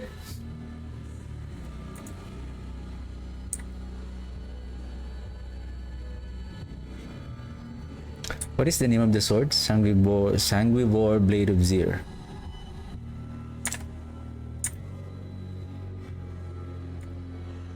If I'm going to move my screen somewhere here, can you still see the sword? I think a bit.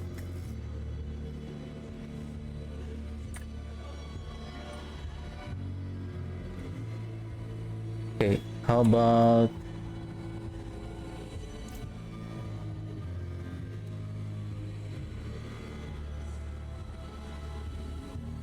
the center now is here. If I'm going to do this,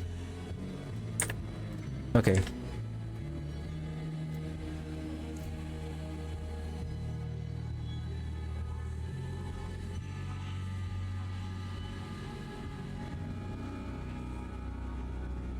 So where is the center? If I will do this way, and if I close this one, then open it again, then I have to place this way.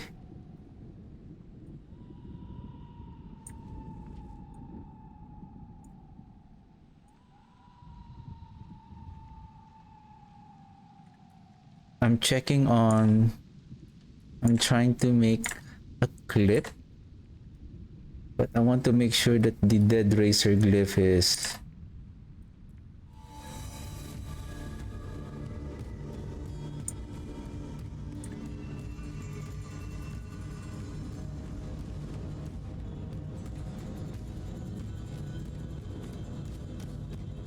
so it should be here. It's really hard to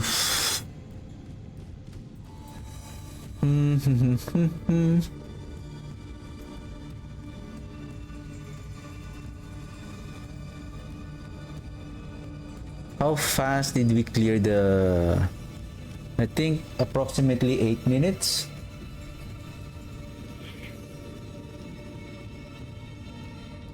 I didn't check the time.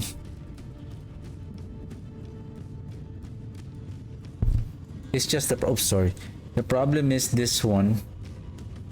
It requires 10 in order to get the full potential of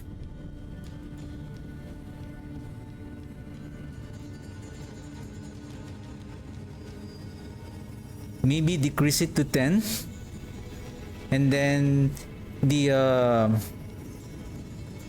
key passive, maybe it's time to increase the damage of the Army of the Dead rather than for 200, maybe increase it to further, to increase it further.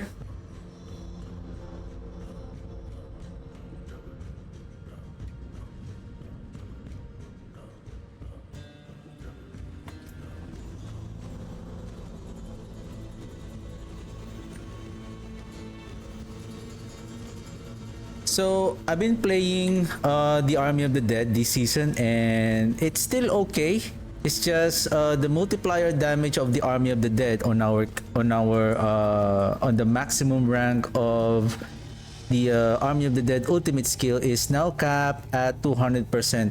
I do hope that this multiplier damage will still be increased in the future season, and then maybe the effect of consuming the corpse in order to stack this vampire curse will be increased as well. Oh, this one should be decreased by maybe 10 so that it will be more efficient to get the maximum buff of the blade, the Sanguigore Blade of Zir, plus the Dead Racer glyph, because we cannot use the cult leader Paragon board, and especially the cult leader node. It's because the Army of the Dead is a summoning skill, not a minion skill, and because the cult leader legendary node is a multiplier damage to our minions, it doesn't affect the Army of the Dead. Secondly, the Dead Racer, I'm using the Dead Racer here, but I'm not getting the full benefit of the bonus damage because there's no other glyphs that I can use other than the Dead Racer. Even though this, I'm only getting the bonus damage, it still outperformed the other multiplier damage of the other glyphs. I hope that the Dead Racer will be a not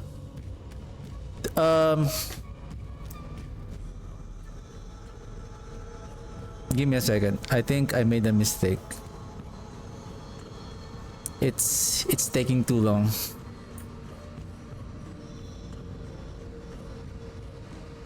Should I divide it into two? Or just focus on the Dead Racer itself? Because I just want to make it as short as possible.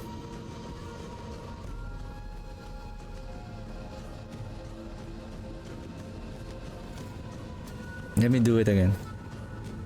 Because I want to make it as one single shot so that it will be not be like focusing on maybe increasing the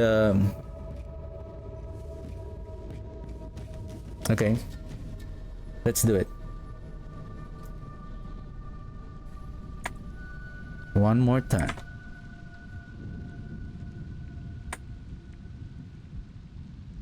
I've been playing the Army of the Blade. I combine the Army of the Dead and the Blade of Seer. Give me a second. Let me compose myself for a while. Okay. Is it still recording? It stopped.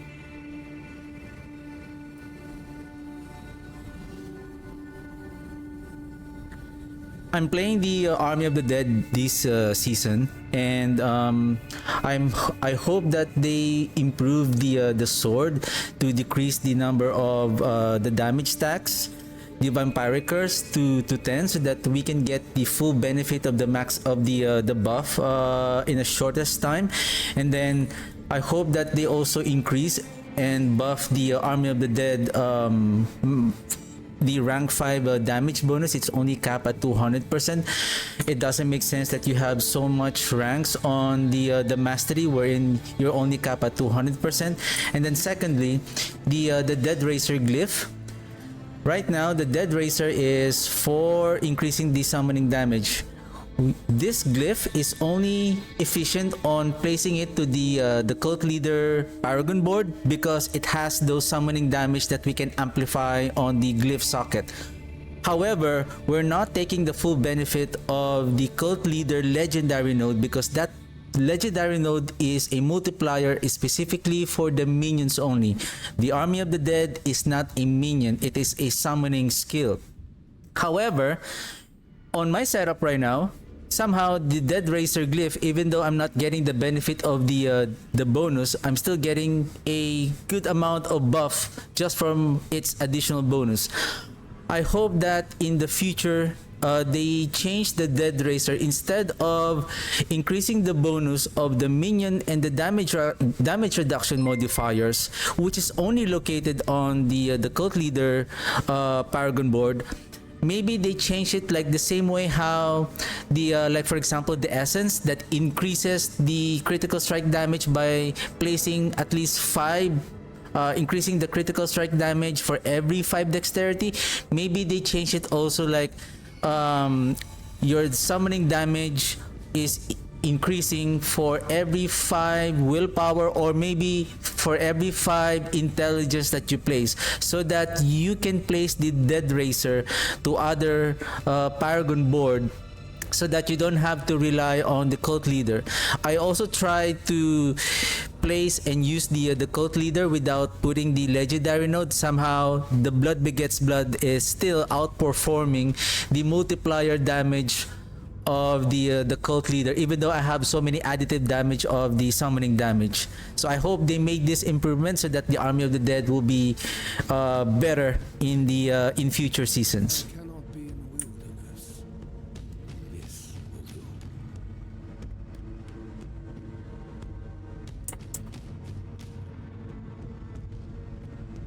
All right.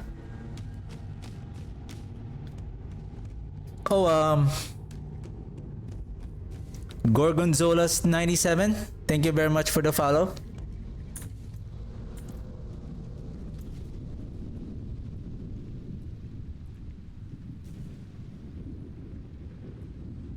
Scourge, Revenge. I'm still thinking if we can make a Thorn build minion.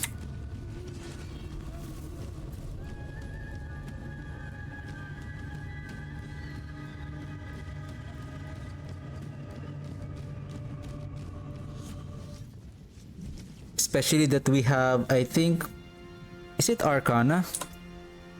One of the Arcana that we have has for the Thorns. Where are you? This one. Damage from your catalyst has up to 50% chance to deal 180% of your thorns damage. However, it is the catalyst that is going to deal your thorns damage. The thing is, lucky hit. So when your catalyst lucky hit, and for example, the disintegrate has a 10% chance lucky hit only. Unless, I think there's another one that has the highest lucky hit. I think, is it this one? Cosmic Anomaly?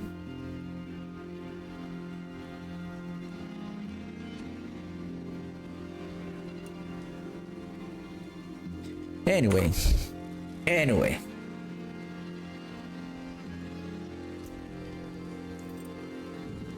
So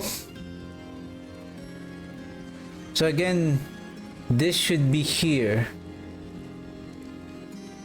Then Great Feast, not Behemoth Brawler.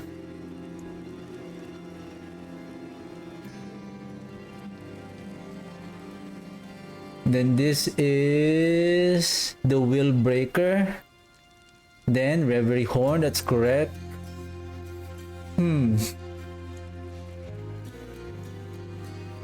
There is still another one that we can use. Oh, speaking of thorns, there's also thorns here for the Seal of Denial. There is a... Is it the what you call that?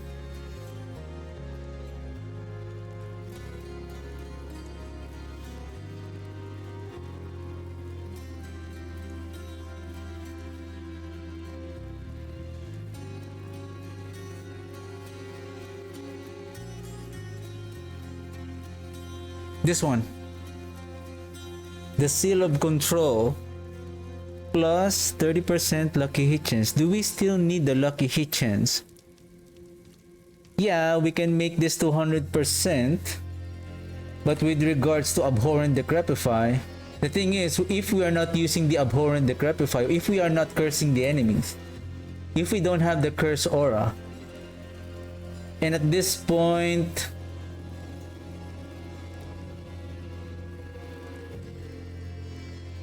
now this is another thing. Yeah, we get the 20% from the blight. If we remove the blight, we're losing 20%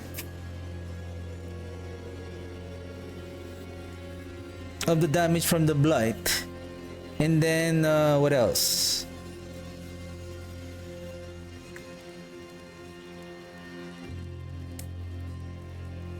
The 6% from the Reaper's Pursuit.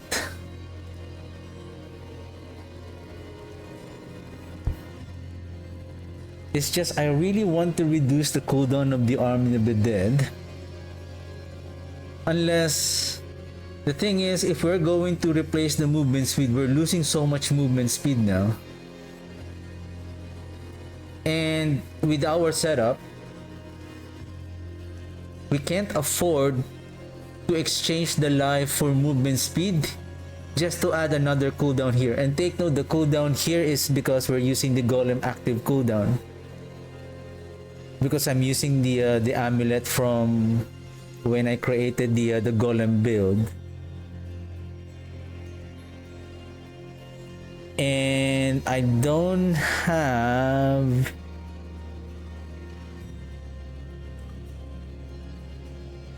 Oh!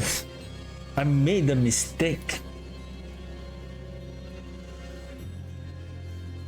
The amulet from... this one. Oh, give me no. It's not a mistake. I thought it was the plus. I thought that this amulet is the one I'm using for what is that? The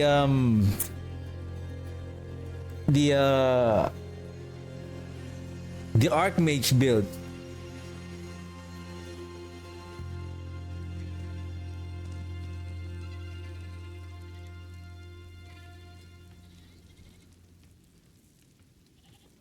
With a +5 to Hellbent Commander.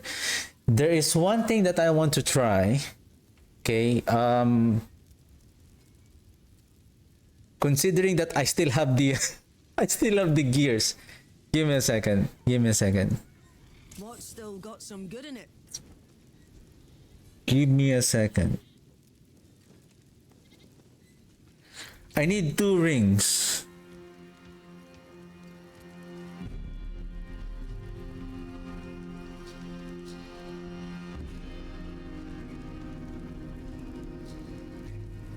Same as these two. With Intel life attack speed and then Intel attack speed crit chance. Or maybe as long as there is an attack speed and Intel. Intel life, I can roll the poison with speed.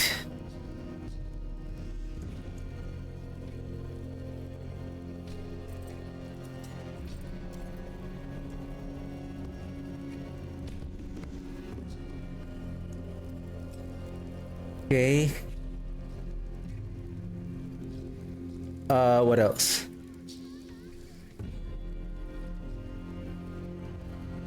Attack speed damage. Nope. Intel. What happened to you? Oh, I think this is the ring that like it brick. Almost. Continues on rapid ossification, I believe. Can we try and maybe we can get a luck on this one? Since it's already at the brink of its bricking. Give me ultimate cooldown. Come on. You can do this. Thank you. Okay, that was a good one. Okay, now we can roll. I still have, well, I hope we can get the affix that we need. What I need is summoning damage. So what I'm trying to compare is it, right now we have critical strike damage here. How about we replace this with summoning damage? Is it going to outperform the critical strike damage? We'll see. We will see.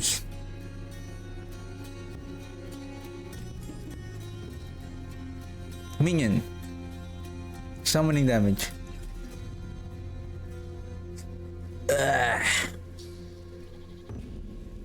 49. It's okay because it's almost, I have only, well, I have 6 more tempers. Should I risk? Okay, let's keep it as is because it's hard to compare now because this is we're talking about, well, this is also a low roll on the critical strike damage. I think it should be fine. Should be fine. It should be fine. Okay, before we forget, we're gonna, okay, Intel life attack speed, Intel life attack speed. So this is going to replace Magic in all things. Let me show you. this one. Sublime. And then Intel life, I'm looking for attack speed.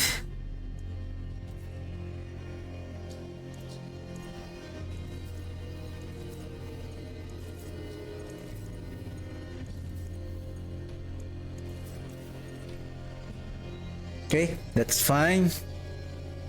Then this is Great Feast.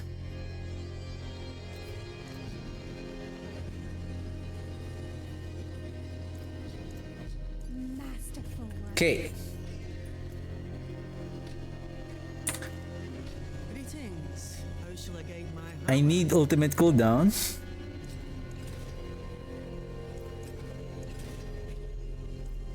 Ultimate cooldown. Ultimate cooldown. And then summoning damage. One more. Thank you. What are you doing? It's like, oh, is it fun? Like making it so much suspense, like it adds a thrill when you're crafting, right? Okay, Aphogic, Great Feast, summoning damage, ultimate cooldown, attack speed, attack speed.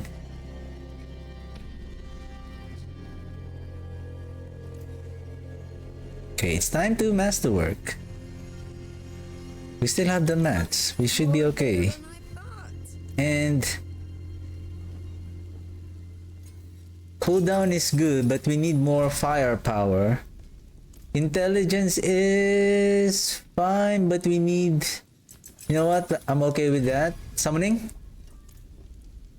Nah. You need to hit at least the summoning.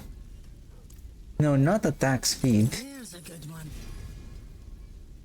Did we find the attack speed first? Oh, the summoning. There you go. Okay, that's fine. That's fine. Nope. I told you summoning or intelligence. Some solid bits here.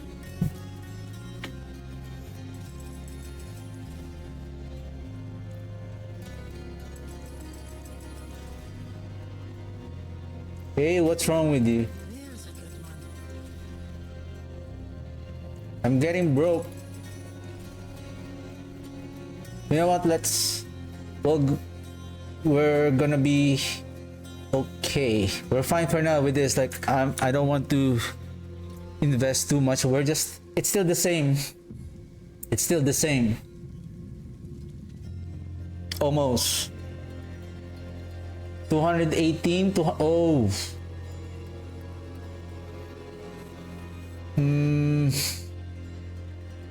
Right. 30 intelligence is how much?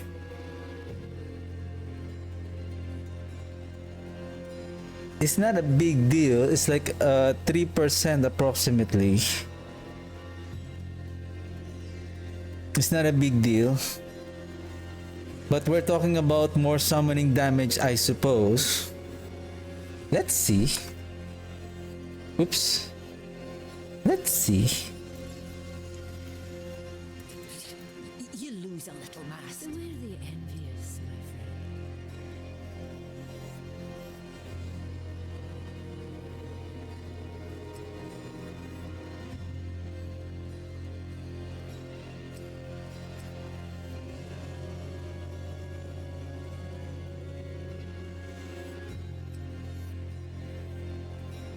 Two two 685.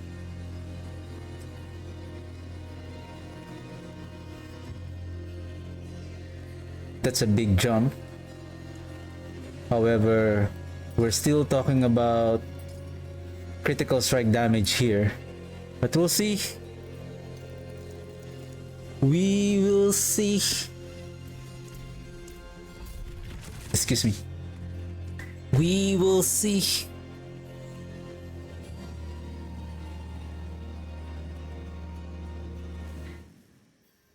This is what you call fear.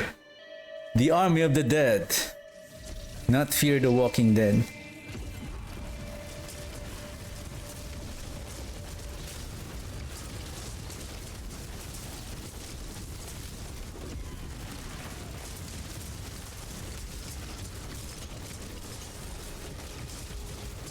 I find things, even if they don't want to be found.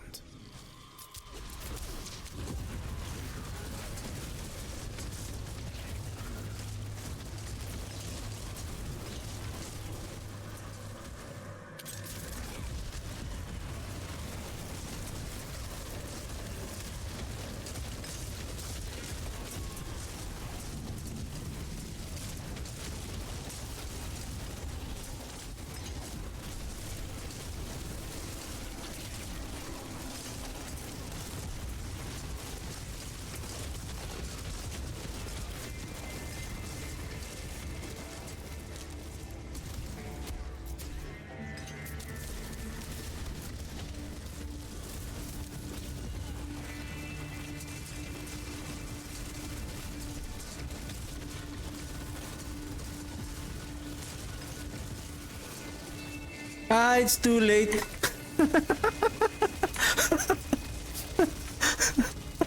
Ah, it's too late. There's no more elites that you can provide protection. Ah, ha, ha.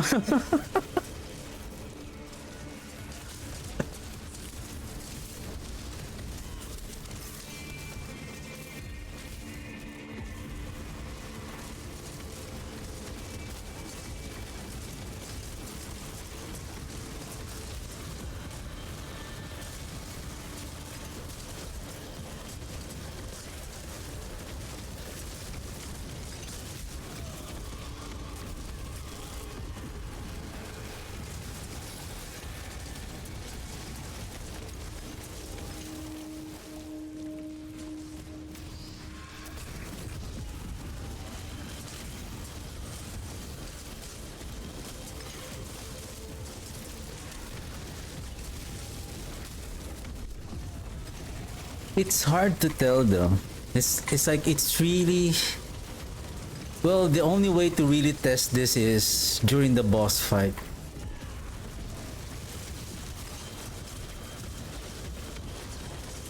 Oh, I see 10.4.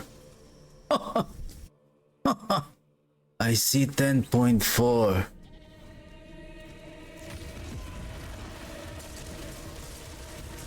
But it's only 1 in a million. 1 in a million that it's going to happen.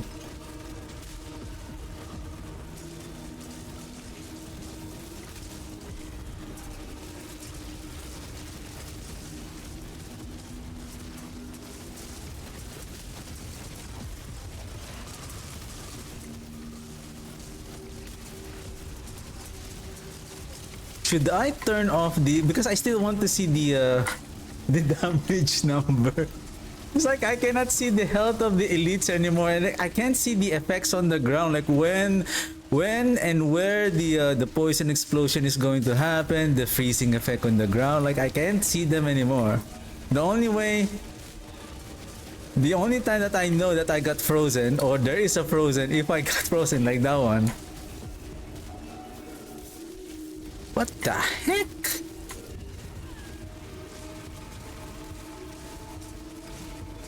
Okay, there's 11. Haha. Haha. Haha.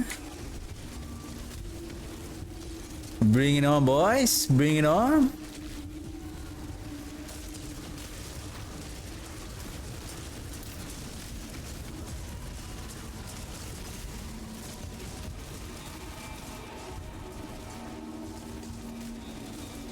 Who says Army of the Dead is dead? It's still alive and kicking.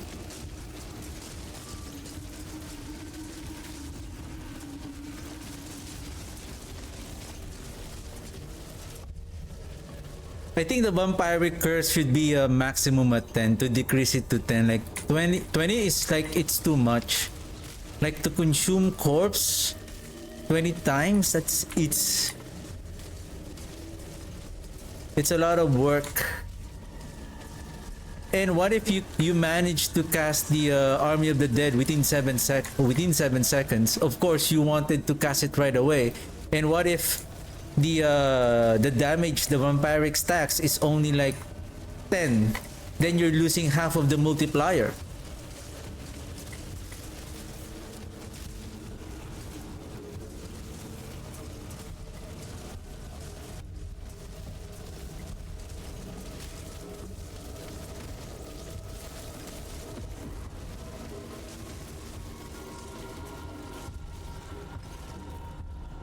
Somehow, it is much more better. For some reason. Are we saying that the summoning damage outperformed the critical strike damage because of our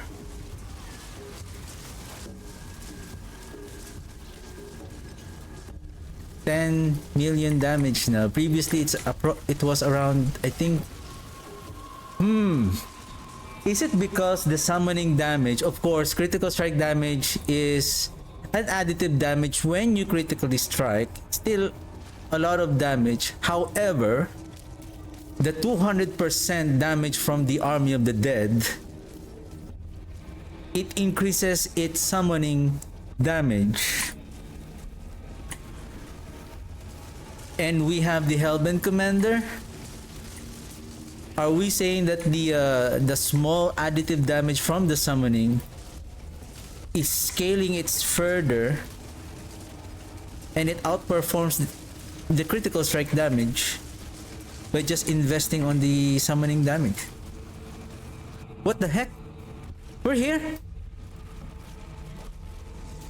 Oh, Bramble, round 2. This is good. This is good. We're fighting Bramble at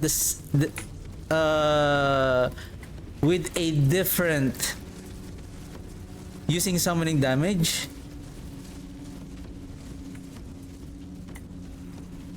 This is now a good comparison.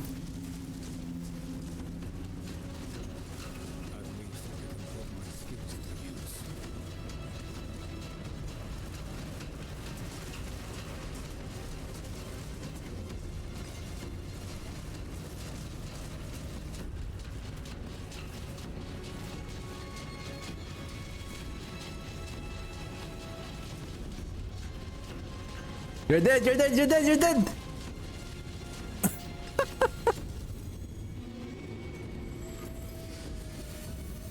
I don't know, is it more faster?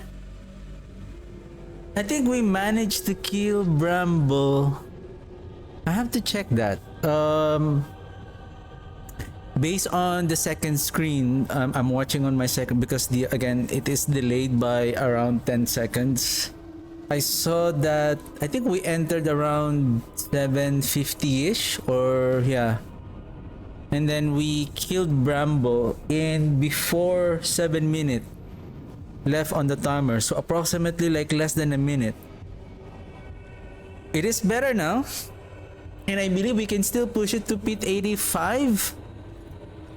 And I think this build can still push to pit 90 if we have the error perdition.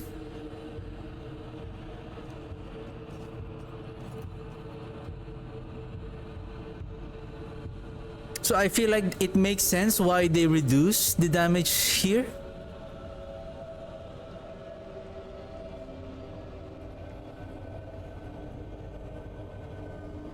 But then again, what is the purpose of so much rank mastery here if by just a very minimal investment on the summoning damage bonus, the minion damage bonus, you can cap it already, right? Same thing with with this one. Then how about if that is the case, why not change it to like summoning damage instead? Say 400% in summoning damage, something like that. That is no. Where is it?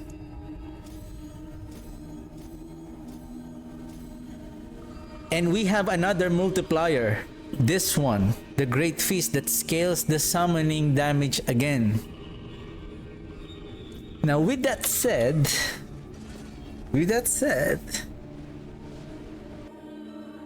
can we borrow the amulet of our archmages that has the summoning damage with the ultimate cooldown with a 5 ranks on the Hellbent Commander? So we're talking about an additional summoning damage and plus 2 ranks on the Hellbent Commander. Oh, this is nice.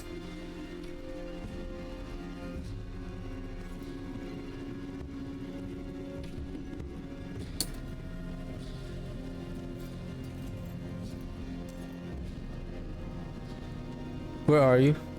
Can I borrow you for a second? This one. And this is a masterwork to 12. Will Hellbent Commander to 5. With GA in life and intelligence. Unfortunately, if I'm going to use this one, I need more movement speed then. Okay, before I use this one. Okay, before I borrow this one. No, I don't want to borrow this one because I'm going to mess up my Archmage build.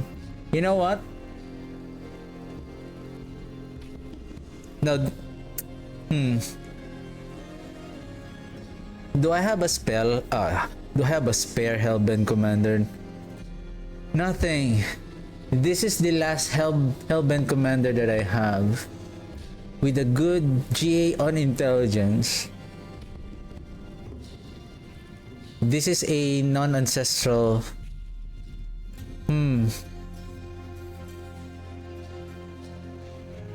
Do I have an amulet with GA in Intel? Nothing. Nothing. I only have 217 gold. I'm going to take a risk again. This one.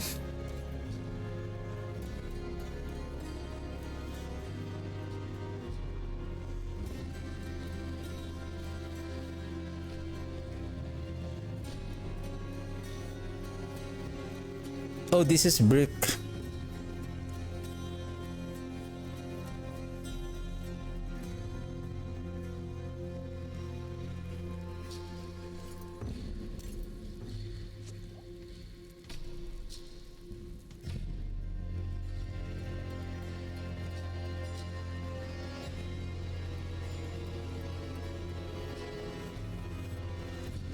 Oh, I don't have the scroll of.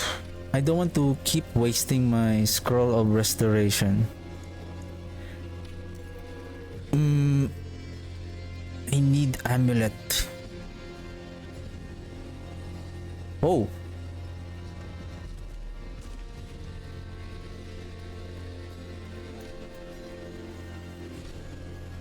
The thing is, I'm going to lose the movement speed.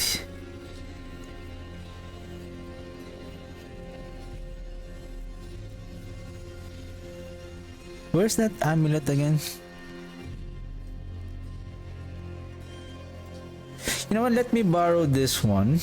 And then all I need to find is a boot with a speed.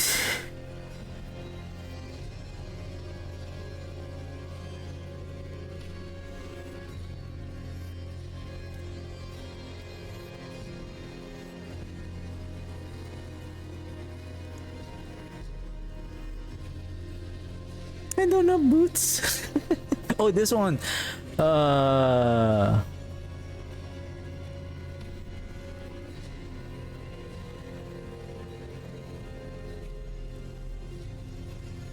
No, I need intel, not life. I'm going to lose some DPS if I choose this one. I can roll the essence per second, not a big deal.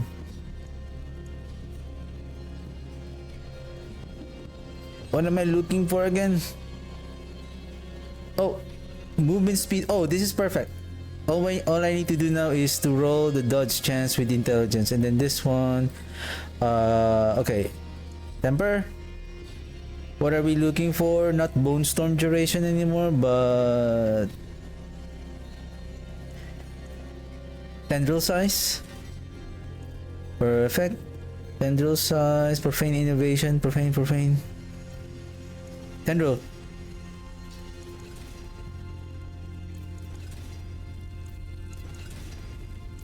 Hey! No! No! Meh.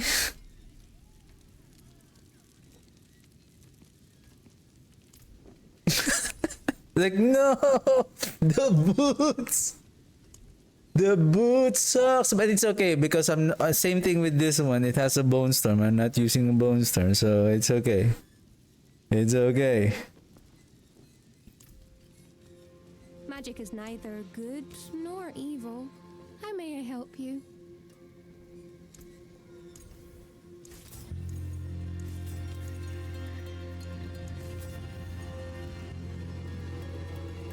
My magics await your return. More bear than I thought.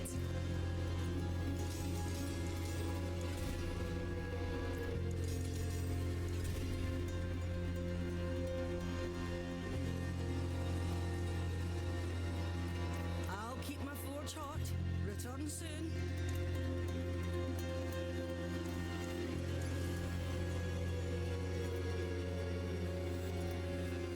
May your road to the wonders of Sanctuary at your fingertips. How may I help you?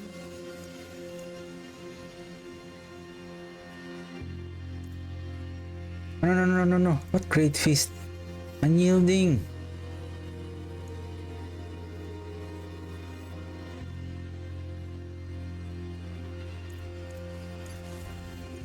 Unyielding commander. Alright. This is going to be exciting. Now we have +2 to Hellbent and then summoning damage. So this is just another. Let's see. 12 minutes left. So can we push 85? We can. With the fear. The army of the dead.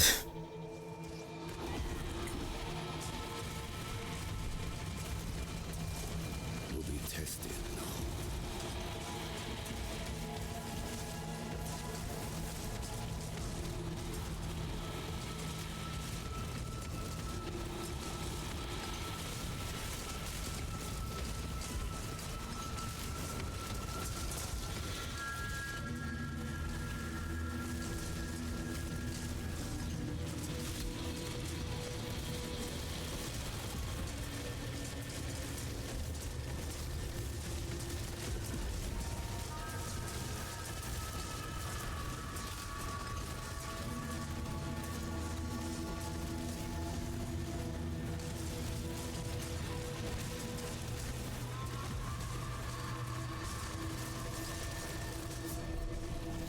This is really interesting.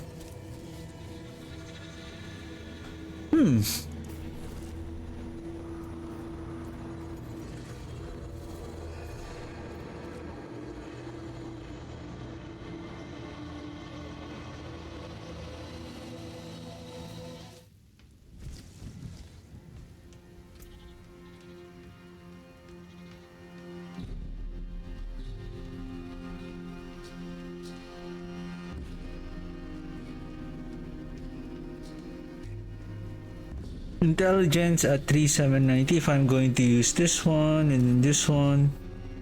It's just 90 intelligence difference. Oh, I think I know the problem. This one. The will breaker.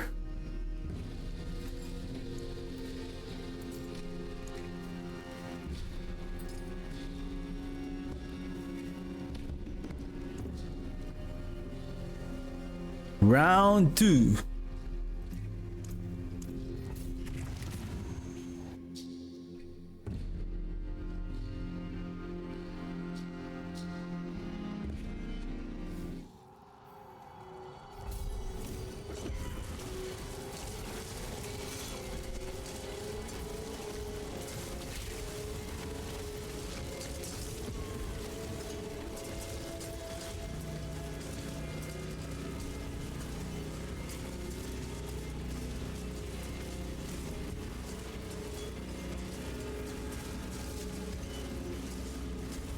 Kill the DR, please.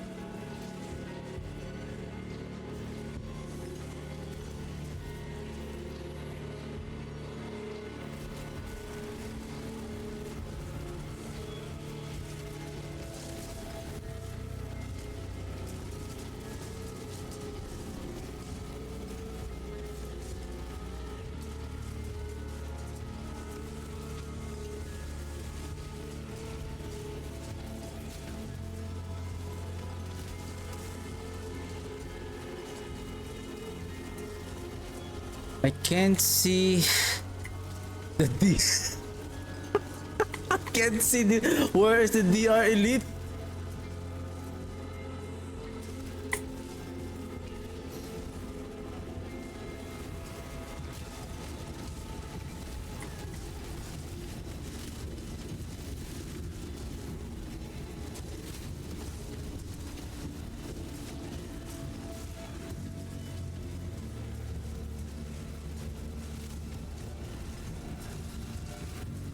Oh, no, no, no, no, no!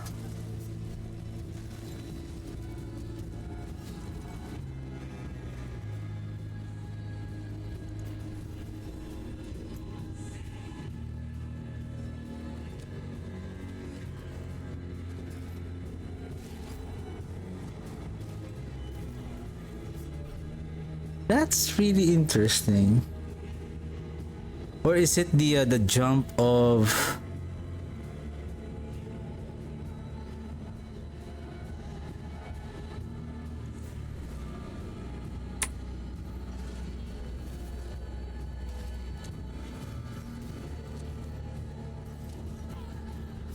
happy? Happy? Happy? What?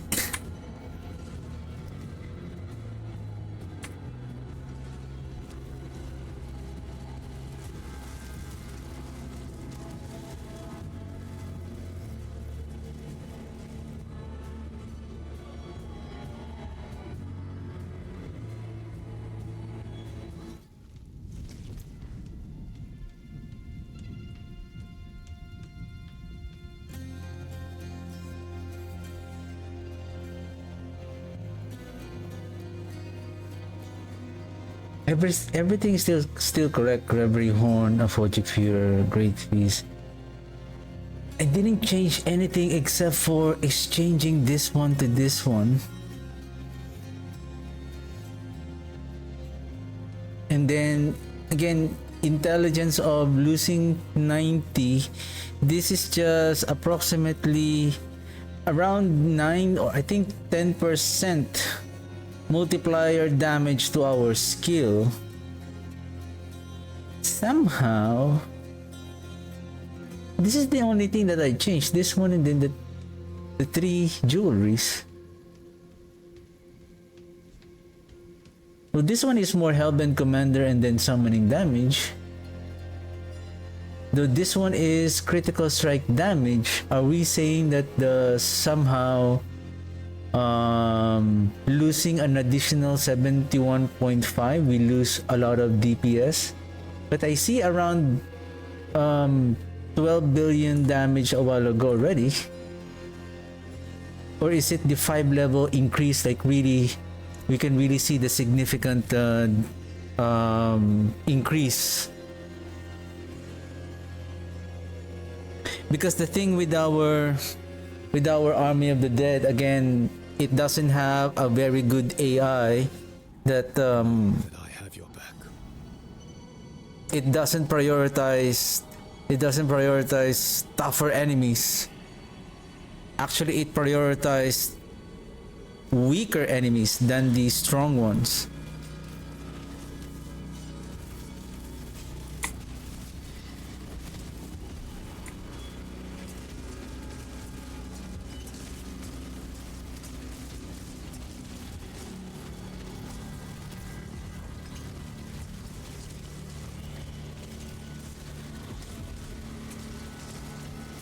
Especially if you have that kind of ability, like who loves to teleport and walk around.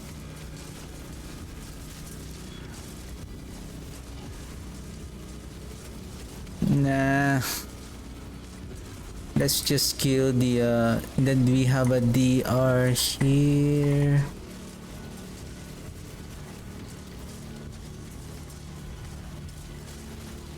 Did we manage to kill that DR?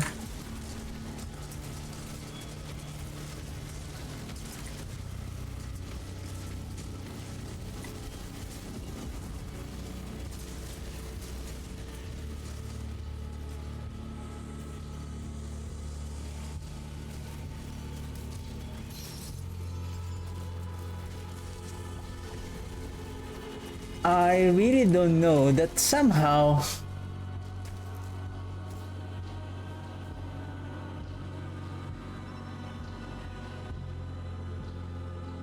I don't know, somehow it's, of course this is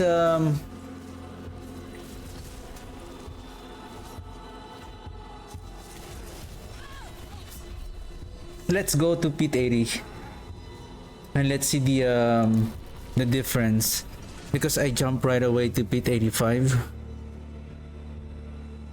Of course, we're dealing with stronger enemies, but let's see if we can. Because I was assuming that because we have the Hellbent Commander, we know that this is much more potent than the other one. So I just assume, okay. I would be surprised if this one is weaker here. This setup is weaker on Pit 80.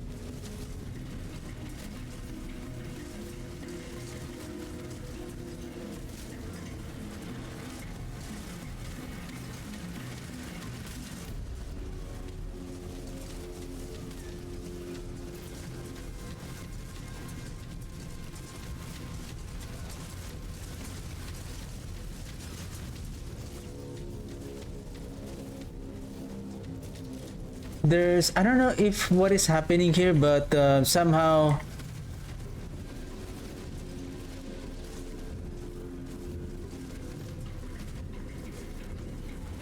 because the previous setup is already hitting around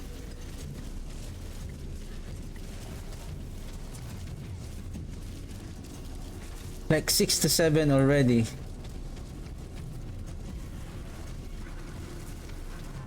I don't know if the loss of 71% is already outperforming the summoning damage. It's like you cannot just invest on just summoning damage only.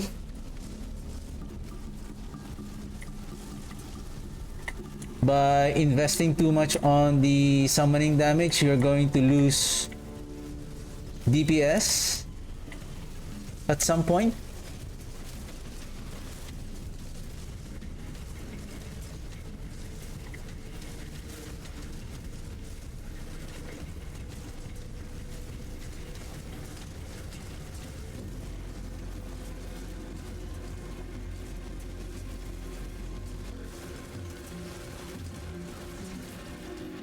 Sorry, I'm really intrigued on what's happening here.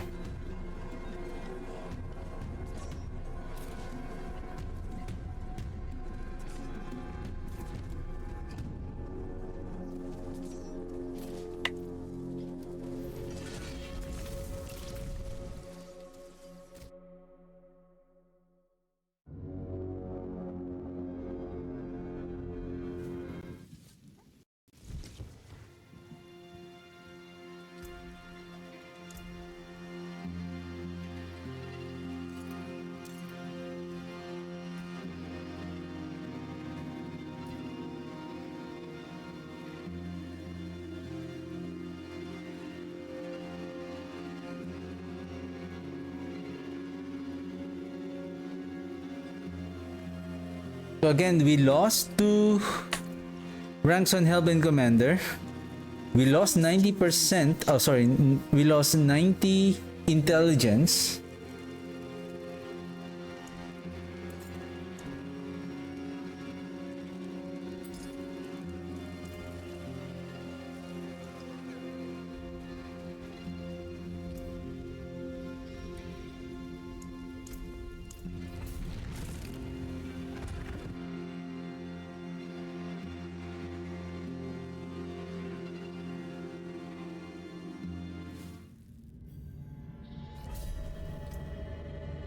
Well, this is going to be really interesting.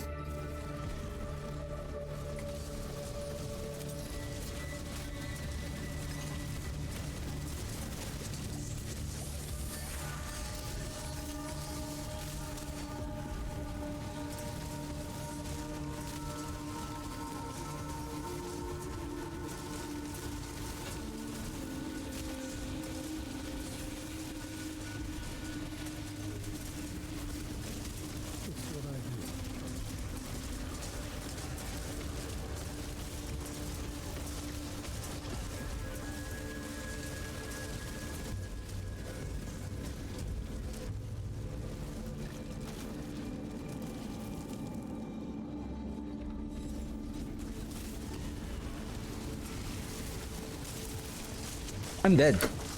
I'm dead. That freaking crowd control. Get out, get out. Ah. Oh my goodness.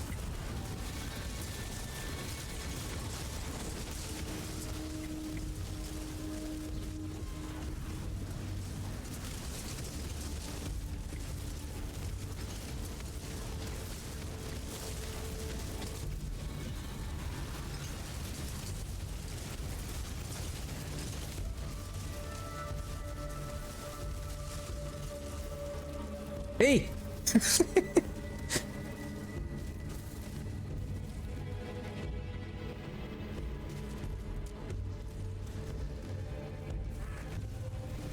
Oh no, the sanguine trio.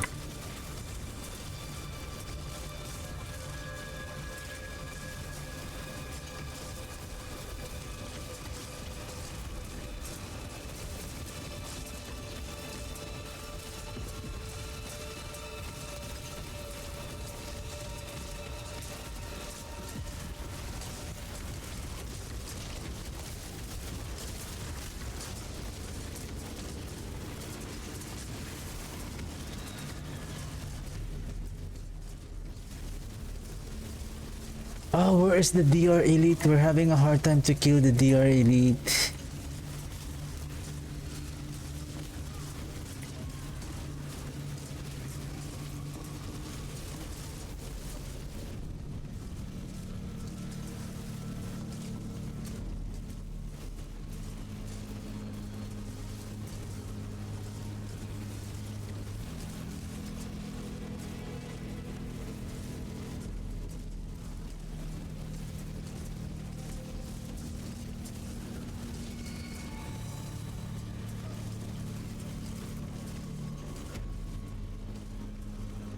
I almost died.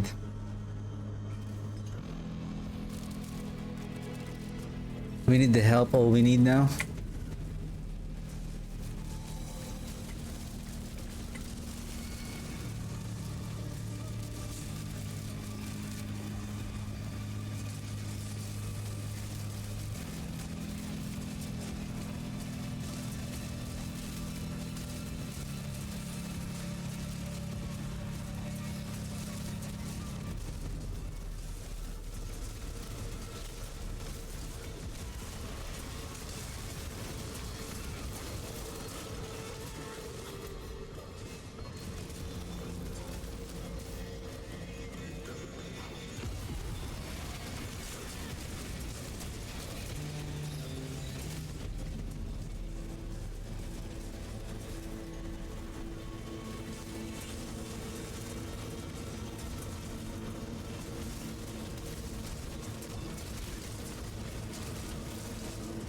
If only the volatile skeletons are prioritizing the tougher enemies, this is not going to be like this.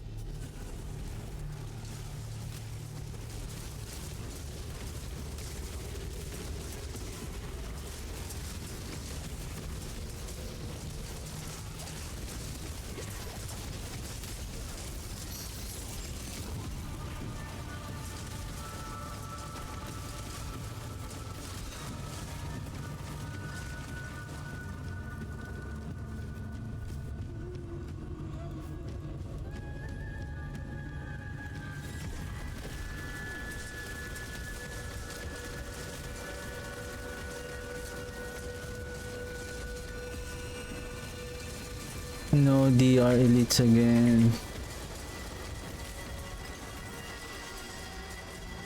I'm getting crowd control big time.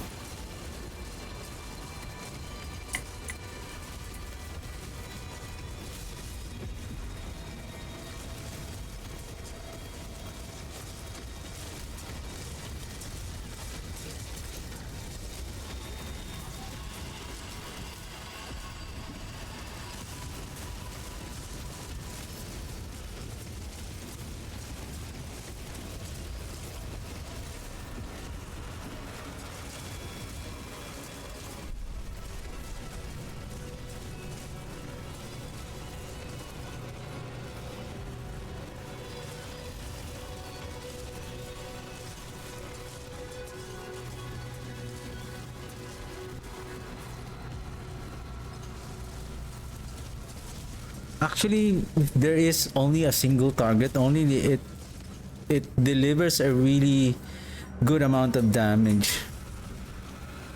But if there's so many enemies, like, oh my goodness, we died.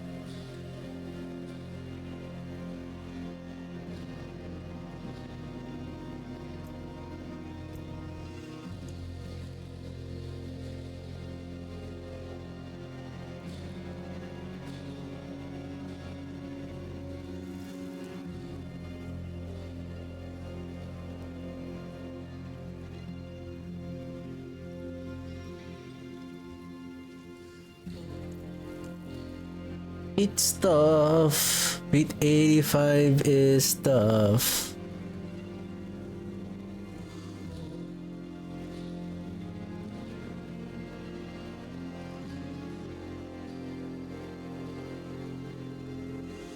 If we manage to clear the pit around... How long was it? Give me a second. I'll be right back real quick.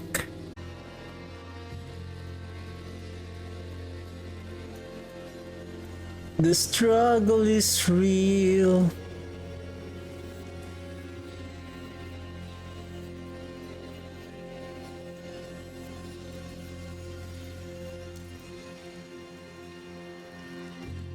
Finest jewels in sanctuary. You lose a little mass to dust.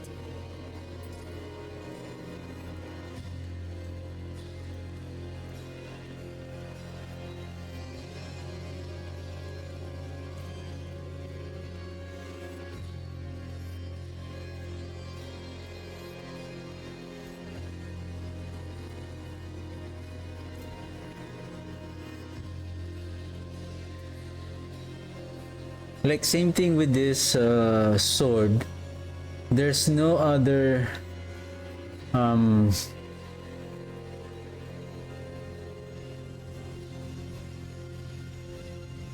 yeah, we can keep masterworking this, but the only benefit that we're getting here is the intelligence and life.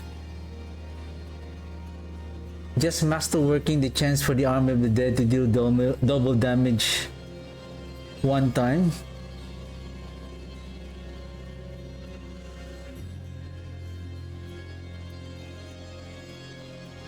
I think there's no need if the chance for the double damage is already at 75%.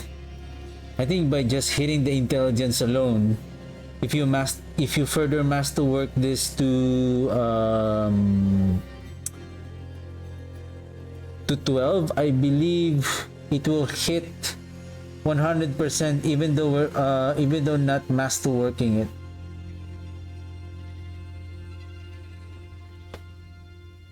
It's just I'm getting broke again. I'm getting broke again.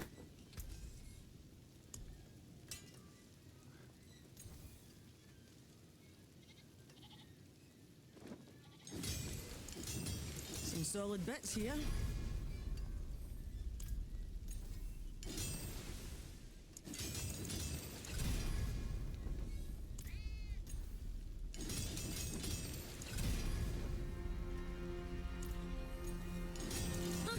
More there than I thought.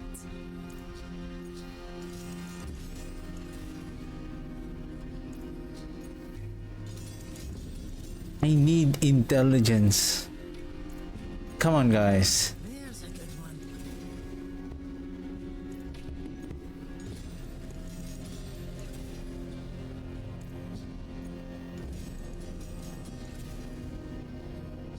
Seriously, like the masterworking really knows what is the ideal affix that will make the sword better, which is intelligence. It doesn't want to hit the intelligence. No, Some solid bits here. no. Life, yes, that's you should life. More there than I thought. Wow. Oh,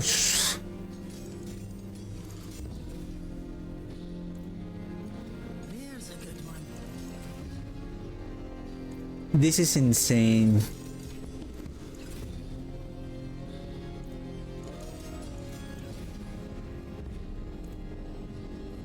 See, it's now already at 90% without even hitting masterwork to 12.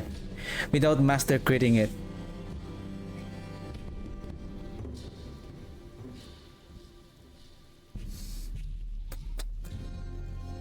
$64 compared to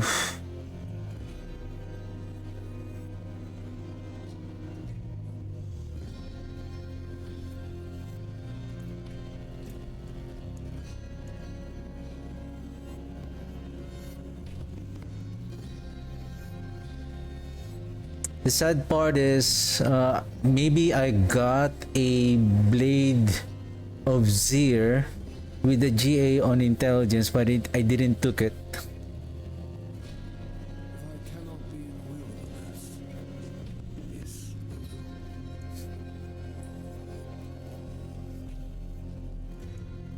Yep, these are the only two.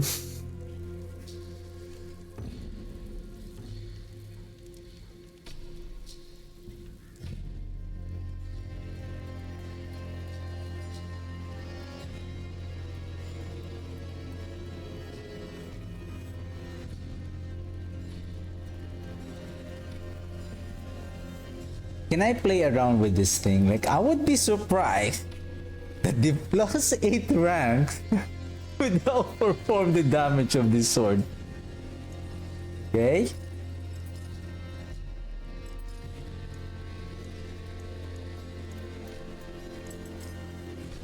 I would be surprised. But if it does, something silly is going on. How about we try still pit 85?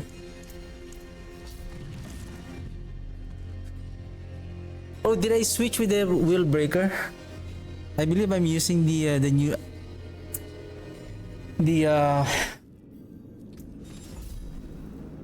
okay, that's good.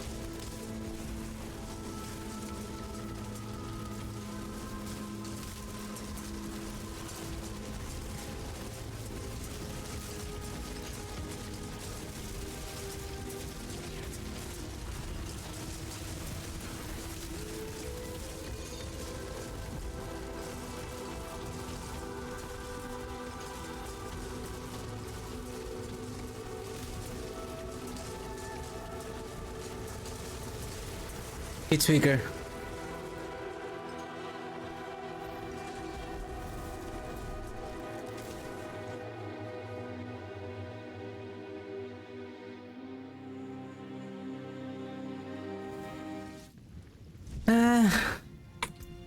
That's why it doesn't make sense why you have so much ranks here, even just, you know, with only the ranks on our passive tree, and then by just investing on one small amount of damage on, you're good to go already on capping the multiplier damage here. So well, we don't know whether they have a plan, like, okay, next season maybe they're increasing the cap to 1000%, for example.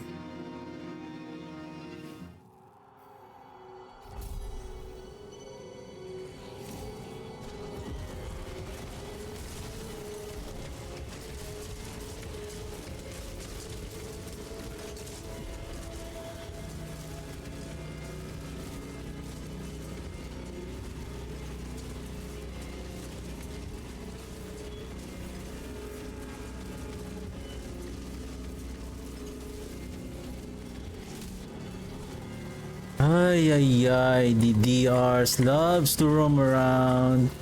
Da, da, da.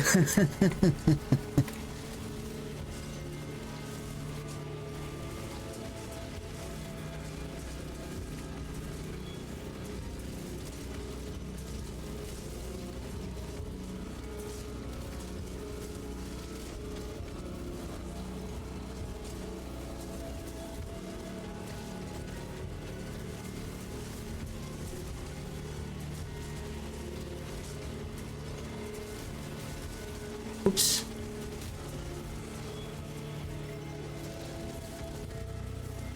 Sorry, this is tough. I didn't expect that it will be this tough just by climbing 5 levels up. It's really a huge significant difference.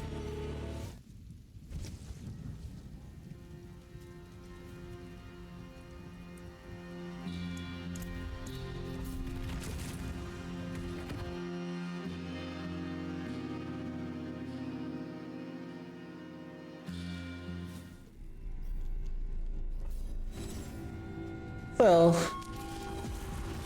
if that is the maximum output that this build can do, I mean, it's okay.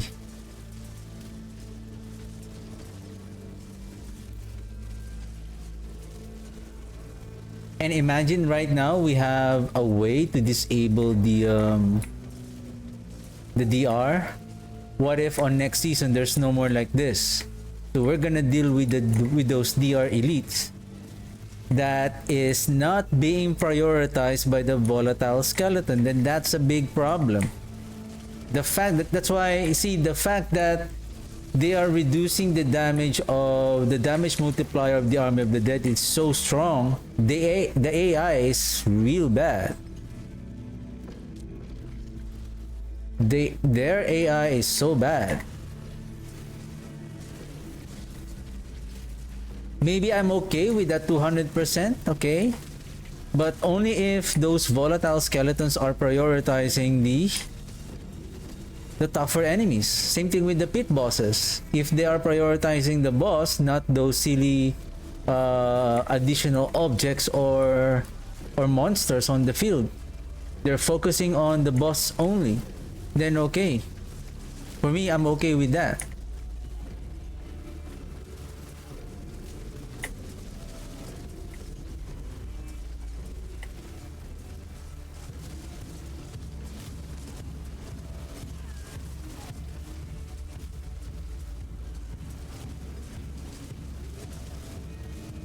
It's just right now they have a very, very, very bad AI.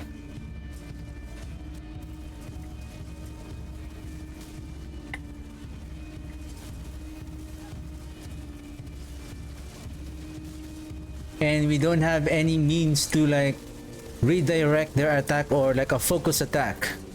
Like for example, if we press this button, they will only attack this monster. Then that is fine also. So that we can concentrate our attack on one single target only.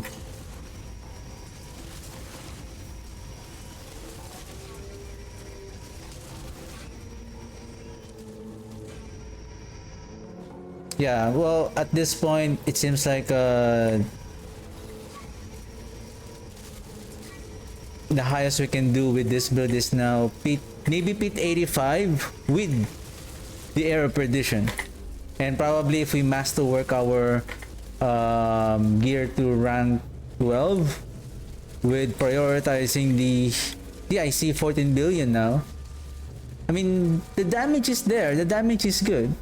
The thing is, where does the 14 billion will impact?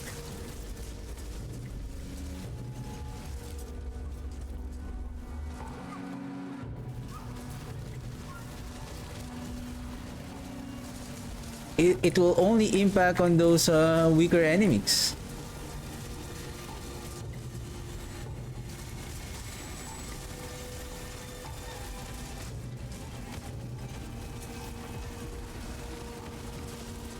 And the thing is, this is a single target. The volatile skeletons are single target. They're not doing a UE explosion. So for me, if that is the concept of this build, then their damage should be much more stronger, because they're only doing single target. It makes sense sometimes, like for those damage that doing AoE, they are a bit weaker because they have wider coverage. It's like the concept of when you play those game like MMOs, like you have your assassins who can deal big amount of damage, but they can only do a single target. They can only target a single enemy, but they can deal a lot of damage. And usually you bring a assassin on your party because during boss fights you're using now your assassins to deal more damage to the enemy. And then you have those sorcerers who have better AoE damage. And then you have your tanks who have good defense, but they deal less damage, but they have very good defense, so that they can absorb all the damage of those tougher enemies.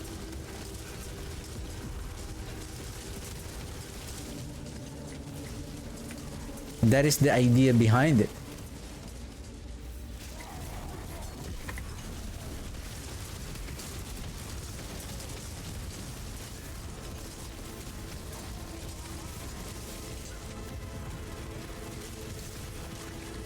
What I want to check them is on the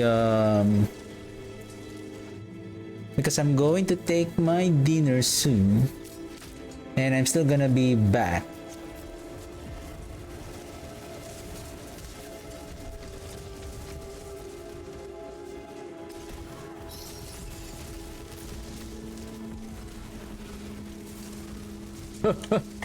Hellbinder! Hellbinder!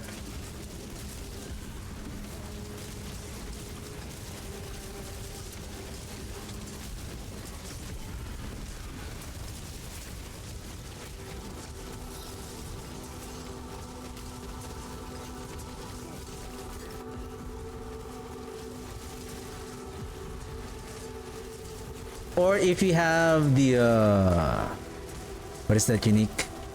Oh, sorry, the mythic, the Harlequin crest.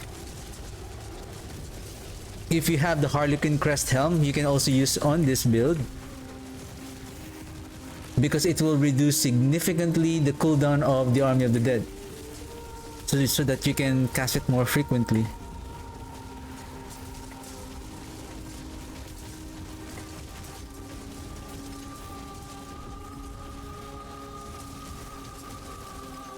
Oh, I don't have the elixirs.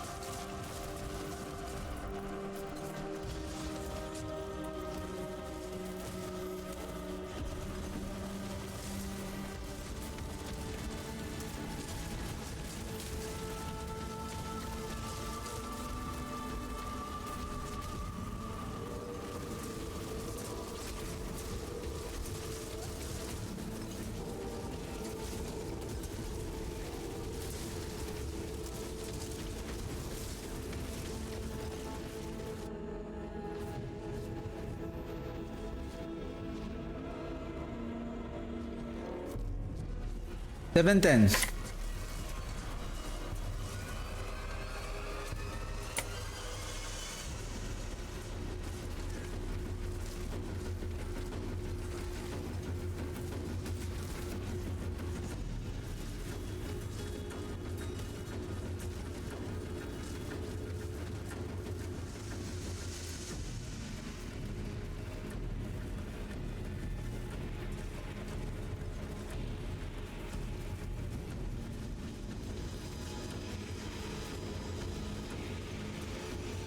See?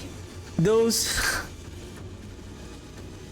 the vampiric souls coming out from the Blade of Zir prioritizes the weaker enemies instead of the boss, and the boss is already right. It's already right in front of me.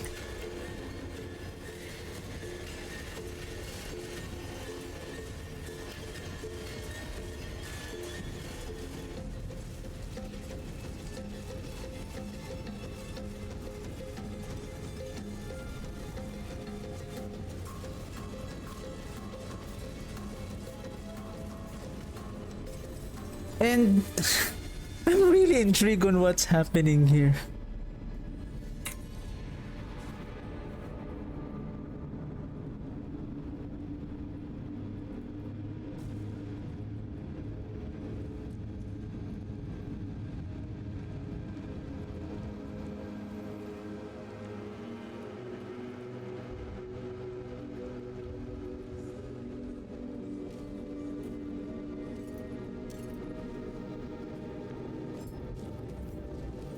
Let's try it again. Oh, right, because I don't have the incense and elixirs, right?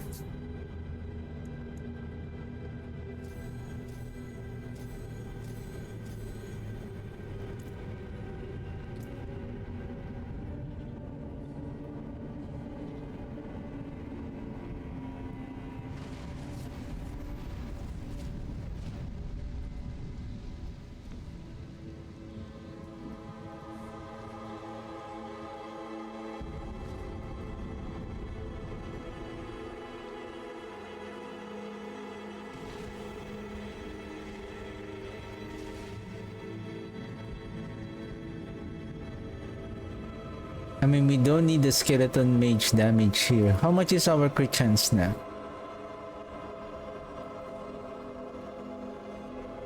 $49.2.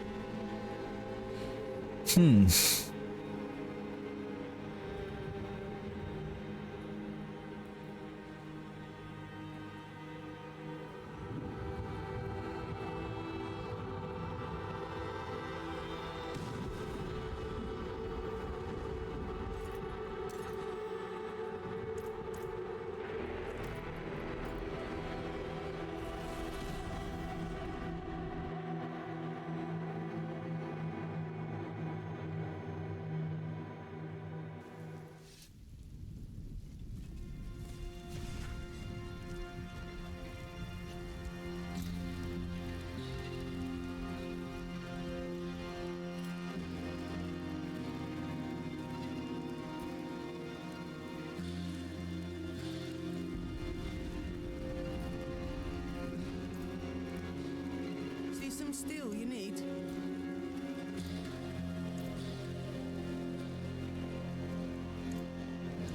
There's a good one. Brain broke. Lightning resistance.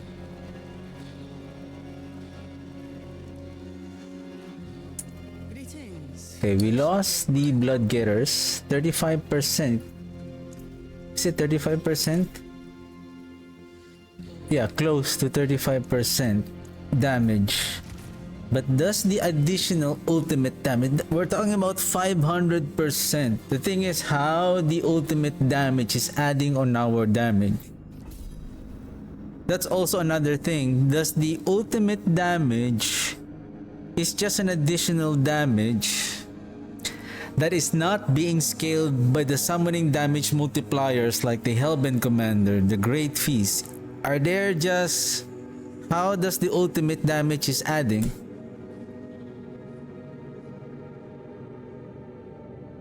So, for example, this one 1993.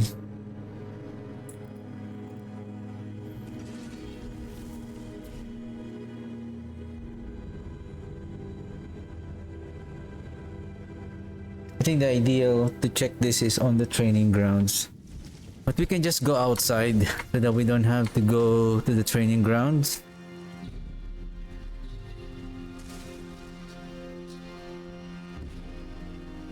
Are we good? 1993.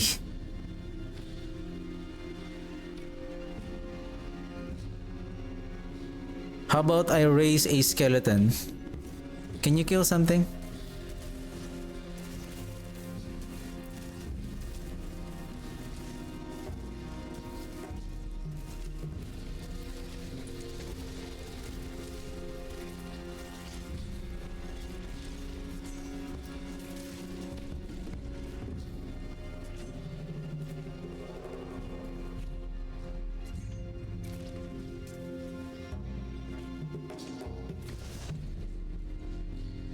$2,059,000.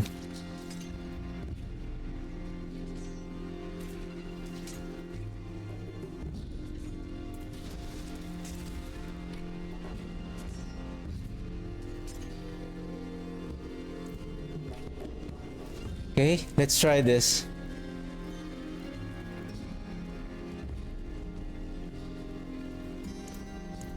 Let's see. And the good thing about that flicker step is that it will help on also reducing the cooldown of the ultimate skill. Yes. The thing is, what is the point of casting the Army of the Dead very frequently if we need to consume the corpse in order to reach that maximum stacks of the vampiric curse, so that when we unleash or cast the Army of the Dead or the ultimate skill, well, yeah, with the Army of the Dead, we will getting the benefit of the full multiplier of that effect.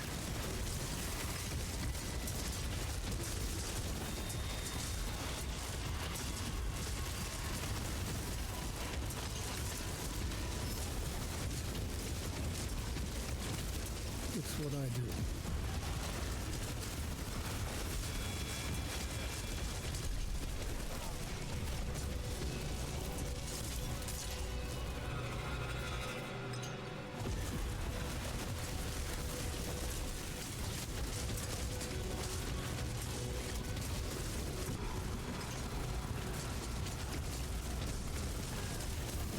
Can we use a potion so that we can really compare the damage output on our previous run?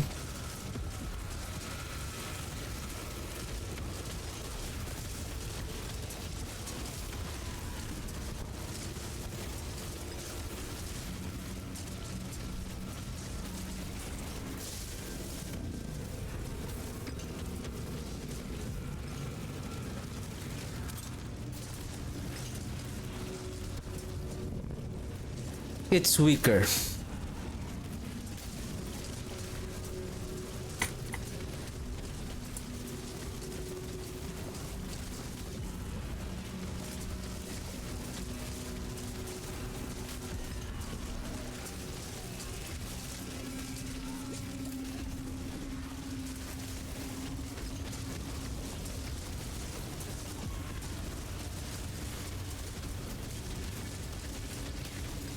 Give me a second. Be right back. Oops. Be right back.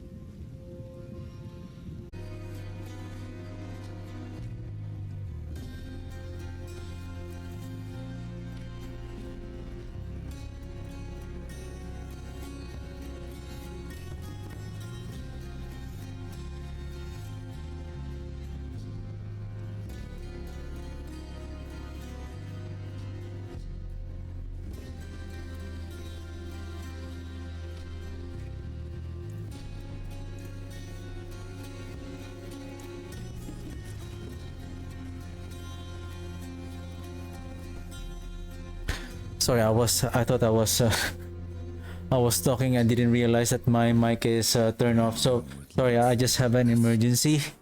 Well, everything is okay. So I was explaining that this flicker step is not really scaling the damage further, even though it looks like, oh, 615 ultimate damage. Just somehow the so-called ultimate damage is in a different damage bucket that I don't know how or where does the damage starts to scale. Like, yeah, we can see that the damage is scaling here, but when the Great Feast, or I don't know, when this Aphogic Führer, like the Unyielding Commander is proccing, like especially this Unyielding Commander increasing your damage, does the increased damage of the Unyielding Commander also scaling on top of that ultimate damage? That somehow, by just, you know, this one doesn't have an what you call this, an intelligence. This one has.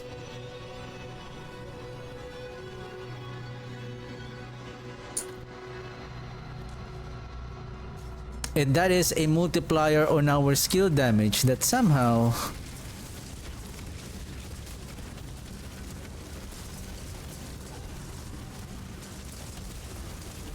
it is being outperformed by a regular ancestral item.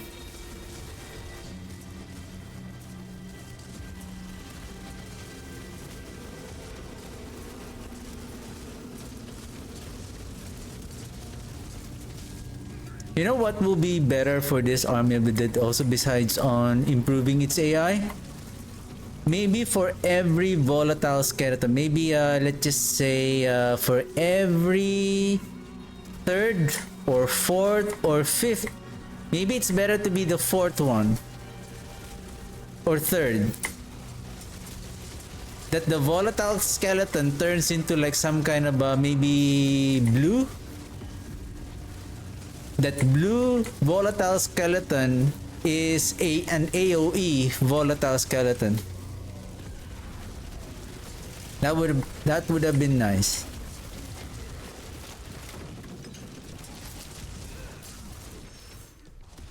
Because at this moment this build lacks on AoE power.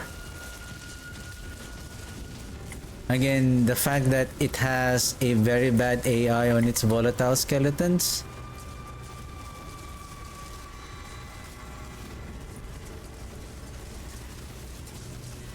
Like adding more splash damage. That would have been nice.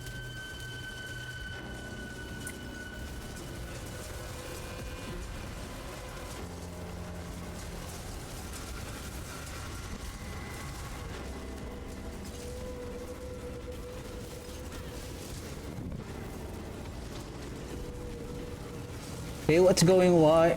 And again, this is the one of the problems with same thing with the corpse explosion, and then this build is like when you are encountering on the type of dungeon layout that has so many corridors and pillars, it struggles on targeting those enemies.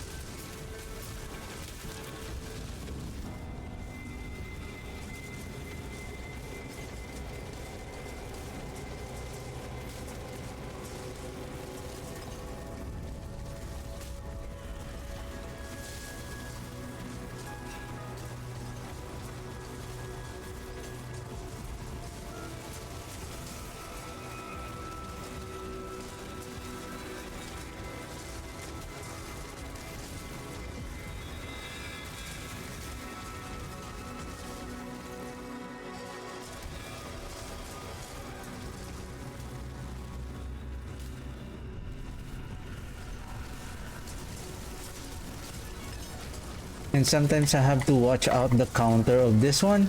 So that is the maximum stack.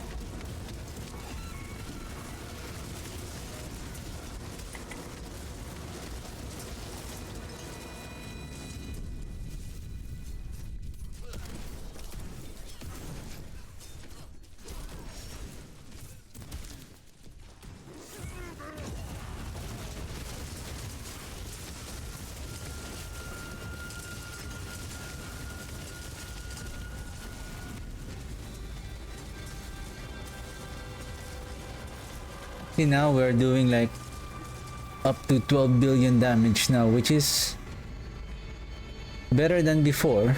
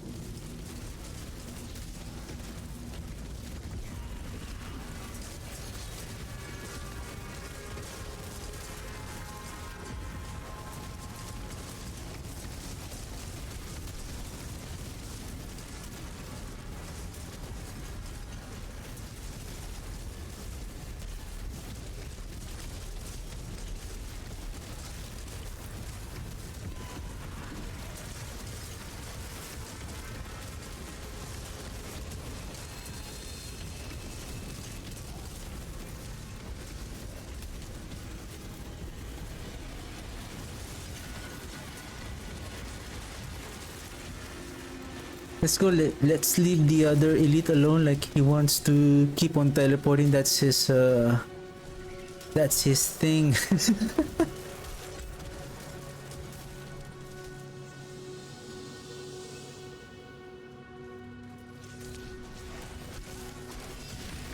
find things. Oh my goodness, here they are again.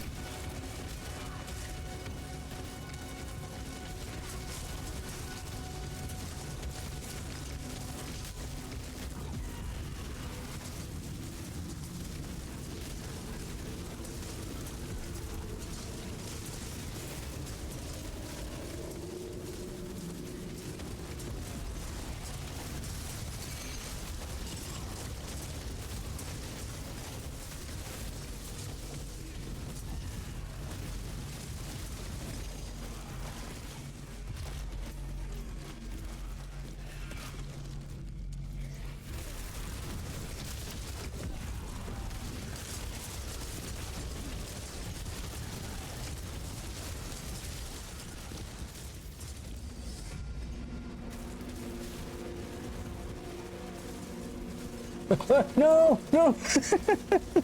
I see the explosion already. Like it's already ready to explode, and then I got frozen.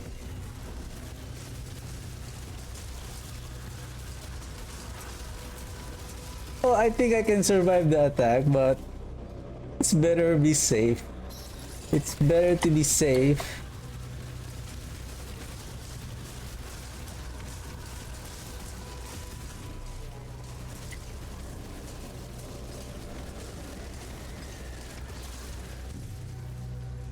And we have to take note, I'm using a level 90 essence glyph.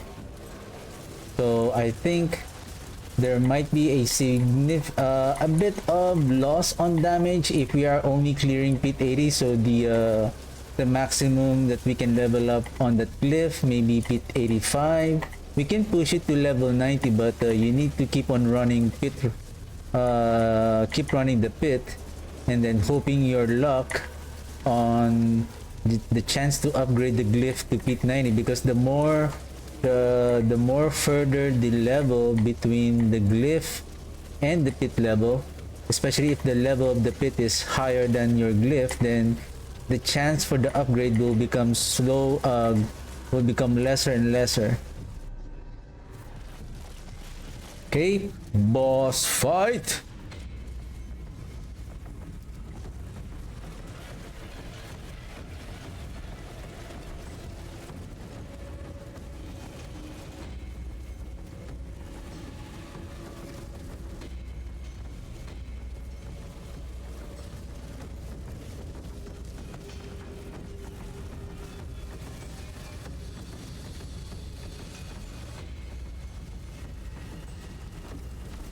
Elias is here.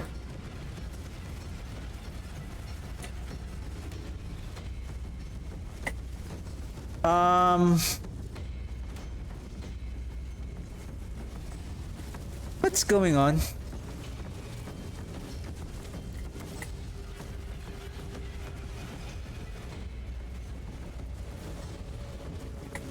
What's happening with our damage? Huh?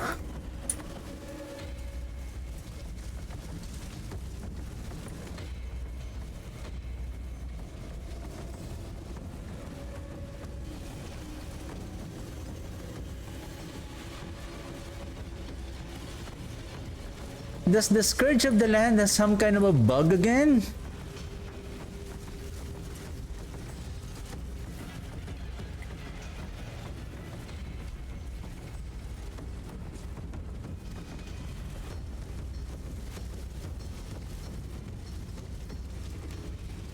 This is just fit 80. Like what happened with, I don't know if it's only on me. Like I think, when was it? Season 7? That somehow it's so hard to bring him down.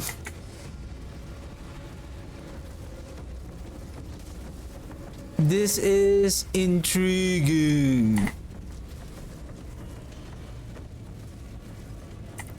We're getting scammed.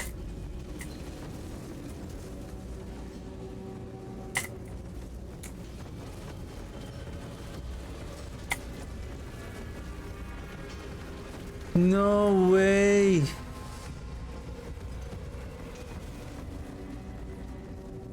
We're dealing 8 billion damage on the Jewel Guardian, but to him, what the heck?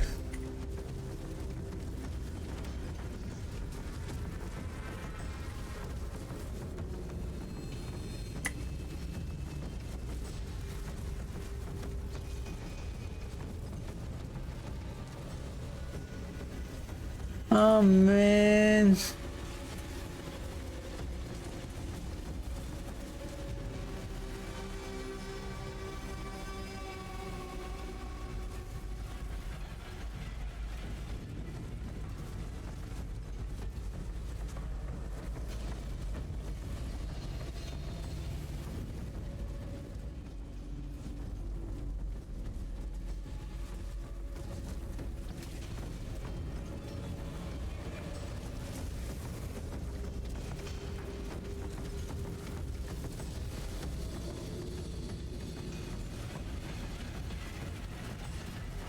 You know, this boss should not be named as Scourge of the Land. Scam of the Scam of the Land. This is weird.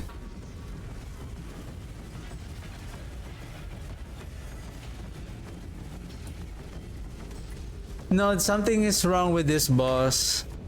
Something is wrong.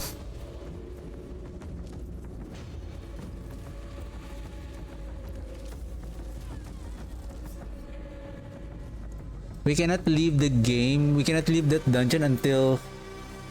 That is weird. Something is wrong with that boss. My goodness.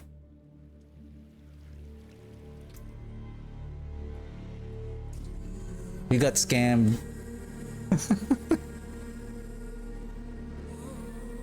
And the intriguing part is why it's always him. Why it's always him.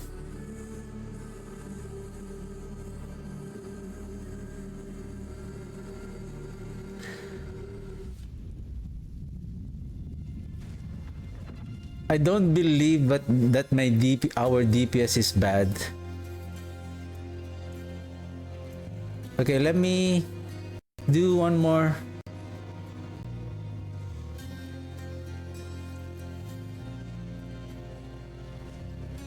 Let's do one more and then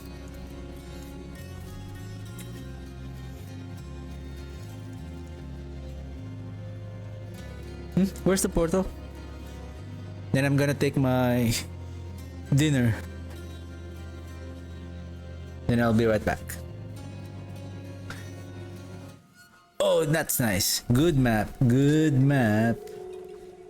As long as good boss.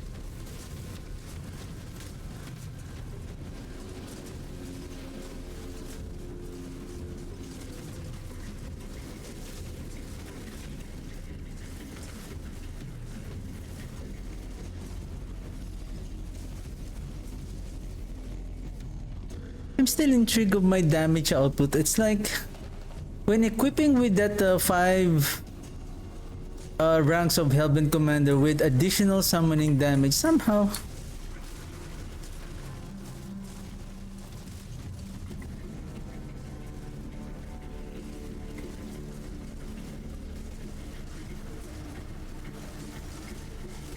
I'm losing damage because of that. Again, with the again adding more summoning damage, and then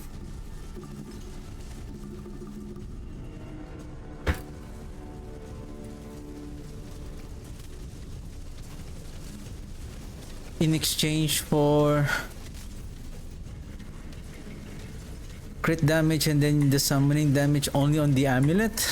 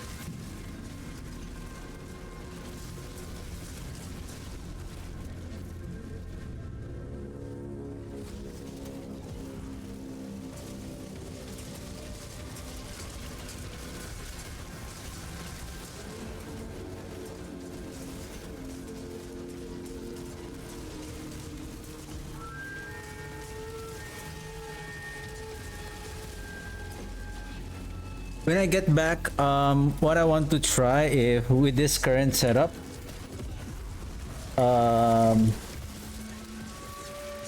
can we efficiently do tormented bosses? 100% we cannot do this with especially Harbinger of Hatred. No, we cannot use this one. 100%. Because there is a high chance that the volatile skeletons is going to target the portal rather than freeing the prison of the of Akarat. That's 100%.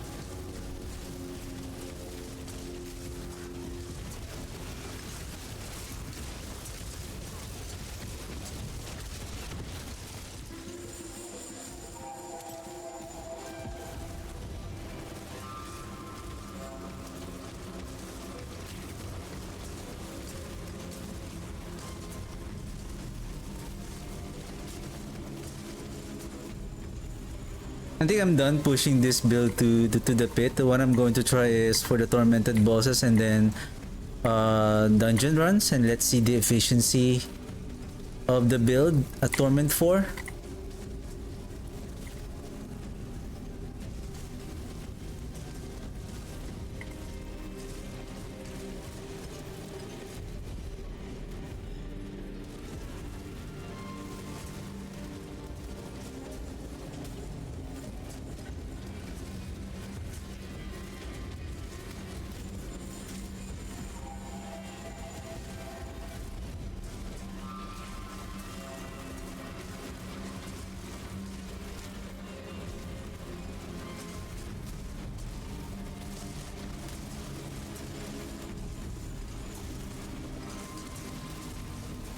It's so satisfying though. Like after they got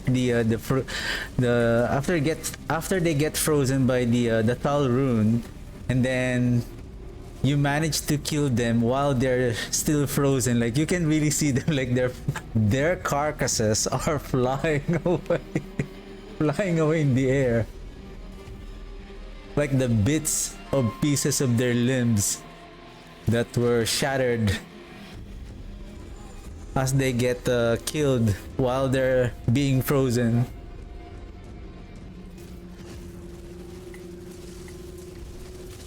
Tested now.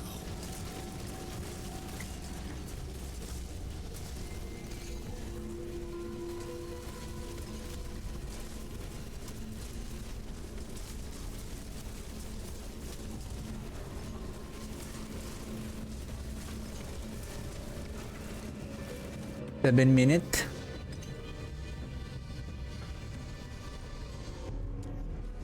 Oh my goodness, here. Are you still bugged, sir? No.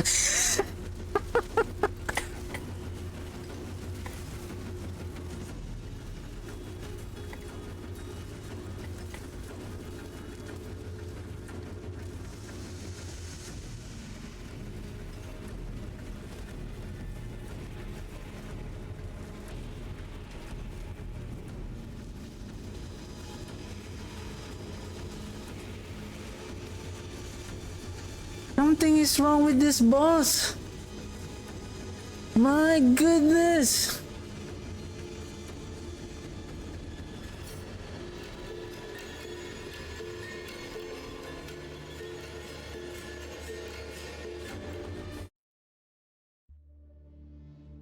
That is so wrong. That is so wrong. Something is wrong with that boss.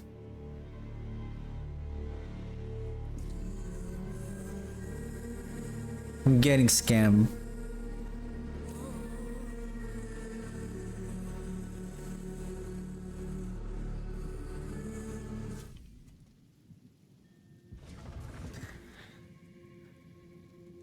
So much run has been wasted.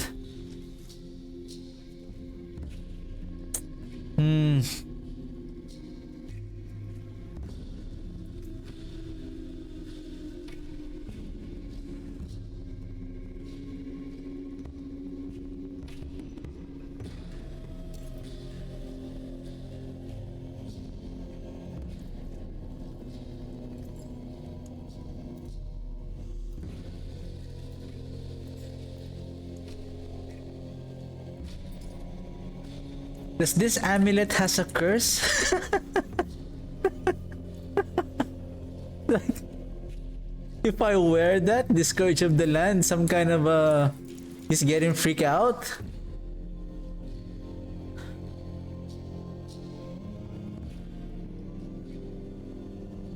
If this is Scourge of the Land, I'm going to restart the entire game. I'm not just gonna leave the game, but totally restart and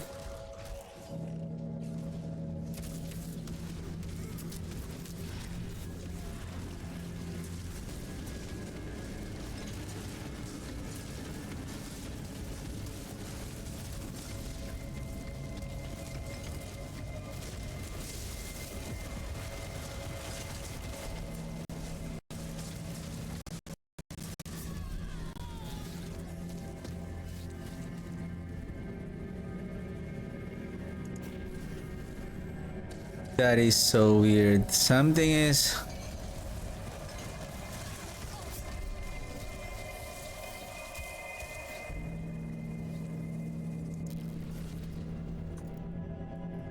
What's going on?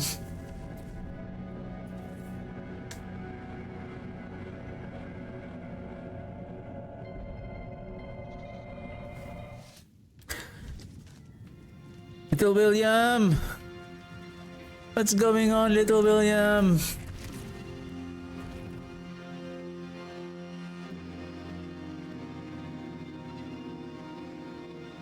That Hellbinder is also insane. Like, it is really insane. Like, doing life drain damage. Like, the only way to mitigate the damage is through What's going on?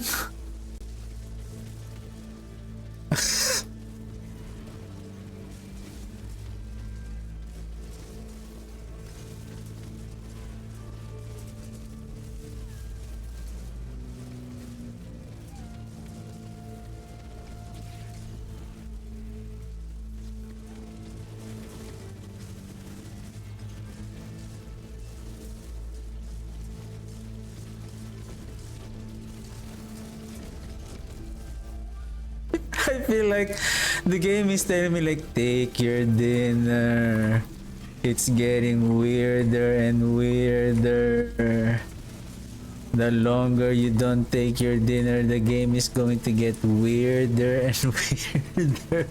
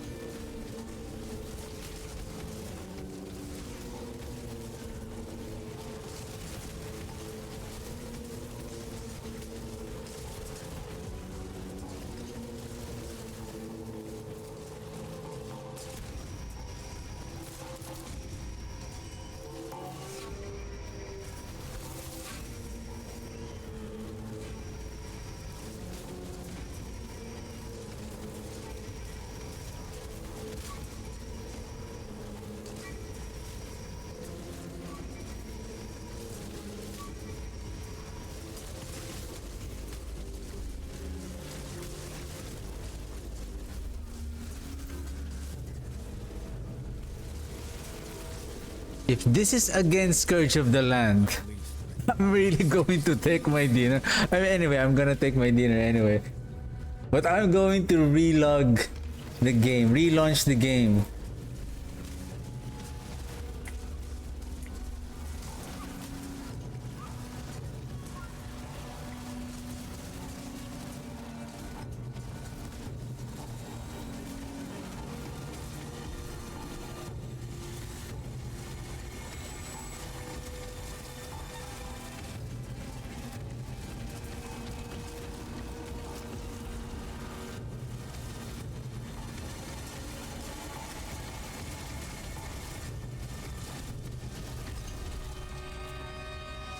Unless I did something wrong, but I don't think I did something wrong. It's still the same setup. The only thing that I've been keep on changing is the amulet. Other than that, it's still the same.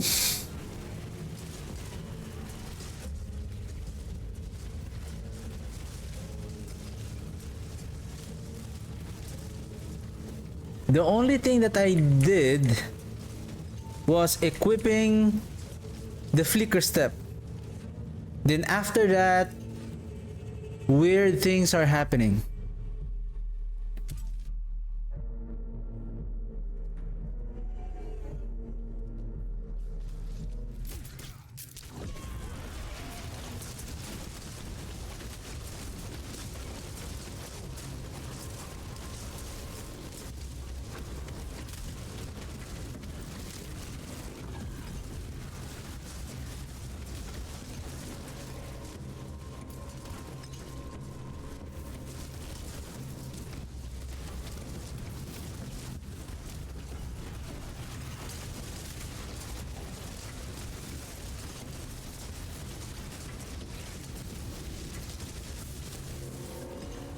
Oof.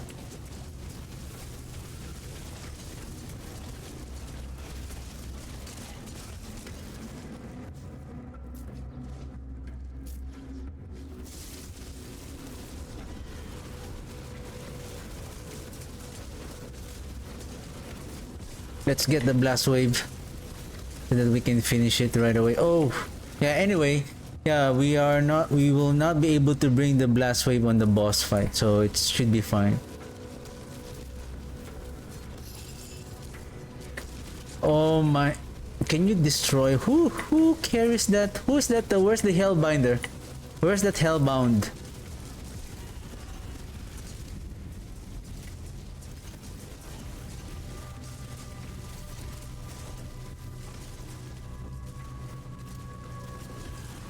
Good thing we have the blast wave. Otherwise,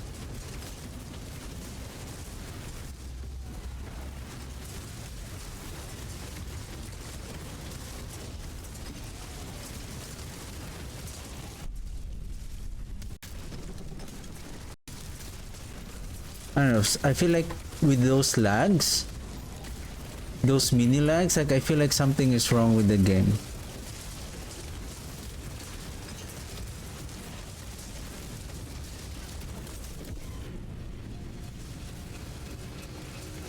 Okay, guess this is boss time.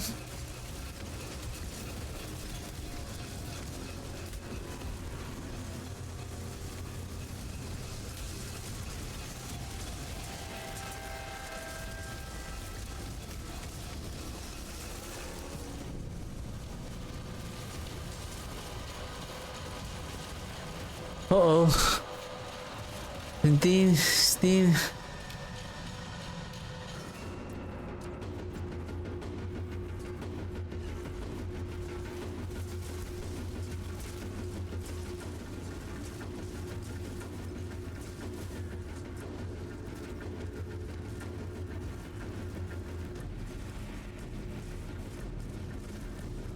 Now look at the health of the boss compared to that the Scourge of the Land. See?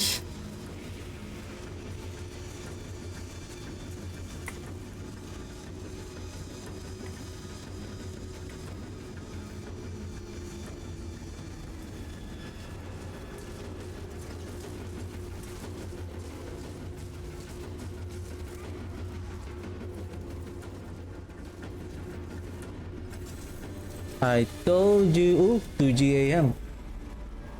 See? We're getting scammed.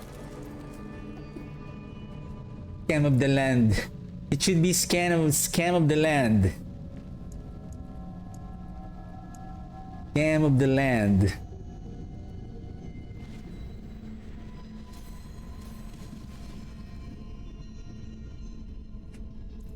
Oh man, where's that 2 GAM?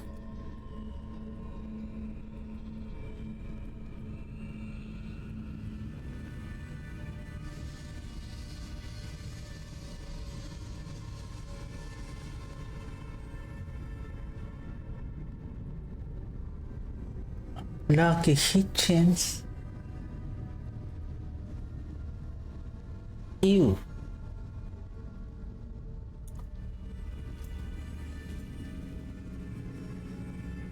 Can we try on lesser bosses? How about this one? 5 minutes. I think we can. Well, we still have our incenses and elixirs, and let's see if we can 100% Lord Zir. If we can. Well, this is already at the 8 stack of the Aphogic Fury. If we can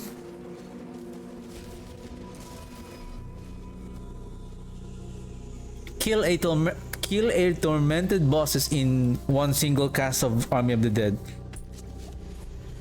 for me that's strong enough. Especially the lesser bosses.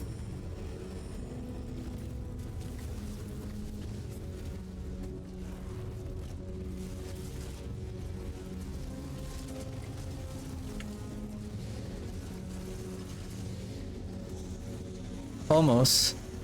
This one you're dead.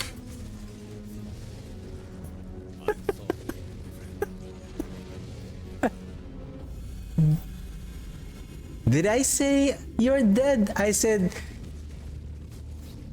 Nick, you're dead. I didn't say Zir is dead. What is that movie? Beverly Hills Ninja.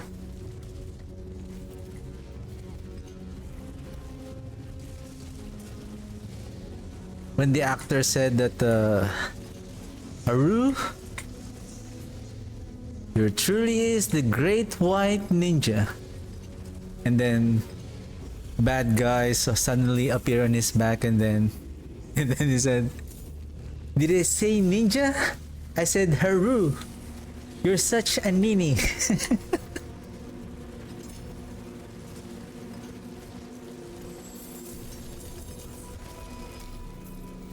What's the name of that guy? He already passed away. He's one of the good friends of Adam Sandler. What's the guy's name? He has also so many hilarious comedy movies. Forgot the guy's name. It is done. Collection of... Oh, I'm full.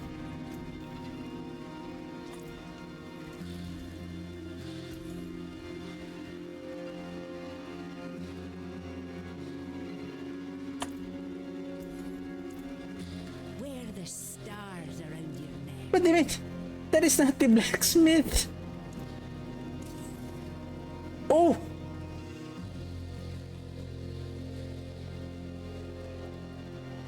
Give me a second. The boots.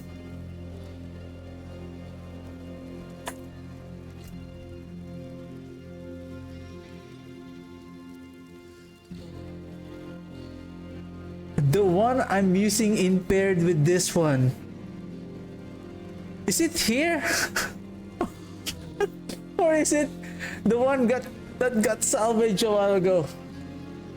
Oh my goodness! Good thing that none of these items that I think I forgot to favorite that item.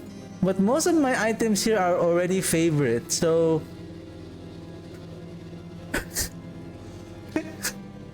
I don't know. What's going on? Let's grab that whisper cache. I don't know, I think we need to take a rest for a while, and then let's take our dinner, and then something is weird really happening here.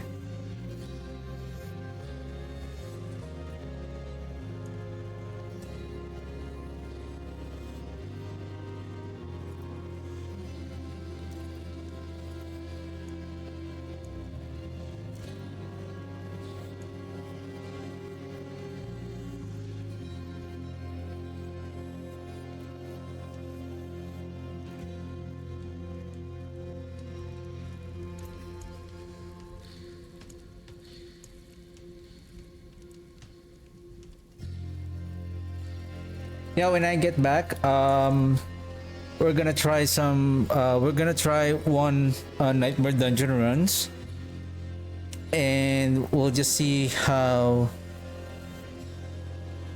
I think it's still okay. It's not. Why? Because we are relying on the Army of the Dead, unless by just removing the maybe the grasping veins, and replacing this with moving the great fist here and then grasping veins here, and then replacing the grasping veins with the fast blood aspect, maybe it will be okay. Maybe.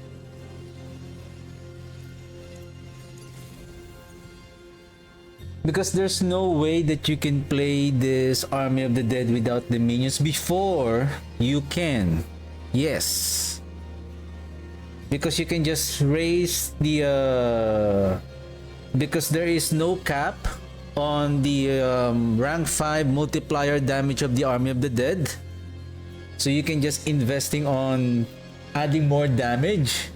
I mean, you can still add the minions just for the sake of reducing the cooldown of the Army of the Dead, but with the flicker step before, you can just keep on evading through the enemies, and then before you have a good overpowering using the sand rune.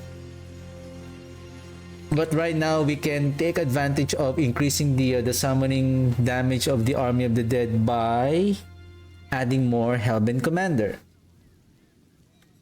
Apparently the Hellbent Commander will only activate when you have a minimum of 7 minions with you, and you cannot use the Bone Prison because the Bone Prison is not considered as a controlled minion somehow, but it is being considered as a summon by the Nagu. But it is not a control because according to the Army of the Dead, because we supposedly could raise the damage of the Army of the Dead by sacrificing the skeleton warriors, maybe more crit chance, and then more damage to vulnerable enemies on what's his name, the mages, while you control.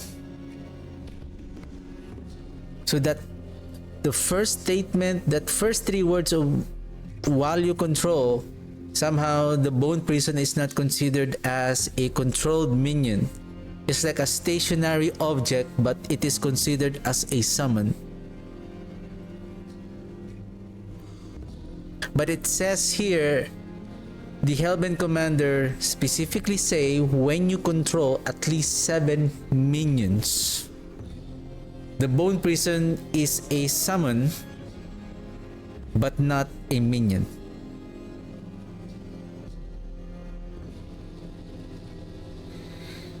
So if you want to take advantage of the Hellbent Commander here, with the right now it has a 100% increase in summon damage,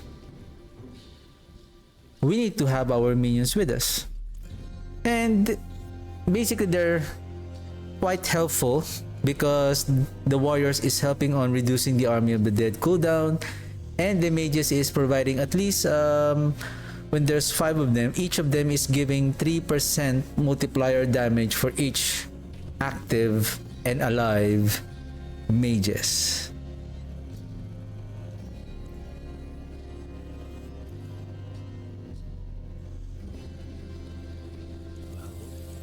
Not at all shame that. Oh, shining Vasili's ghost. I had that in my bag.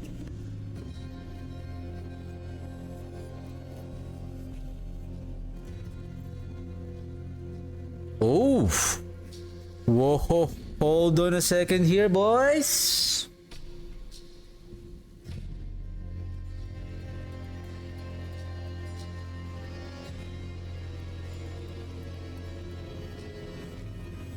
Coalesced blood is a multiplier damage when you are healthy, and this is 6 per rank.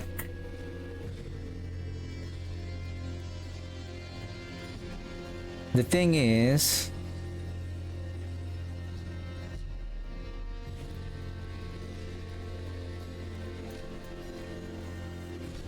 I'll show you. Oops.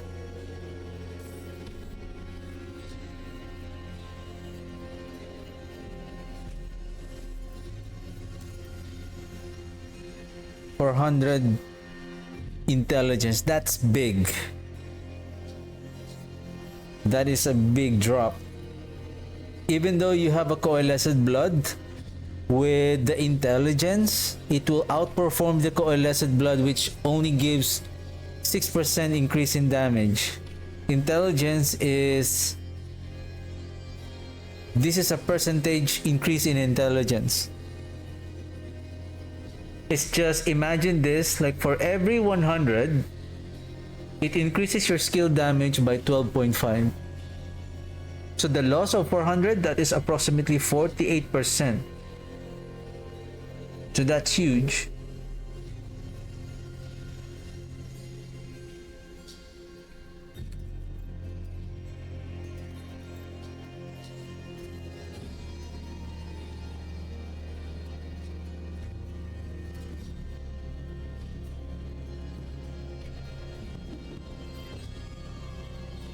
Like for example, this one, let's make this a comparison. So if we're going to use, so this is 3629, 300. But just these two with the GA in intelligence and then non-GA intelligence with coalesced blood. Even though you masterwork the coalesced blood with plus 3 more ranks, so that's 6 times 6, so that's plus 36. But this one alone is already giving plus 36%.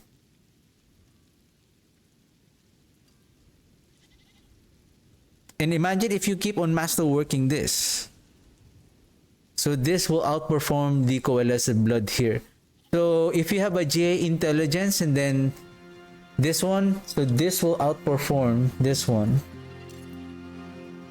Unless if you can re-roll the maximum life with the Hellbent Commander. So now you have 2 sets of multiplier. Hellbent Commander and then coalesced blood. Probably. But this one and then add a Hellbent Commander, this is going to outperform this one. For this build only.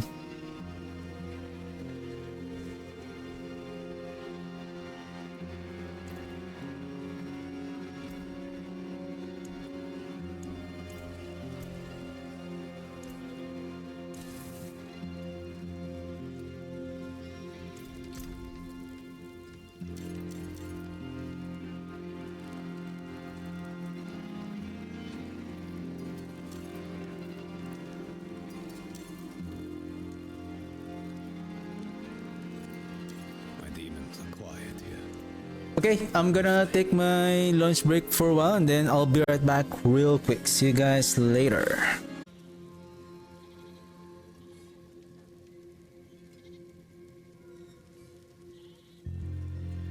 Alrighty. So I'll be streaming until 9 p.m. My hammer sings on your return.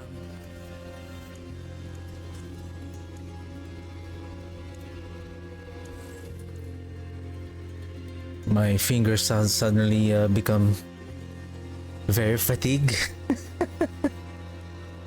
Maybe because of that the scam of the land fight. Okay, what we're going to do is, let's see if we can imprint this with fast blood. And then fast blood, and then let's do one Nightmare Dungeon. Whoa, Dead Man's Dredge, one of my favorite.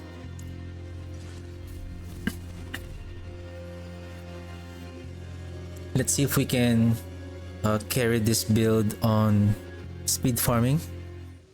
I know what lurks in darkness.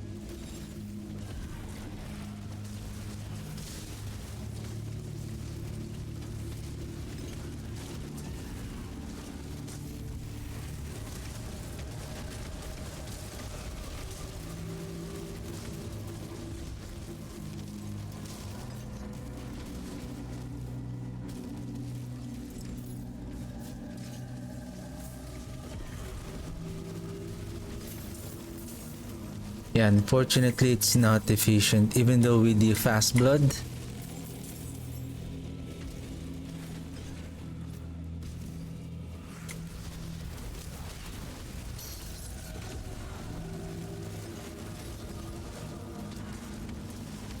because we are also waiting for the army of the dead to hit and attack the right monsters.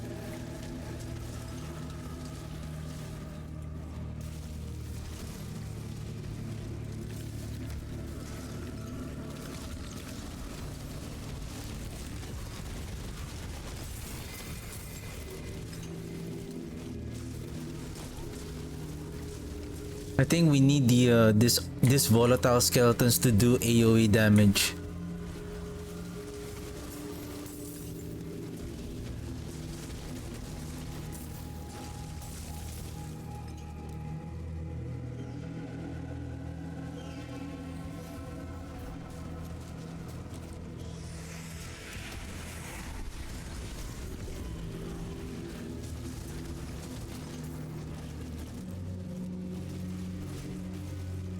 This is the part I'm worried about. I chose the strong room, so I hope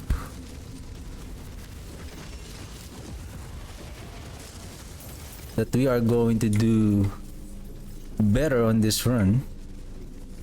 There's a high chance that probably the max reward tier would be only tier 4. I would be surprised if we can do it, if we'll be able to do it at rank 6.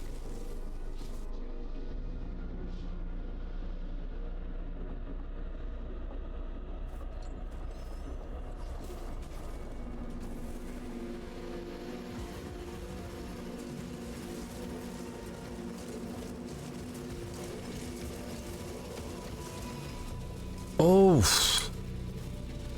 crap. Yeah, we have. Okay, good. Yeah, right. I thought I don't have the embalmer.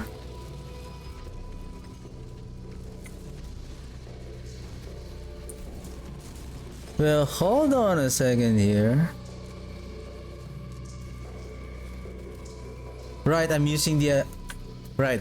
I'm using the blood begets blood. I thought I didn't use the blood begets blood.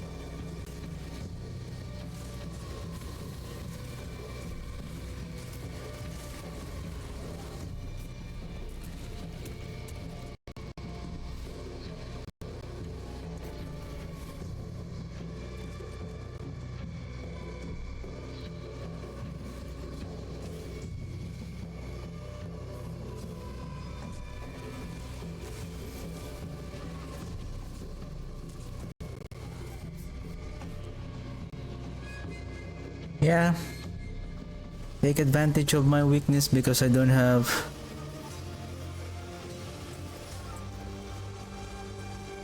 the army of the dead yet.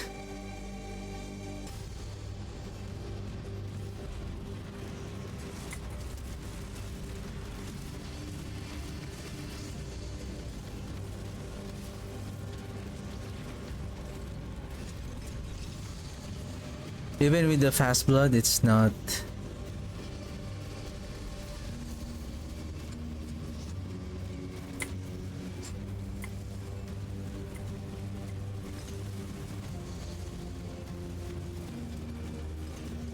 See, where's our volatile skeletons?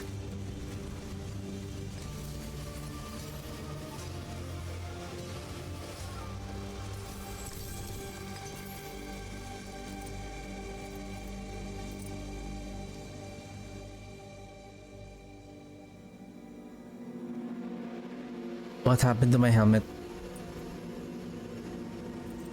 Huh?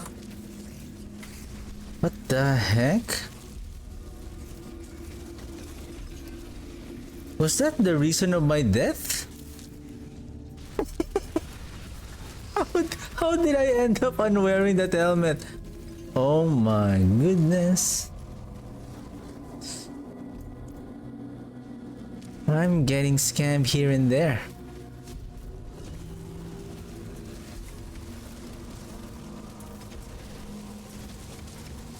The fact that the volatile skeletons is spawning like... Unless, you know, the volatile skeleton are spawning like basic 10. And then on top of the 10 that it keeps on spawning to the strongest elite, excuse me, or to the monsters, or it adds an additional volatile skeletons that hunts random enemies. Or better, I believe it's really better to have the volatile skeletons to do AoE damage.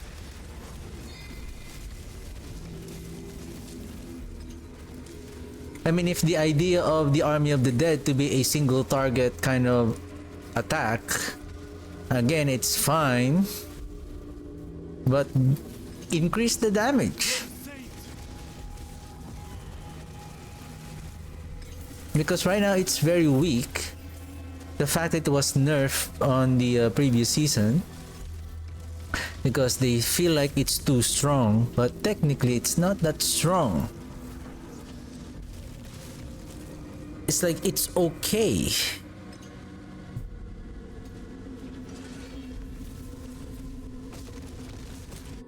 So anyway, let me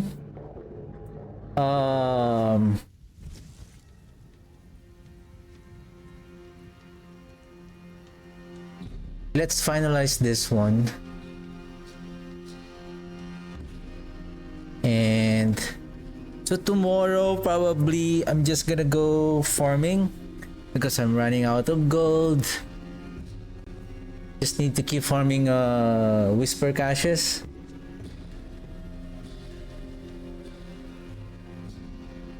So this one is still okay. Second Nagu, Thal and Seer. I believe I have already updated this. It's just I don't have the materials yet, but I'm kind of intrigued whether why total armor?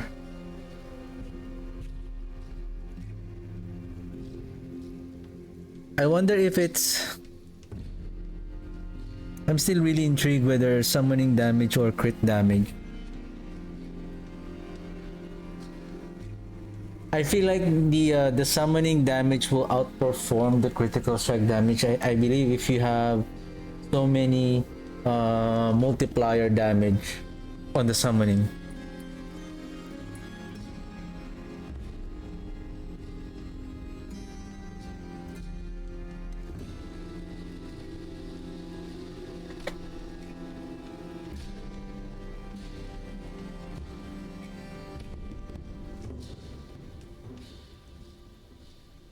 And then on the gloves we need one. I wonder if where can we still add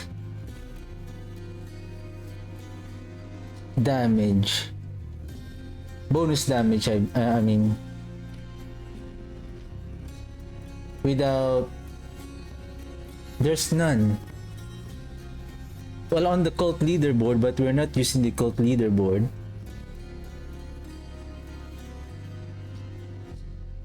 Yeah, before we are investing on golem damage or all golem damage, because the golem damage has a very good multiplier.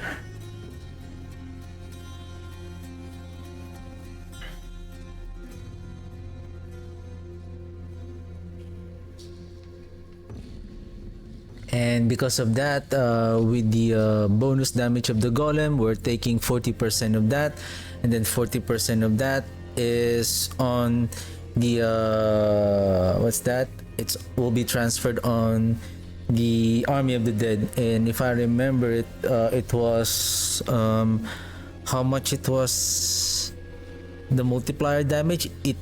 reach up to 9,000. And if I'm not mistaken, during the time that the Golem Mastery is only capped at rank 8.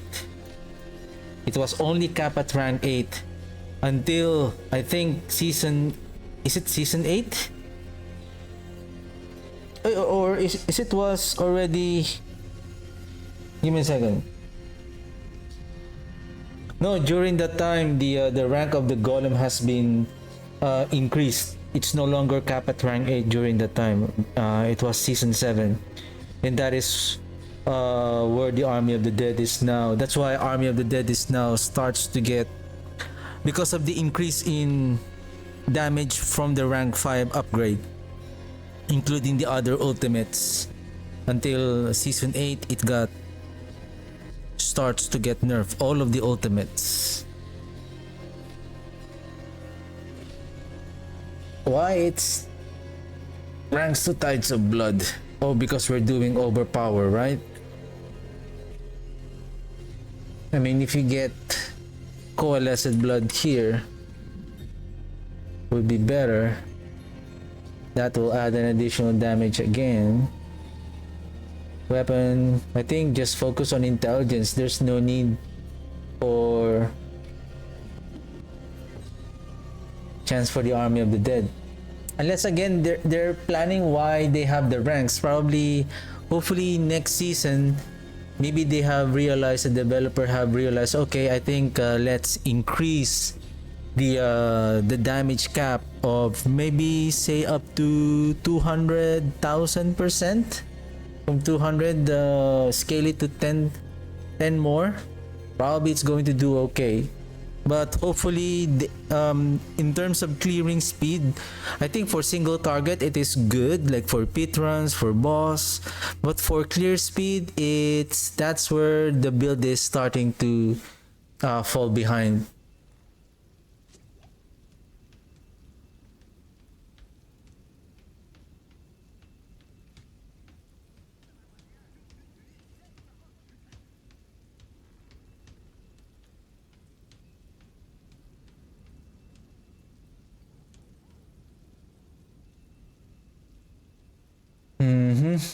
Save changes, a Fogic Viewer. This one should be Great Feast.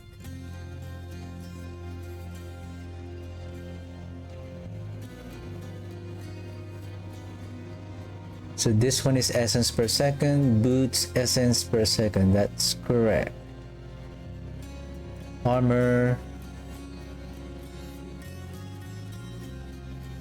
I think you should be okay with the resistance once you have fully gain all of the resistances. You should be okay, especially on the Paragon board. If you're struggling with resistances, maybe replace essence per second with resistance, or intelligence essence, and then instead of life, roll for fight the resistance to elements, or even on one of the rings, one of the affixes on your rings. That should be fine.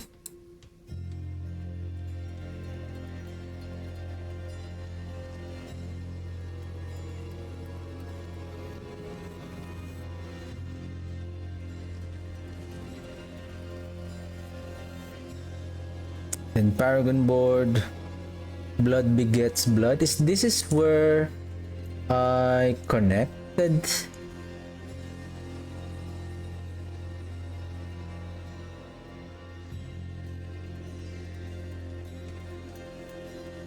Well, it could have been.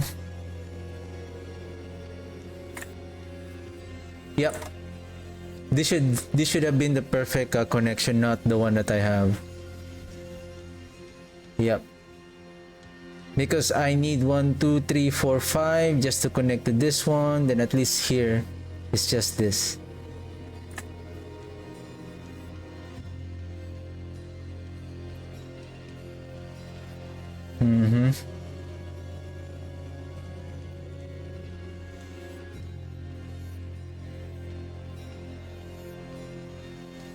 Okay.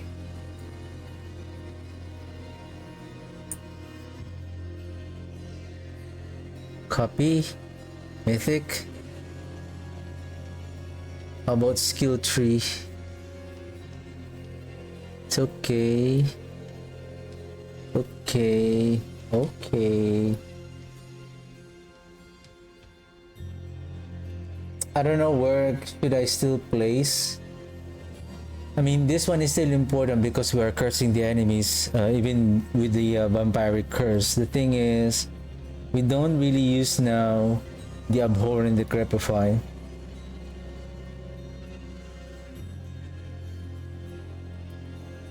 I mean, it should have been this for more Golem Mastery, but then again,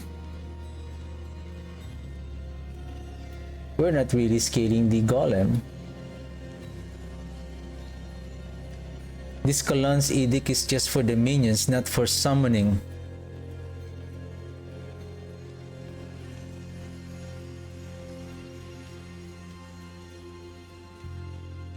This could have been better. Also, if the Kalon's Edict, if this is for summoning, like maybe they could also make this like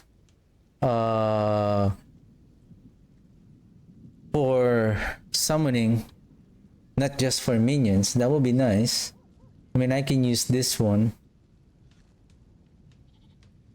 And then another thing is the running speed of those volatile skeleton. I hope that their running speed is also synchronizes with our attack speed, that their running is the attack speed, so that they are going to be much more faster on hitting the enemies. Although they are, of course, summoning right in front of the enemy, right? But again, it still needs more AoE damage. That's all. Need more AoE damage and more improvement on the DPS. More improvement on the DPS. I think. Let's see.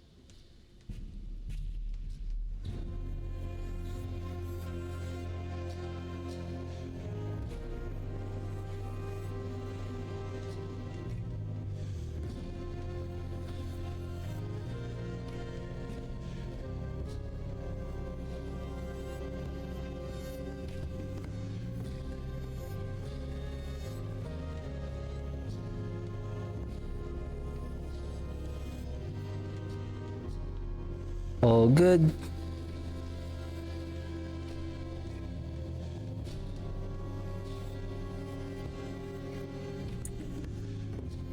Yep, I think that's it.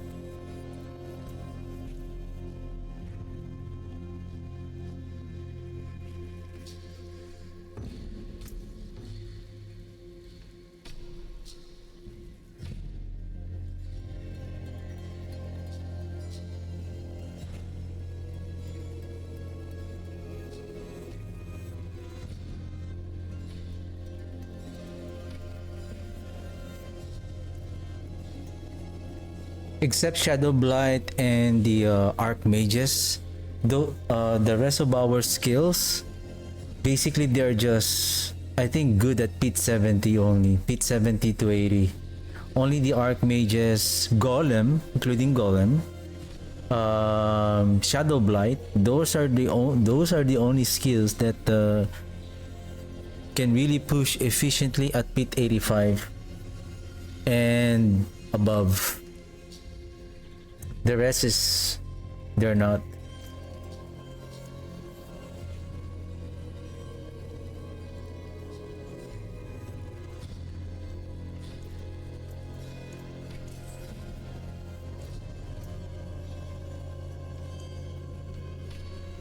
I really need a second character soon.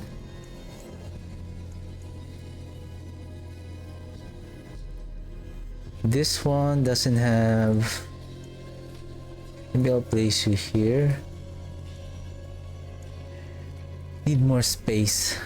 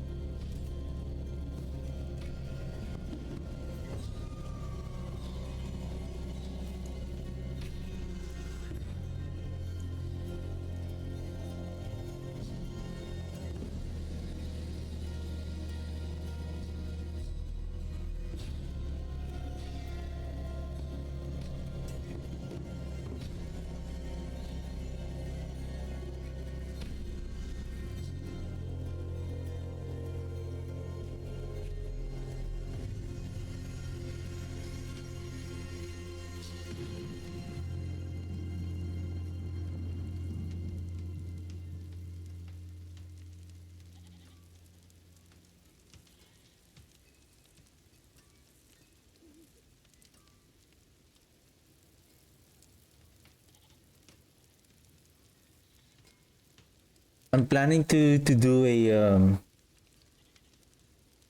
blood lance. I don't think it's going to work anymore, because the fact that the blood skills doesn't have any scaling damage for the physical damage.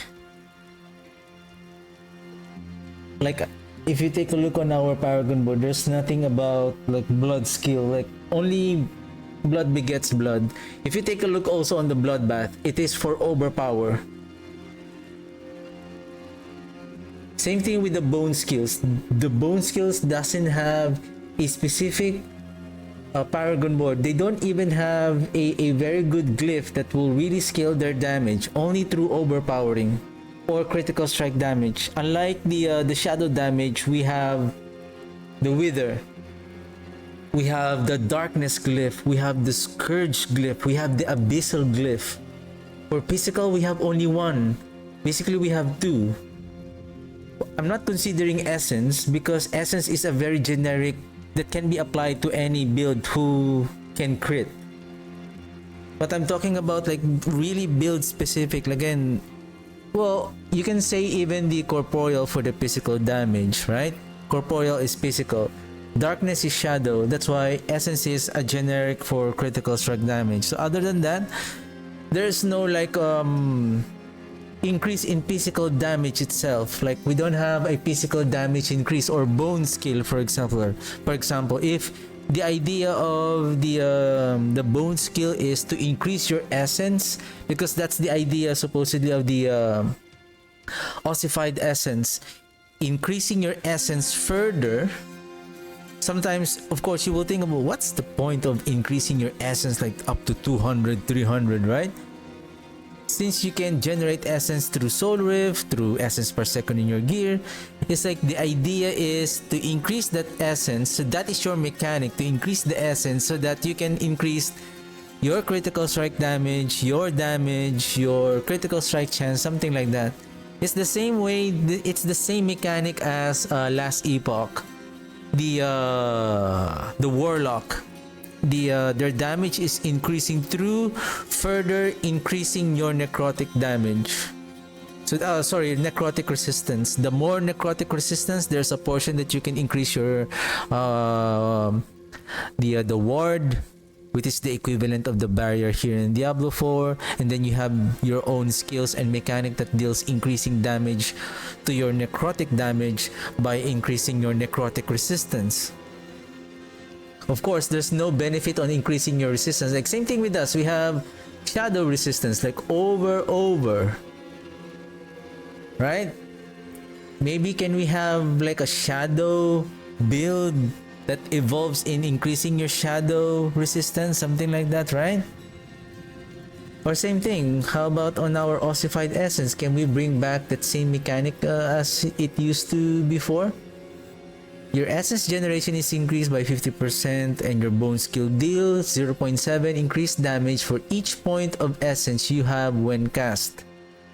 But it only cap up to 140%. So, and if I remember, if I'm not mistaken, is it the ossified essence or is it the key passive called, what is that?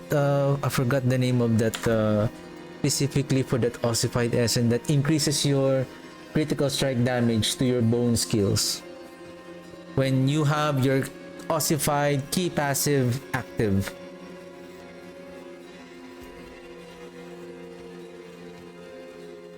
Yeah, right now our build is just having fun on. I think you can still play this, no problem. But if you want to blast through with the end game content, you will not be able to, because you really need to have a high DPS, fast clearing kind of build. That is basically the mechanic and the gameplay of your build as far as the RPG games are concerned.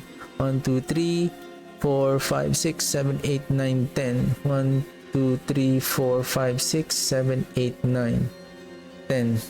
If you have an offhand.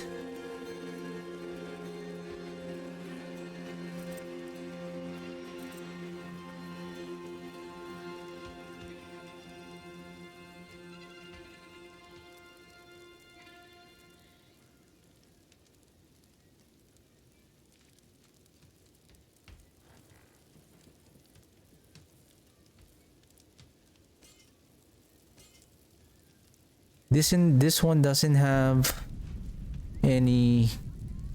It doesn't belong to the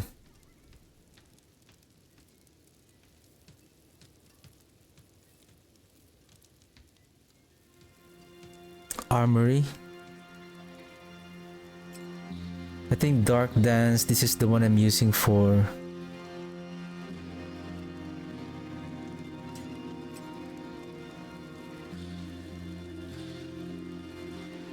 Yeah, basically the physical damage, we don't have a scaling damage for the physical.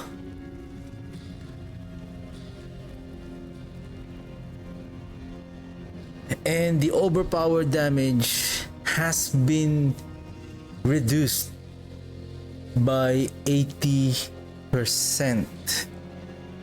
So imagine if you're doing 60 billion damage before, you're only doing 12 billion damage right now. And that 12 billion damage probably if you have the mythic item. Now if you don't have, then you're just 5 billion damage probably.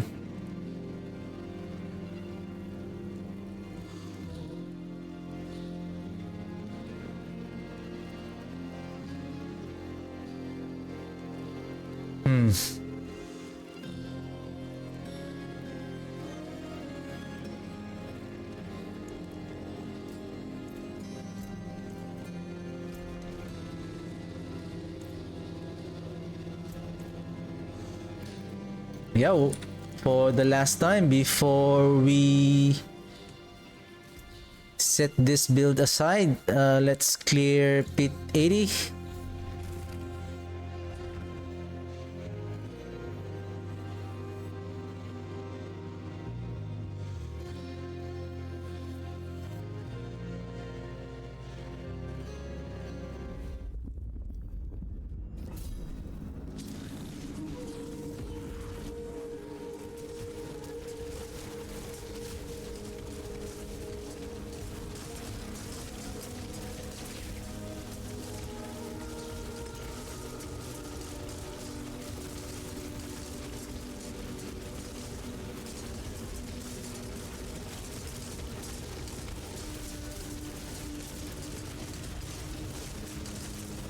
Huh? Am I using a different weapon? Oh! Ew! Ah.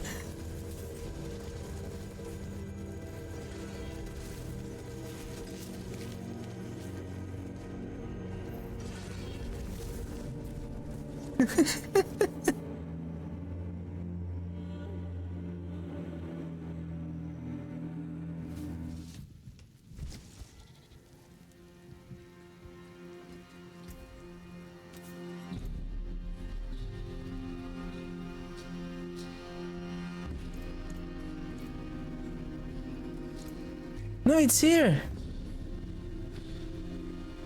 The grasping veins? Sublime.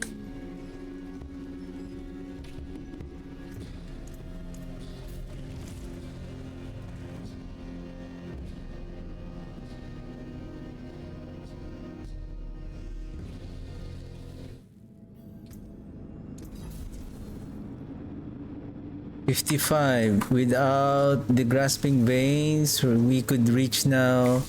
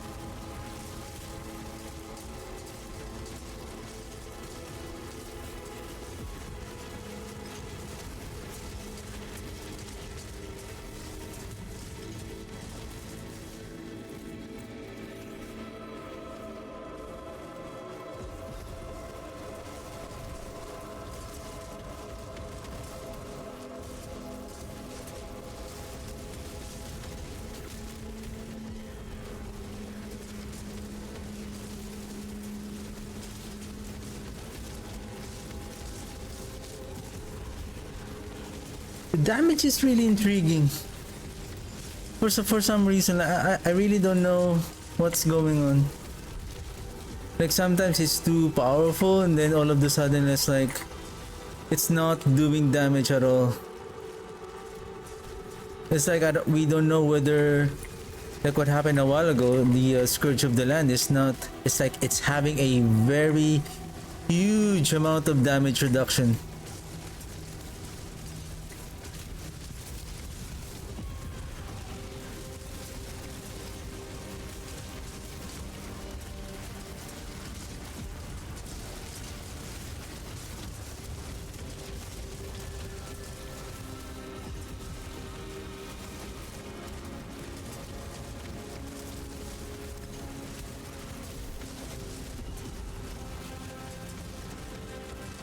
And see that with the damage reduction elite, so imagine if we don't have this mechanic anymore, like disabling the damage reduction of the elites, then we have a problem soon.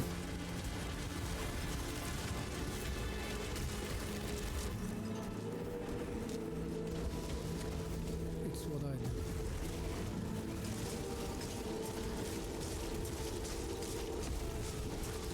What's going on?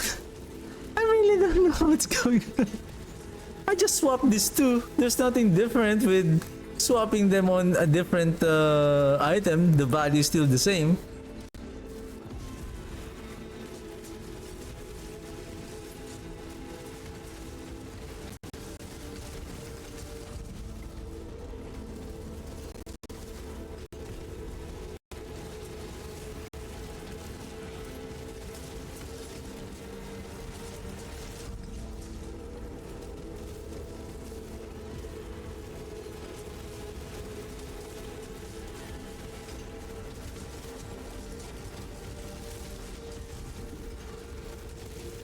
I don't know. I don't know what's going on.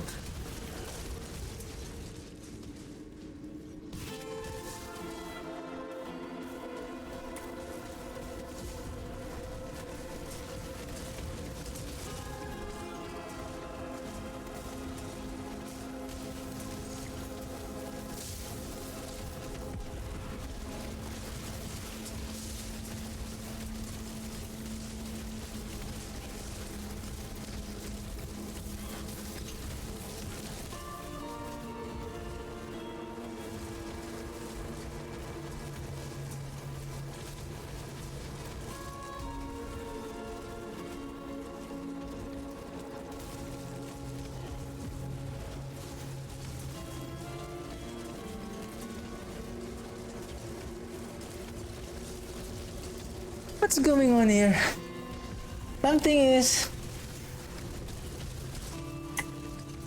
Something is really weird. Let me... I'll be right back. Let me relaunch the game.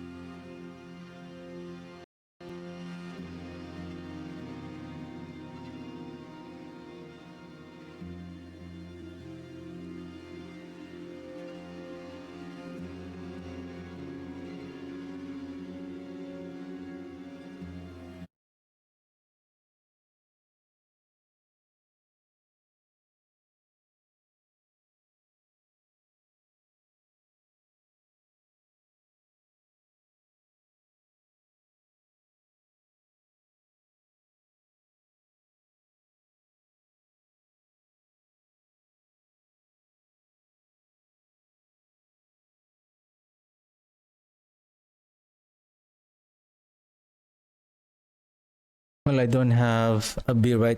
I don't have a mic on my be right back scene, so I just switch on the game mode. So the game is now relaunching. I don't know what's going on. It's like I'm already at the end of my stream, and then silly things are happening. Like that is not the same pit area that I was running a while ago, using the same items. The only thing that was changed is that I interchanged the aspect with the same value, having the same value on where they got placed now. But somehow, I don't know. I don't know if the current server that I'm on, somehow that there's weird things are going on.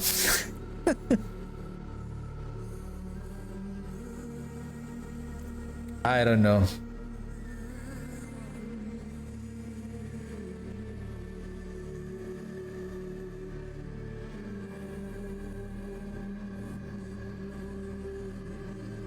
Like 5 minutes, I'm not even like halfway on the pit 80. Seriously?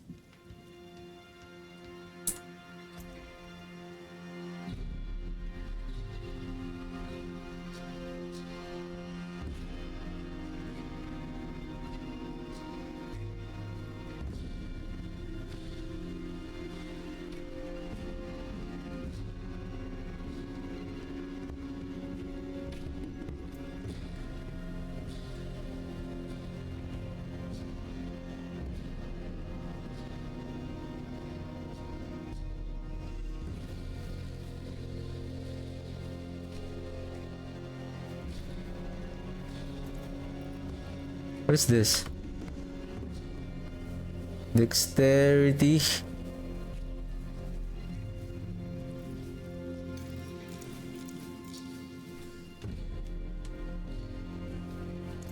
Oops, not 95.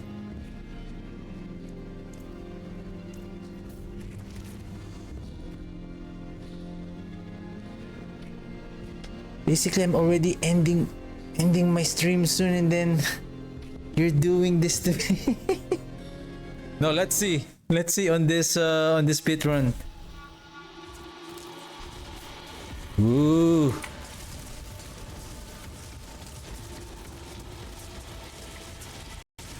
Ooh.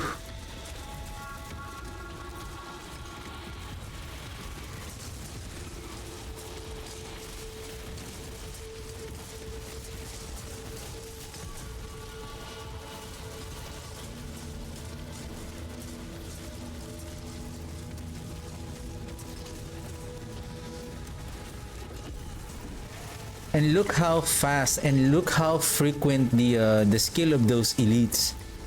Like almost every 3 seconds. Every 3-second cast. Every 3-second cast. So imagine if you have those multiple enemies with the same like cold enchantments. Like, oh, you're done. You are crowd control lock.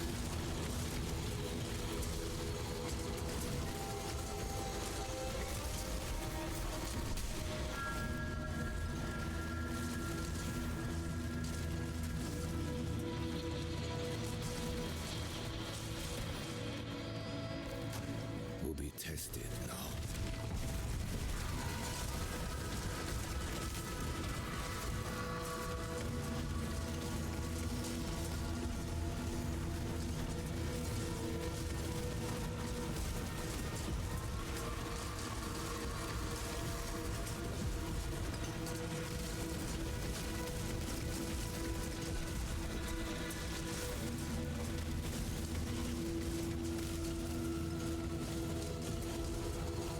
Ah, where's the DR? You still haven't killed it.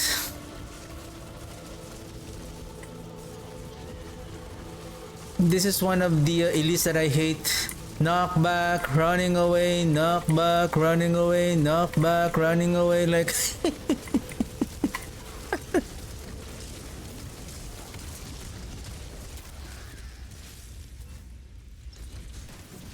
And as you can see, it's the damage is there. The damage is good.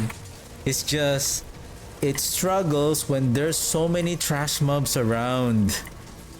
That is why I believe this volatile skeleton of the Army of the Dead needs an AoE damage, and it needs to prioritize elites, bosses, DR elites.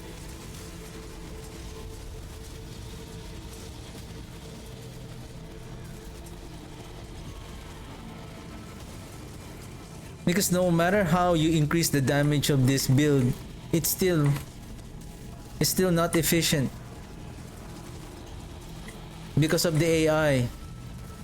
Because we're talking about AI here, the behavior of those you're summoning your minions. Unless you have a skill or a hotkey that you can tell them or instruct them, hey guys, attack this elite, concentrate your attack on this elite, nothing else. What happened? Hellbinder. How many enemies do I have here? Hellbinder, lag, mechanic, you name it, we have it.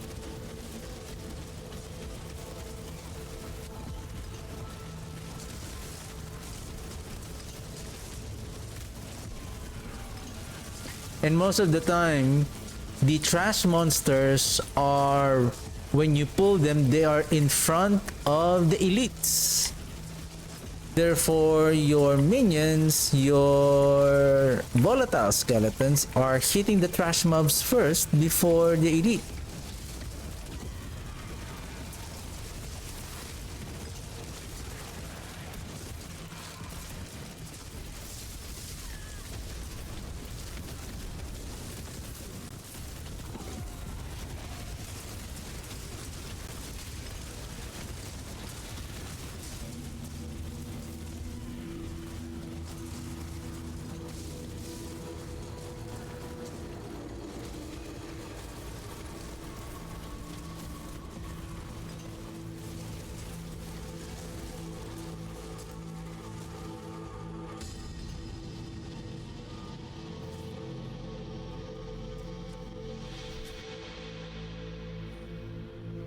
Oops.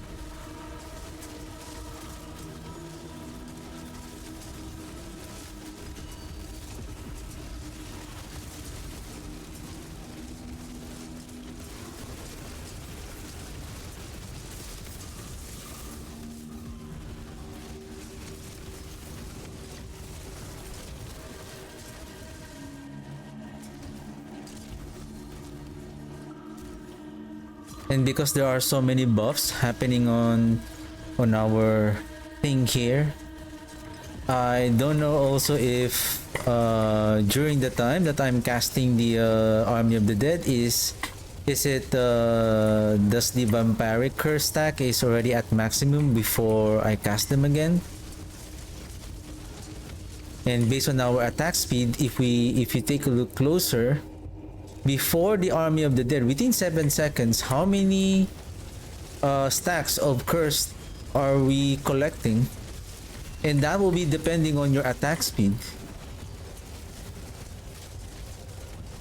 If your attack per second is 100%, meaning you're doing 2 attacks per second, so technically within 10 seconds you can consume corpse to give a stack of 20 vampiric curse. The duration of the Army of the Dead is only 7.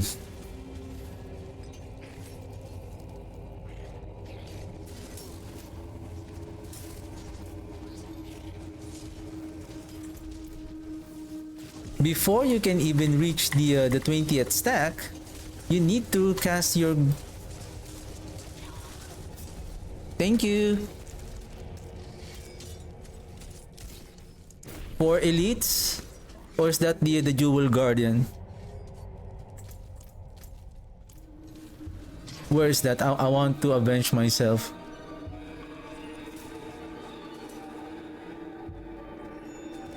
Do it again.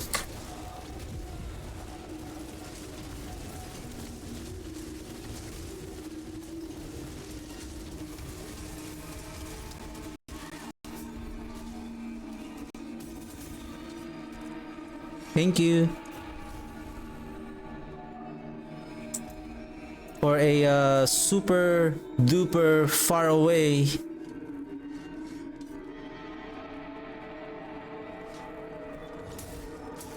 Formidable.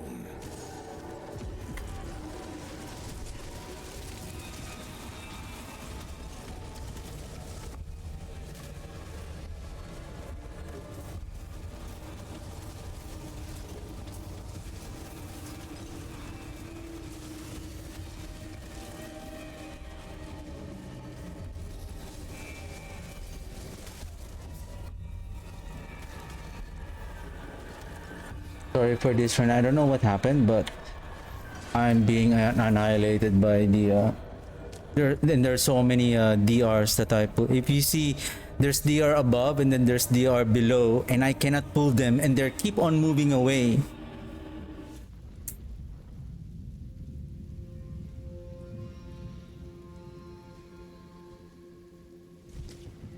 Huh? Huh?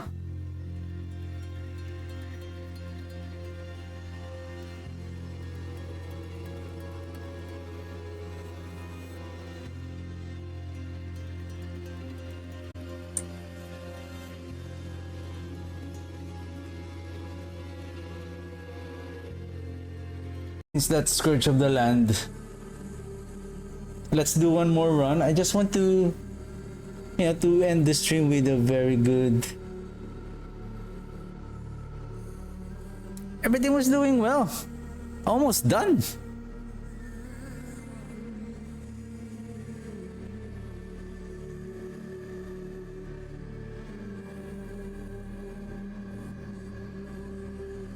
It's like having lag one after the other. Then I saw the my stream, like there's a buffering thing, and then I thought that somehow my stream got cut off. Do we still have the pit?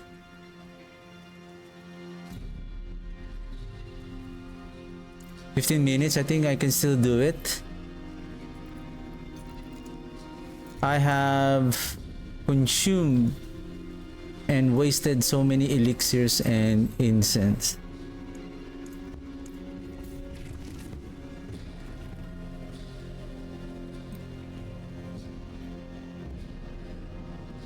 Enough talking. Let's just play the game and let's finish this pit.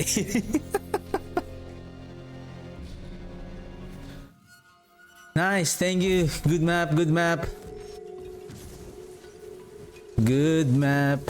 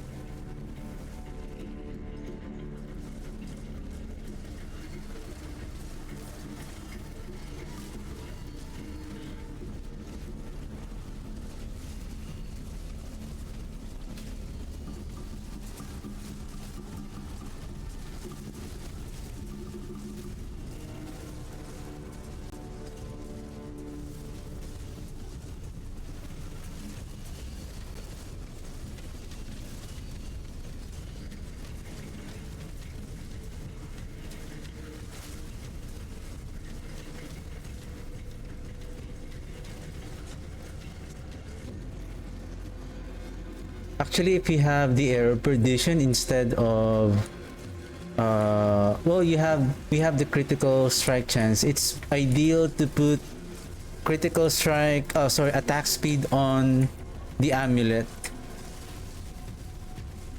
I think with the mechanic of consumption of the corpse in order to get the vampiric curse stack, attack speed is now more important here, because especially if you don't see the stack, see 14, 15, and sometimes see I'm casting the Arm of the Dead is ready, but you're just on 15 stack.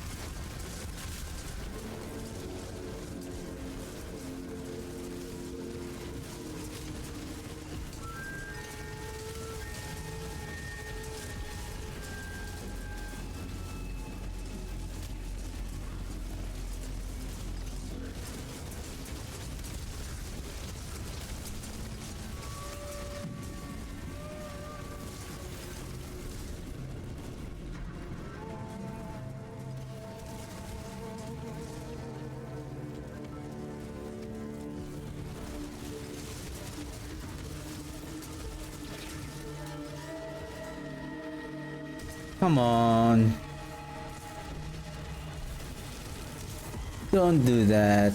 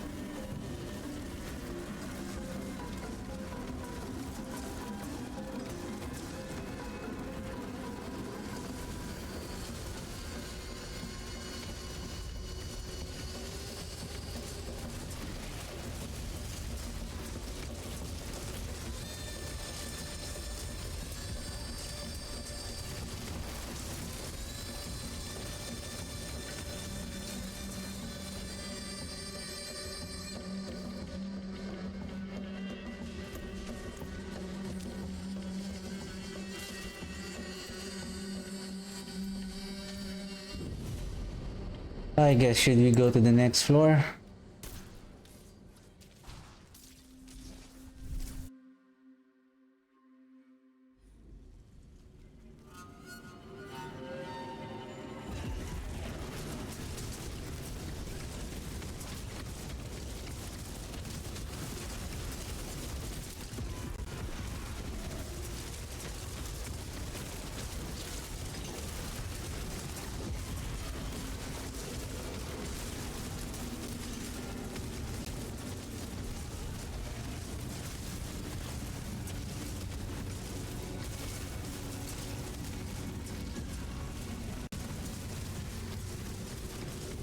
I feel like my PC is already tired.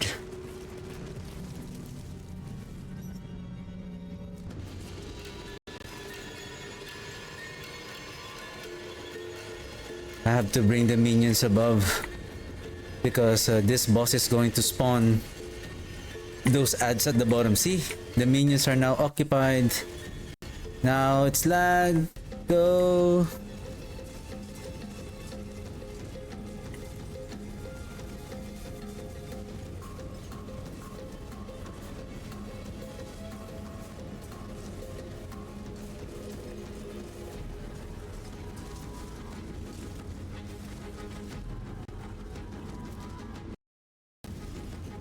Wow. Oof.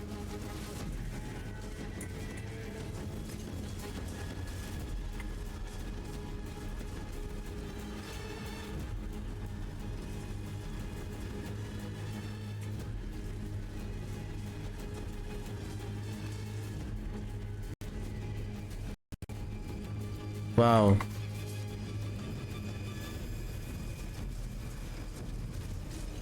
I think my PC is already tired. Anyway, it is what it is.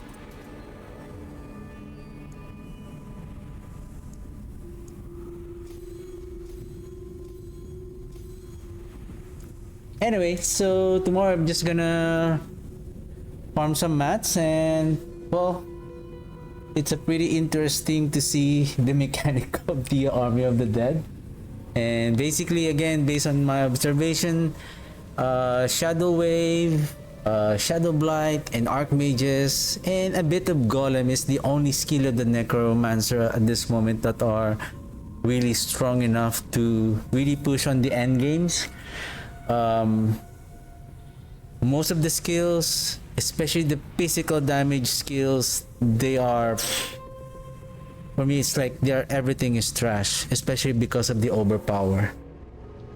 Heavy nerf. So, well, yeah, that's it for me today. And thank you very much for watching. And I'll see you guys tomorrow, and have a good one. Bye.